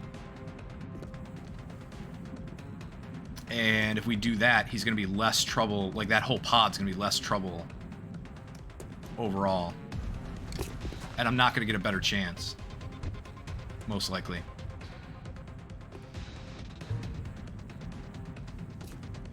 And then we can see where they go. The Chrysalid's just going to come in. But if he moves to a place where I can move perhaps Lucas Tyler over and shoot him, then we can take care of the Chrysalid with Lucas Tyler. We can move everybody else in and take some high cover spots and just deal with the floaters as they come.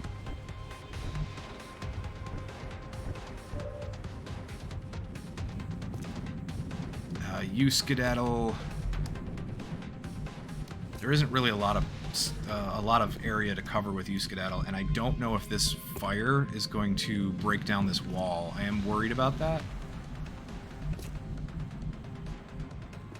So I don't know if I should pull him back. Pull him back like here and hunker. Wait for run and gun to come back up, and then, depending on where we are at the time, I can use him that way. Maybe. And then the other guys will just run up and grab some high cover here. Just kind of scooch up as much as we can. I'm gonna do it. This is probably a tactical error, but this is way too tempting. Thunder, get him. 17 crit. It did not kill him. Enemies rolling up. It brought him down to 5 hit points, though. It's not horrible. If I move Lucas Tyler out here, I'm gonna have a shot on the Chrysalid. Heading to that location. Well, I didn't want to click that. Actually, didn't want to click that. That was an accidental misclick. I meant to check visibility check with the mod to see if I could see the chrysalid from here, if I could see it from here, and what else I could see from here. Apparently nothing, so that's fine. 82. We could take an 82 or a flush, but the flush isn't going to kill it.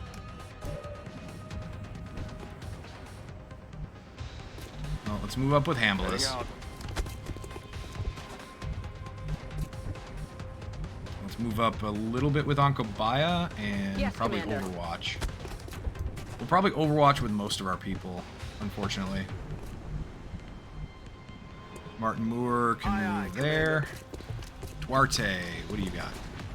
So Duarte is going to be an odd one. I think I'm going to put Duarte here to protect Duarte from getting hit, but also get closer. And then maybe next turn move out to a position where we can shoot. Or throw a chem grenade or something. Roger, Dodger.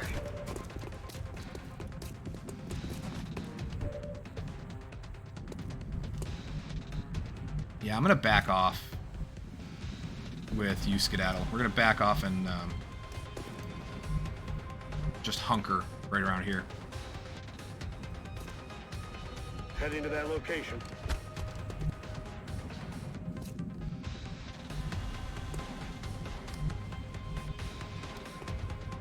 I wish I could reload, though.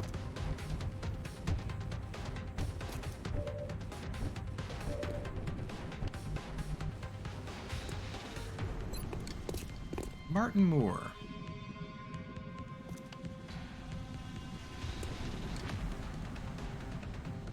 Yeah, let's do this. I'm going to throw a smoke grenade because that'll give me a chance to reload with you, Skedaddle.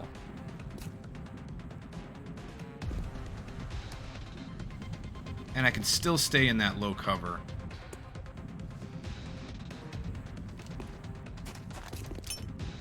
Smoke's in the air.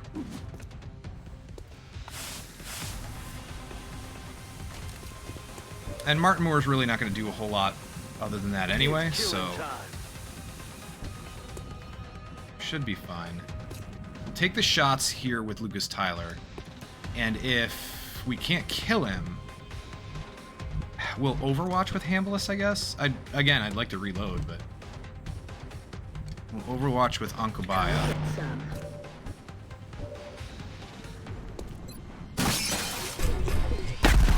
Eat him. 9 damage. Alright. He's got 2 health left. 92% chance. We could flush, it just takes extra ammo. I mean, flush and make it a guaranteed kill. It just takes extra ammo. But I'll reload with Hambless then.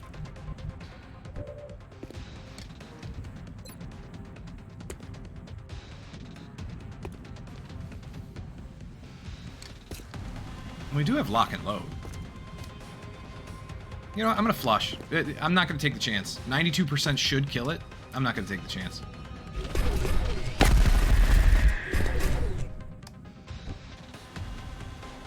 And then Hambless reload.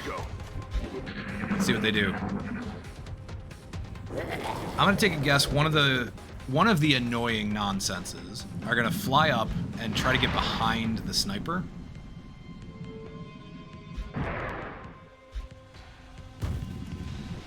Interesting spot to go. Okay.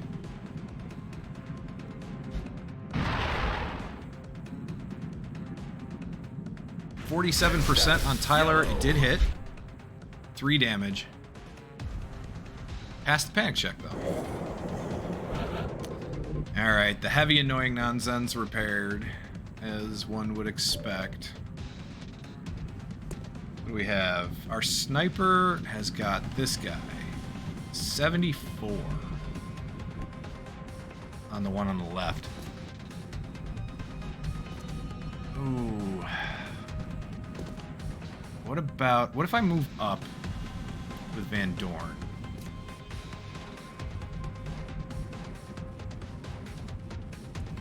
You know, we can't see the heavy.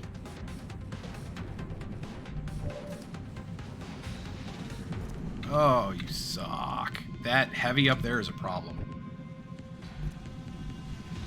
Because I can't get anybody in a position to do anything about it.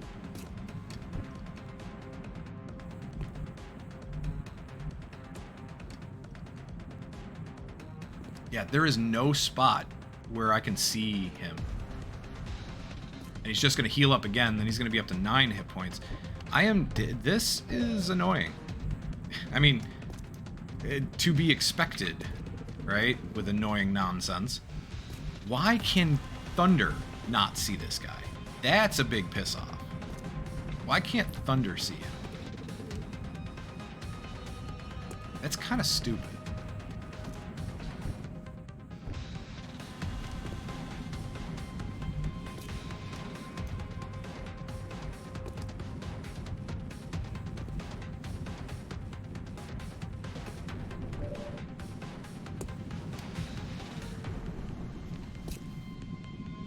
Toss a grenade, maybe try to blow up where he's standing.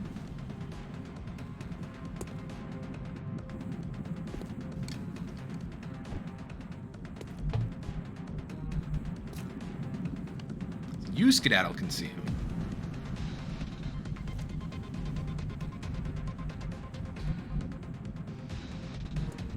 But obviously we don't have a good shot, so if only I had run and gun, I could go up and get him. Run right up here and kill him. Obviously, that would be a bad tactic. Skedaddle would be put in so much danger if I did that.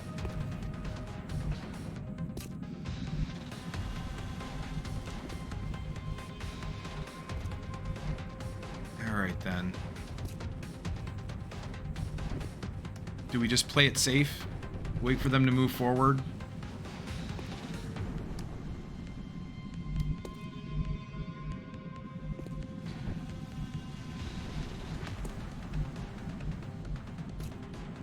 I'm going to put Van Dorn behind this little dinky little cover here.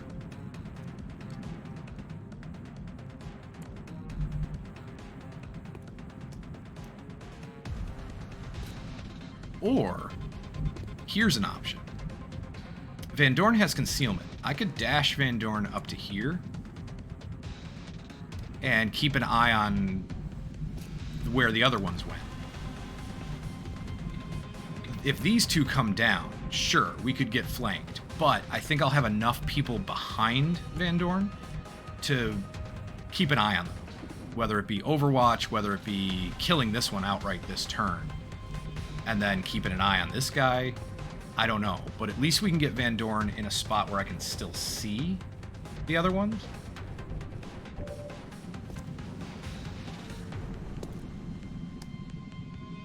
There's 4 annoying nonsense on the board right now, and 1 heavy.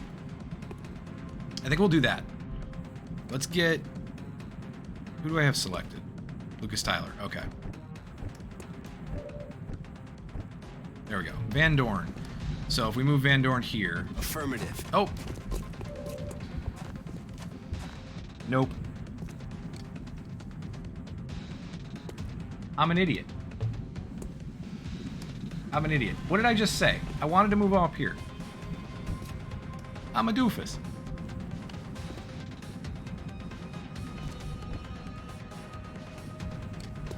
Alright, well, now that that's out the window, let's move Duarte up this side. Because I want to try this. No, not even remotely close. Yeah, I figured the roof was going to prevent it, but it was worth a shot. So Duarte can't do that.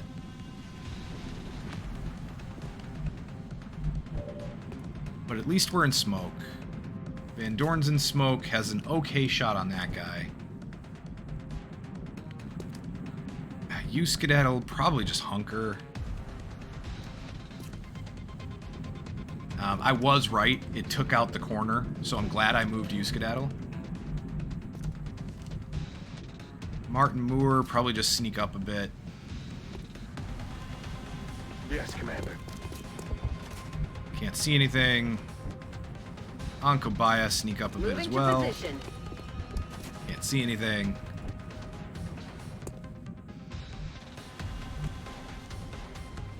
Let's see. Hambolus. Hambolus.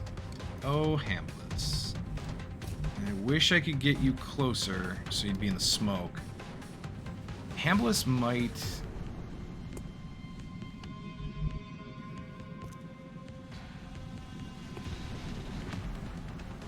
I don't know, I might dash Hambolus up to the wall here.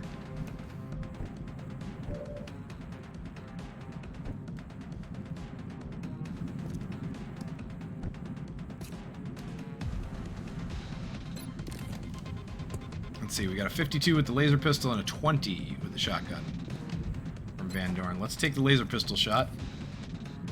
52 on that guy, put up hollow targeting, maybe do some damage.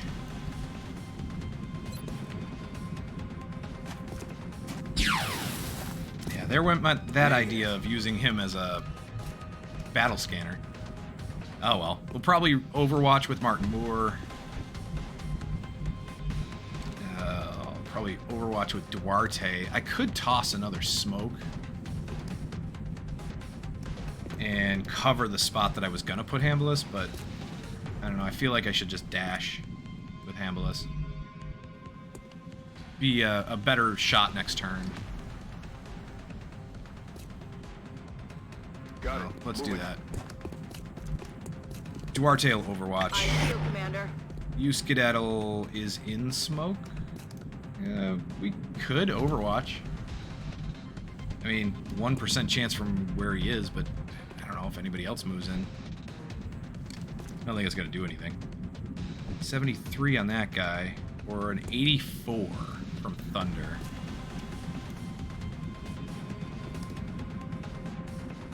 Let's take the 84 from Thunder.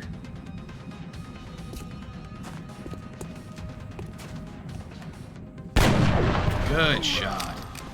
Nice kill, Thunder. Can't engage. So probably with Lucas Tyler, I should move over, get into the smoke, and reload. The problem is it might trigger this guy's urge to throw a grenade. So we'll see. But yeah. We go... Let's say we go here.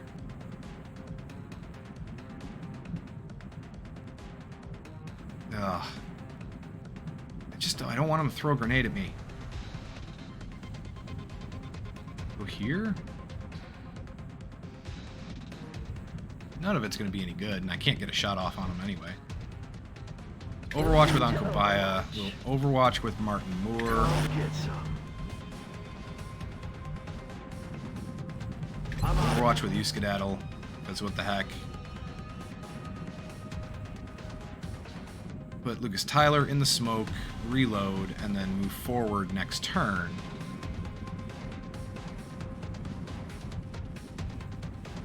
Moving out.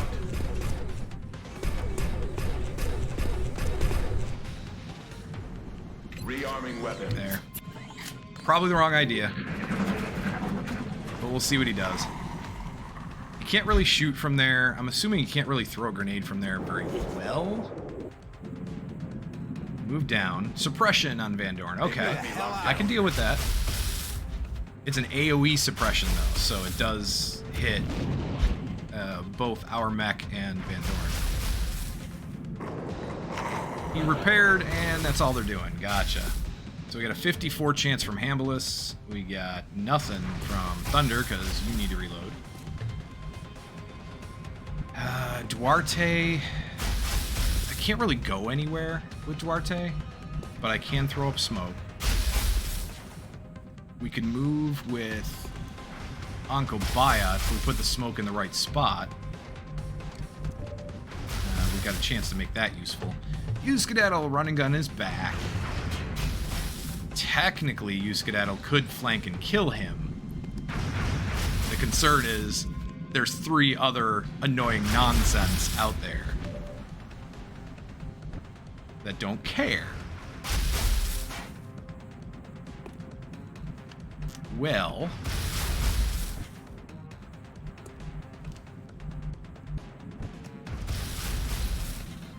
what can I cover with this? Not enough. Alright, so what if we do this? Actually, what if I move you, Skedaddle, up and hunker? What if we go up to the police car here, hunker down, and then run and gun next turn? Heading to that location. Still don't see any of the rest of them, which has me worried, but not too worried. So I can hunker here, then we'll throw a smoke around this, and we don't have to catch the corner here where Skedaddle was. We can throw a smoke around everybody here. Whoop! There we go. That was the timer. Nice. All right, so we do that.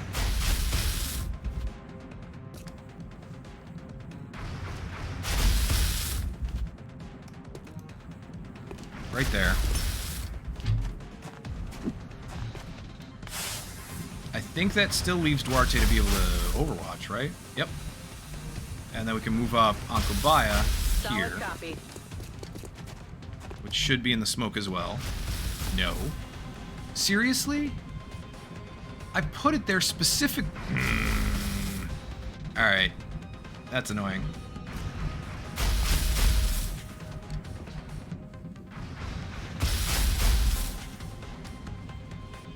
You know what? Screw it.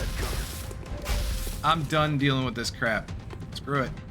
So we're going to make these guys a target for a grenade, but we're also going to overwatch and see what happens. So Duarte, overwatch.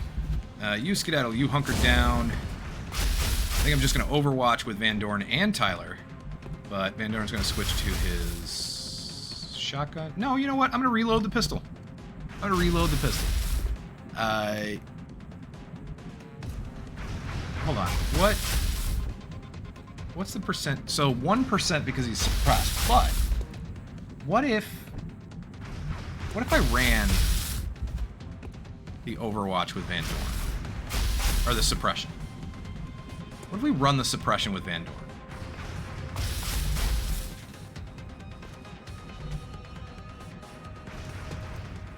Why not? Approaching target. Screw it. 5% chance. 5%, he missed. Good. Now we got 2 of them. So, ooh, good. 83%, no. What about the shotgun? 50-50 with a shotgun. What the hell? I'm taking it. Oh, nice. Good kill. And in that case, then we can move up Lucas Tyler and get this guy in a little bit more danger. Right? We move up to, I don't know, say... Ooh, actually, I've got a better idea. I'm going to overwatch with Hambulis. Do that. Scanning. We'll overwatch with Ankobaya and Martin Moore. And then I'm going to flush. I'm going to move slightly. We're going to move to, let's say, here. And then flush that guy out. There. 58% chance to hit, and hopefully the Overwatches will catch him. At least Hamlet should. Oh, never mind.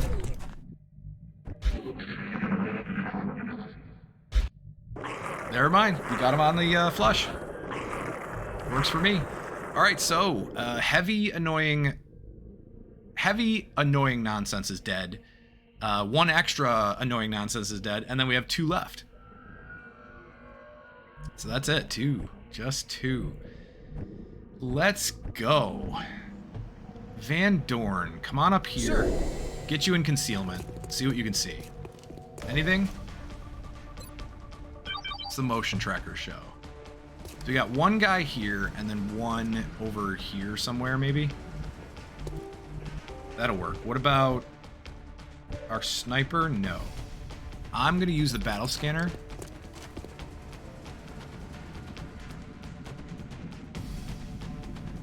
The last battle scanner we have, I'm going to put it on top of the truck, I think.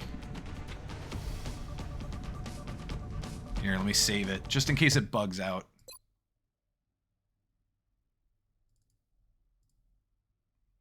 There. I want to try to finish this mission before we end the stream. And I've really got to be off within the next, 15-ish minutes, so I really want to try to finish this. Put it right here, on top of this truck. Just can't get it in the corner. Son of a pup. Alright, fine. Fine. We'll put it... Here, I'm going to try to put it in the bed of this truck. If it doesn't work, then I'll reload real quick. Coming on screen. If it bugs out and gives me no view... Yep, that's exactly what it did. I knew it. I knew it was going to do that. It bugged out, gave me absolutely no view whatsoever. Fine.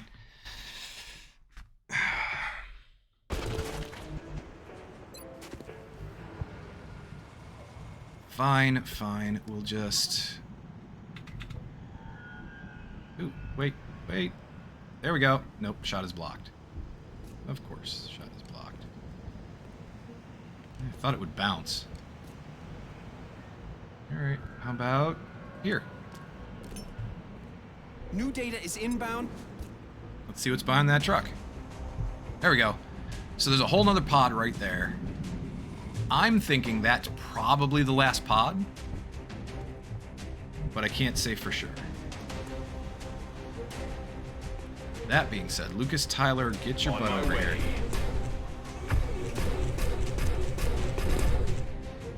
Still? You can't see anybody? Holy crap. Okay. Alright then, let's move Hambulis, I guess.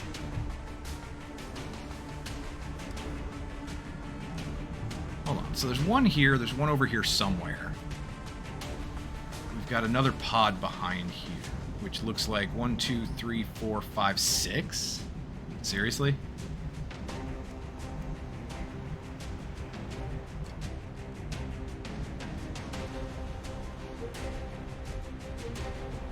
I'm gonna move you skedaddle up and hunker. I'm just gonna move everybody up. We gotta get up there. There's really not much else to do.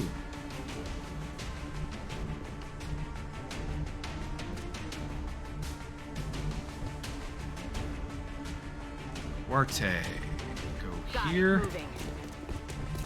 I know dashing isn't exactly the best idea right now, but... Got it. Moving. I don't know, we gotta get this moving. Time to motor. Still don't see the other one. Which is interesting. So I'm probably gonna just overwatch then.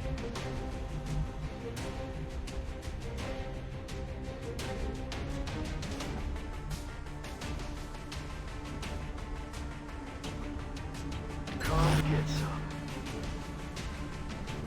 Eyes peeled, Commander. Okay. They gonna retreat again? Where are you guys going? Yep. He's bugging out. And there's the other one.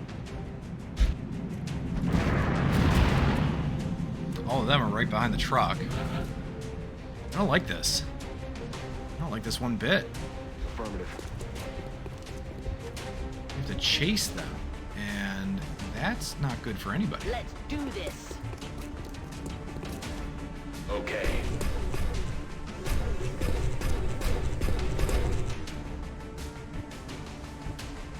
Wow. Seriously.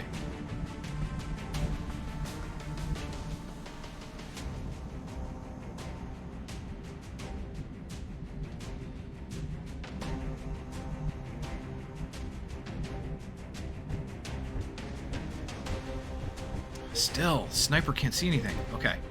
That's pissing me off. So how about this? I'm gonna move to where maybe we can get line of sight. Okay, we got line of sight on something. Thunder still can't see. What a crock. How about the grapple? No. What about...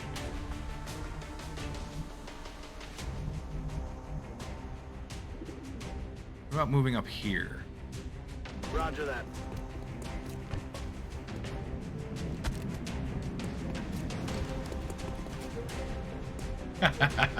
Yeah, JK's been following for 158 days. 158 days, jeez.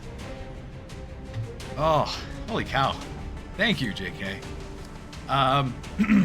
Instead of a parliament of owls, it's an annoying nonsense of floaters. Yeah, that's true.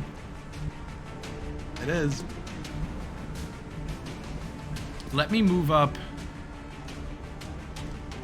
with you, Skedaddle, to here. I don't think it's going to pull the other group. But if it does, you know, so be it. And Duarte can take this spot, and then Martin Moore can come up here. Overwatch confirmed. Again, I'm just going to overwatch with a couple of people. Let's see what these guys do. All right, so we should be pulling them now, right? Are they visible? He is farting around there. That guy's doing nothing. Oh, 44% from Tyler. And he missed, of course. That's okay. I expected as much. Realigning optics.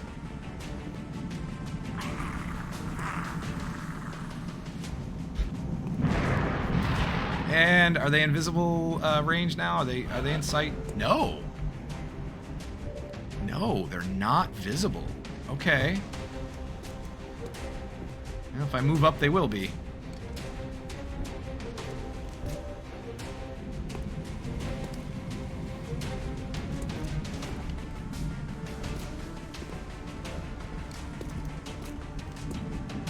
I kind of just want to run and gun, use Skedaddle right here.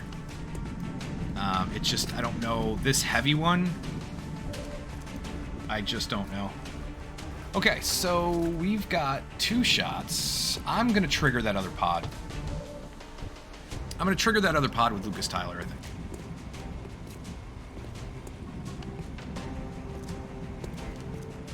Yeah, let's just get right up in there. Hostile spotted.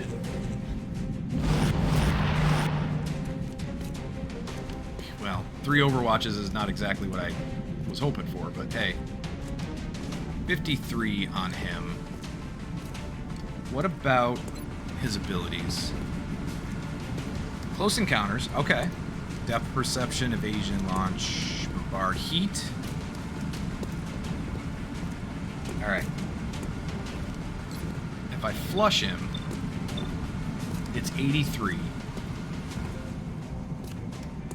83 to hit. Okay. Then what if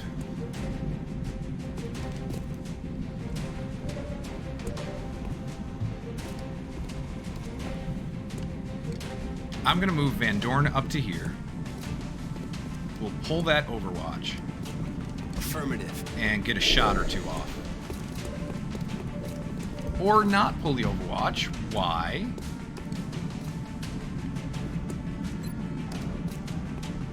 What is this what is this nonsense? You suck. Heavy nonsense. Heavy, annoying nonsense. You suck. I really don't have a ton else I can do here. Ooh. 100%. Yes. Yes, please. Let's take that. 100% with an 84% precision shot. Let's take that. Try to get the kill there. Nice. I love it. Paulo L talking about farting around the place. A fart juice would be welcome about any time. The Gmod thingy. You don't have it going, right? What specific Gmod thing are you talking about? That I'm not sure. I need to move up on Kobaya. Because right now we've got a shot, but it's not very good. So we'll move on Kobaya over. And we've got 2 not so great shots. If we move Hambless up,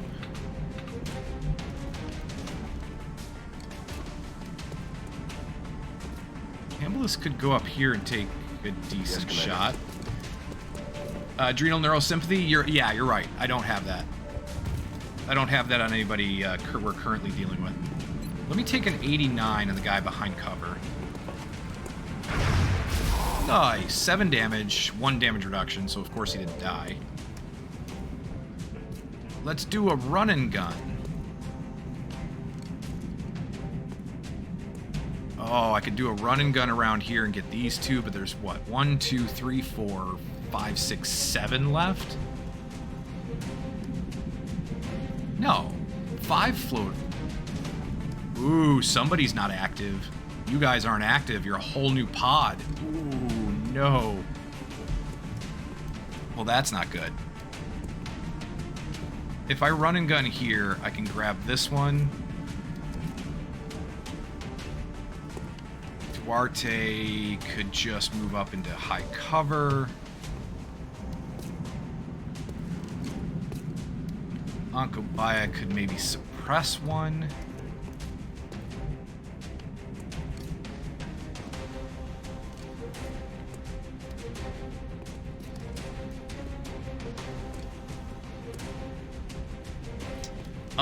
You said the F word? I said the F word?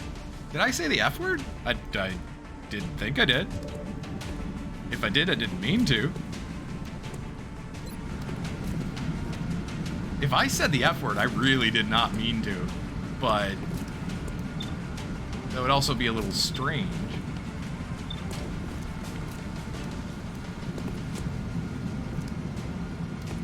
Yeah, I didn't say the F word. Oh, floater. Yeah, I did say floater, you're right. The timer's off. So I was gonna try and do it for the rest of the stream, but yeah, I said it. Let's flush this guy, and we can kill him, and then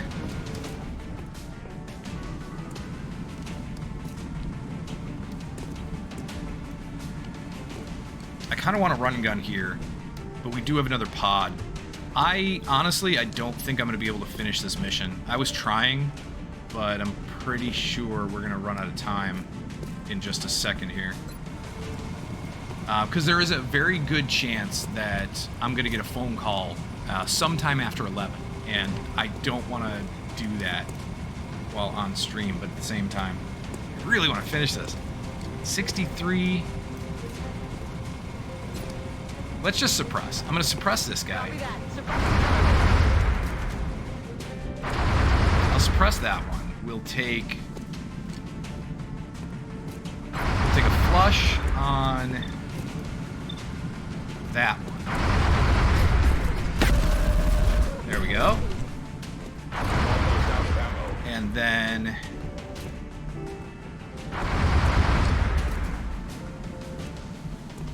move up. Ooh, is that going to pull the other pod?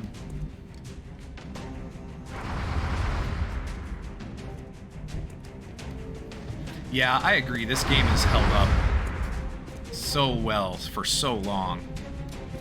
Duarte, I'm moving up to this high cover.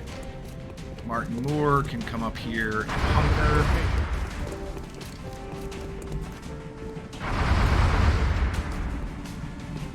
Yeah, I'm just going to move U-Skedaddle up here. I'm not going to run and gun. I'm just going to move. It should not be in line of sight of any of the others. The other pod. We'll save run and gun for the next. I've got a visual. Aw, are you kidding me? No, that's bullshit. That is absolute bullshit right there. Nope. Nope. No, that's bullshit. No. I am not happy with that at all. That should not have seen... That should not have pulled. That should not have had any vision whatsoever on anybody here. Total crap. You guys all suck. Well, if I command... what would I be doing? I would be commanding maybe a shot from here. Maybe I could command Van Dorn to move back.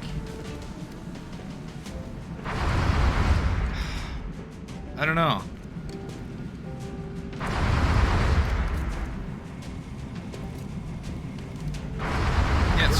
just gonna overwatch. Let them do what they're gonna do, because... Yeah, suppressed, go figure. 73% on the suppression. Nice. So we killed one floater. We killed one annoying bullshit. That one moves down in overwatches. 32% for an overwatch from our war, and misses. That's okay. I figured it would. And yeah, he flanks Van Dorn, and then just overwatches, really. 62% shot on a flank, and Van Dorn gets hit and crit. Screw off. I'm flanked! I'm flanked! No, this is total bullshit. Total and complete and utter bullshit. Nope. 34% shot on Ankobaya, that missed. Well, Van Dorn is still in his armor, so we're okay. The problem is, right now, we are screwed as far as where to go. I'm gonna move Van Dorn over here. It's gonna pull overwatches, but you know what? I need it. 6 and a 16. So we got 6% chance and a 16, and it missed. Good. Now I think there's one more that he has to run. Yep. 2. Okay. I'll take that. 100% chance to hit on this guy. 90 on this one. Let's take the 90, because I need to kill this guy. Nice. 6 damage. We put up holo targeting. Let's go with... Oh, who can you see? You can see this one. That's it. You Hambless. Come on, man. Same thing here. Oh, no. You got this guy. All right. Thunder, take him out. Good kill. I need ammo. Let's move around and take out this one if we can. 84 on him, 83 on him. Let's take this one. Good kill. Resupply requested. Kill confirmed. All right, what else we got?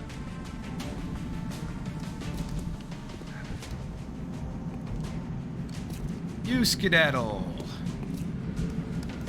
Hey, you skedaddle. What do we do with you?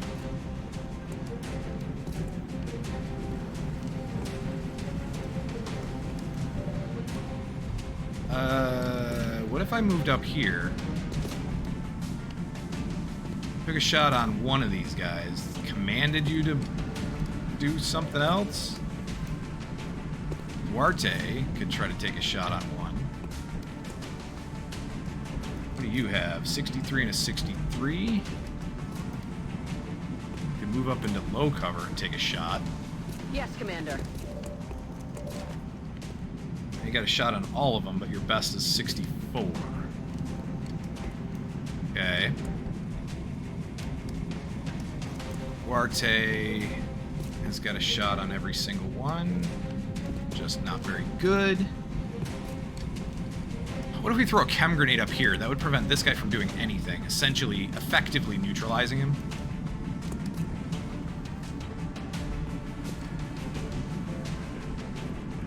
Yeah. What if we moved over with Hambless? I'm on the move. There, 89 and 89. Let's take this guy out. Good job. Let's move Duarte I'm on here. the move. And Martin Moore can go here. And then we'll move you Skedaddle here. Skedaddle can take out this one. Good job. Take a 60. 3 on the guy in the back. Nope, that's a miss. Damn it! Enemy is still alive. Take a chem grenade on these 2. Ooh, there we go. I want to get it on top of the truck. Nope. Son of a... Why can't we get it, like, right in the middle on top of the truck? That's not right. That sucks. Fine. How about here instead?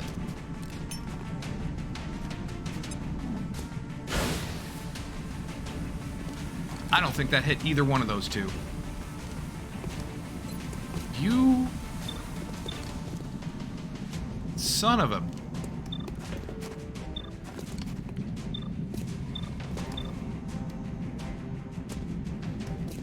You know what? We're just going to do a command and...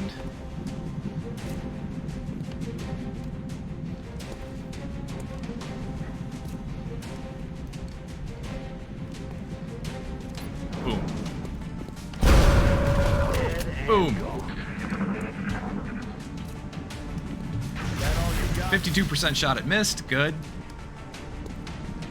72 on Tyler. Missed. Good. Good. Finally, the game handed me something and said, hey, you know, I know you're kind of screwed at the moment.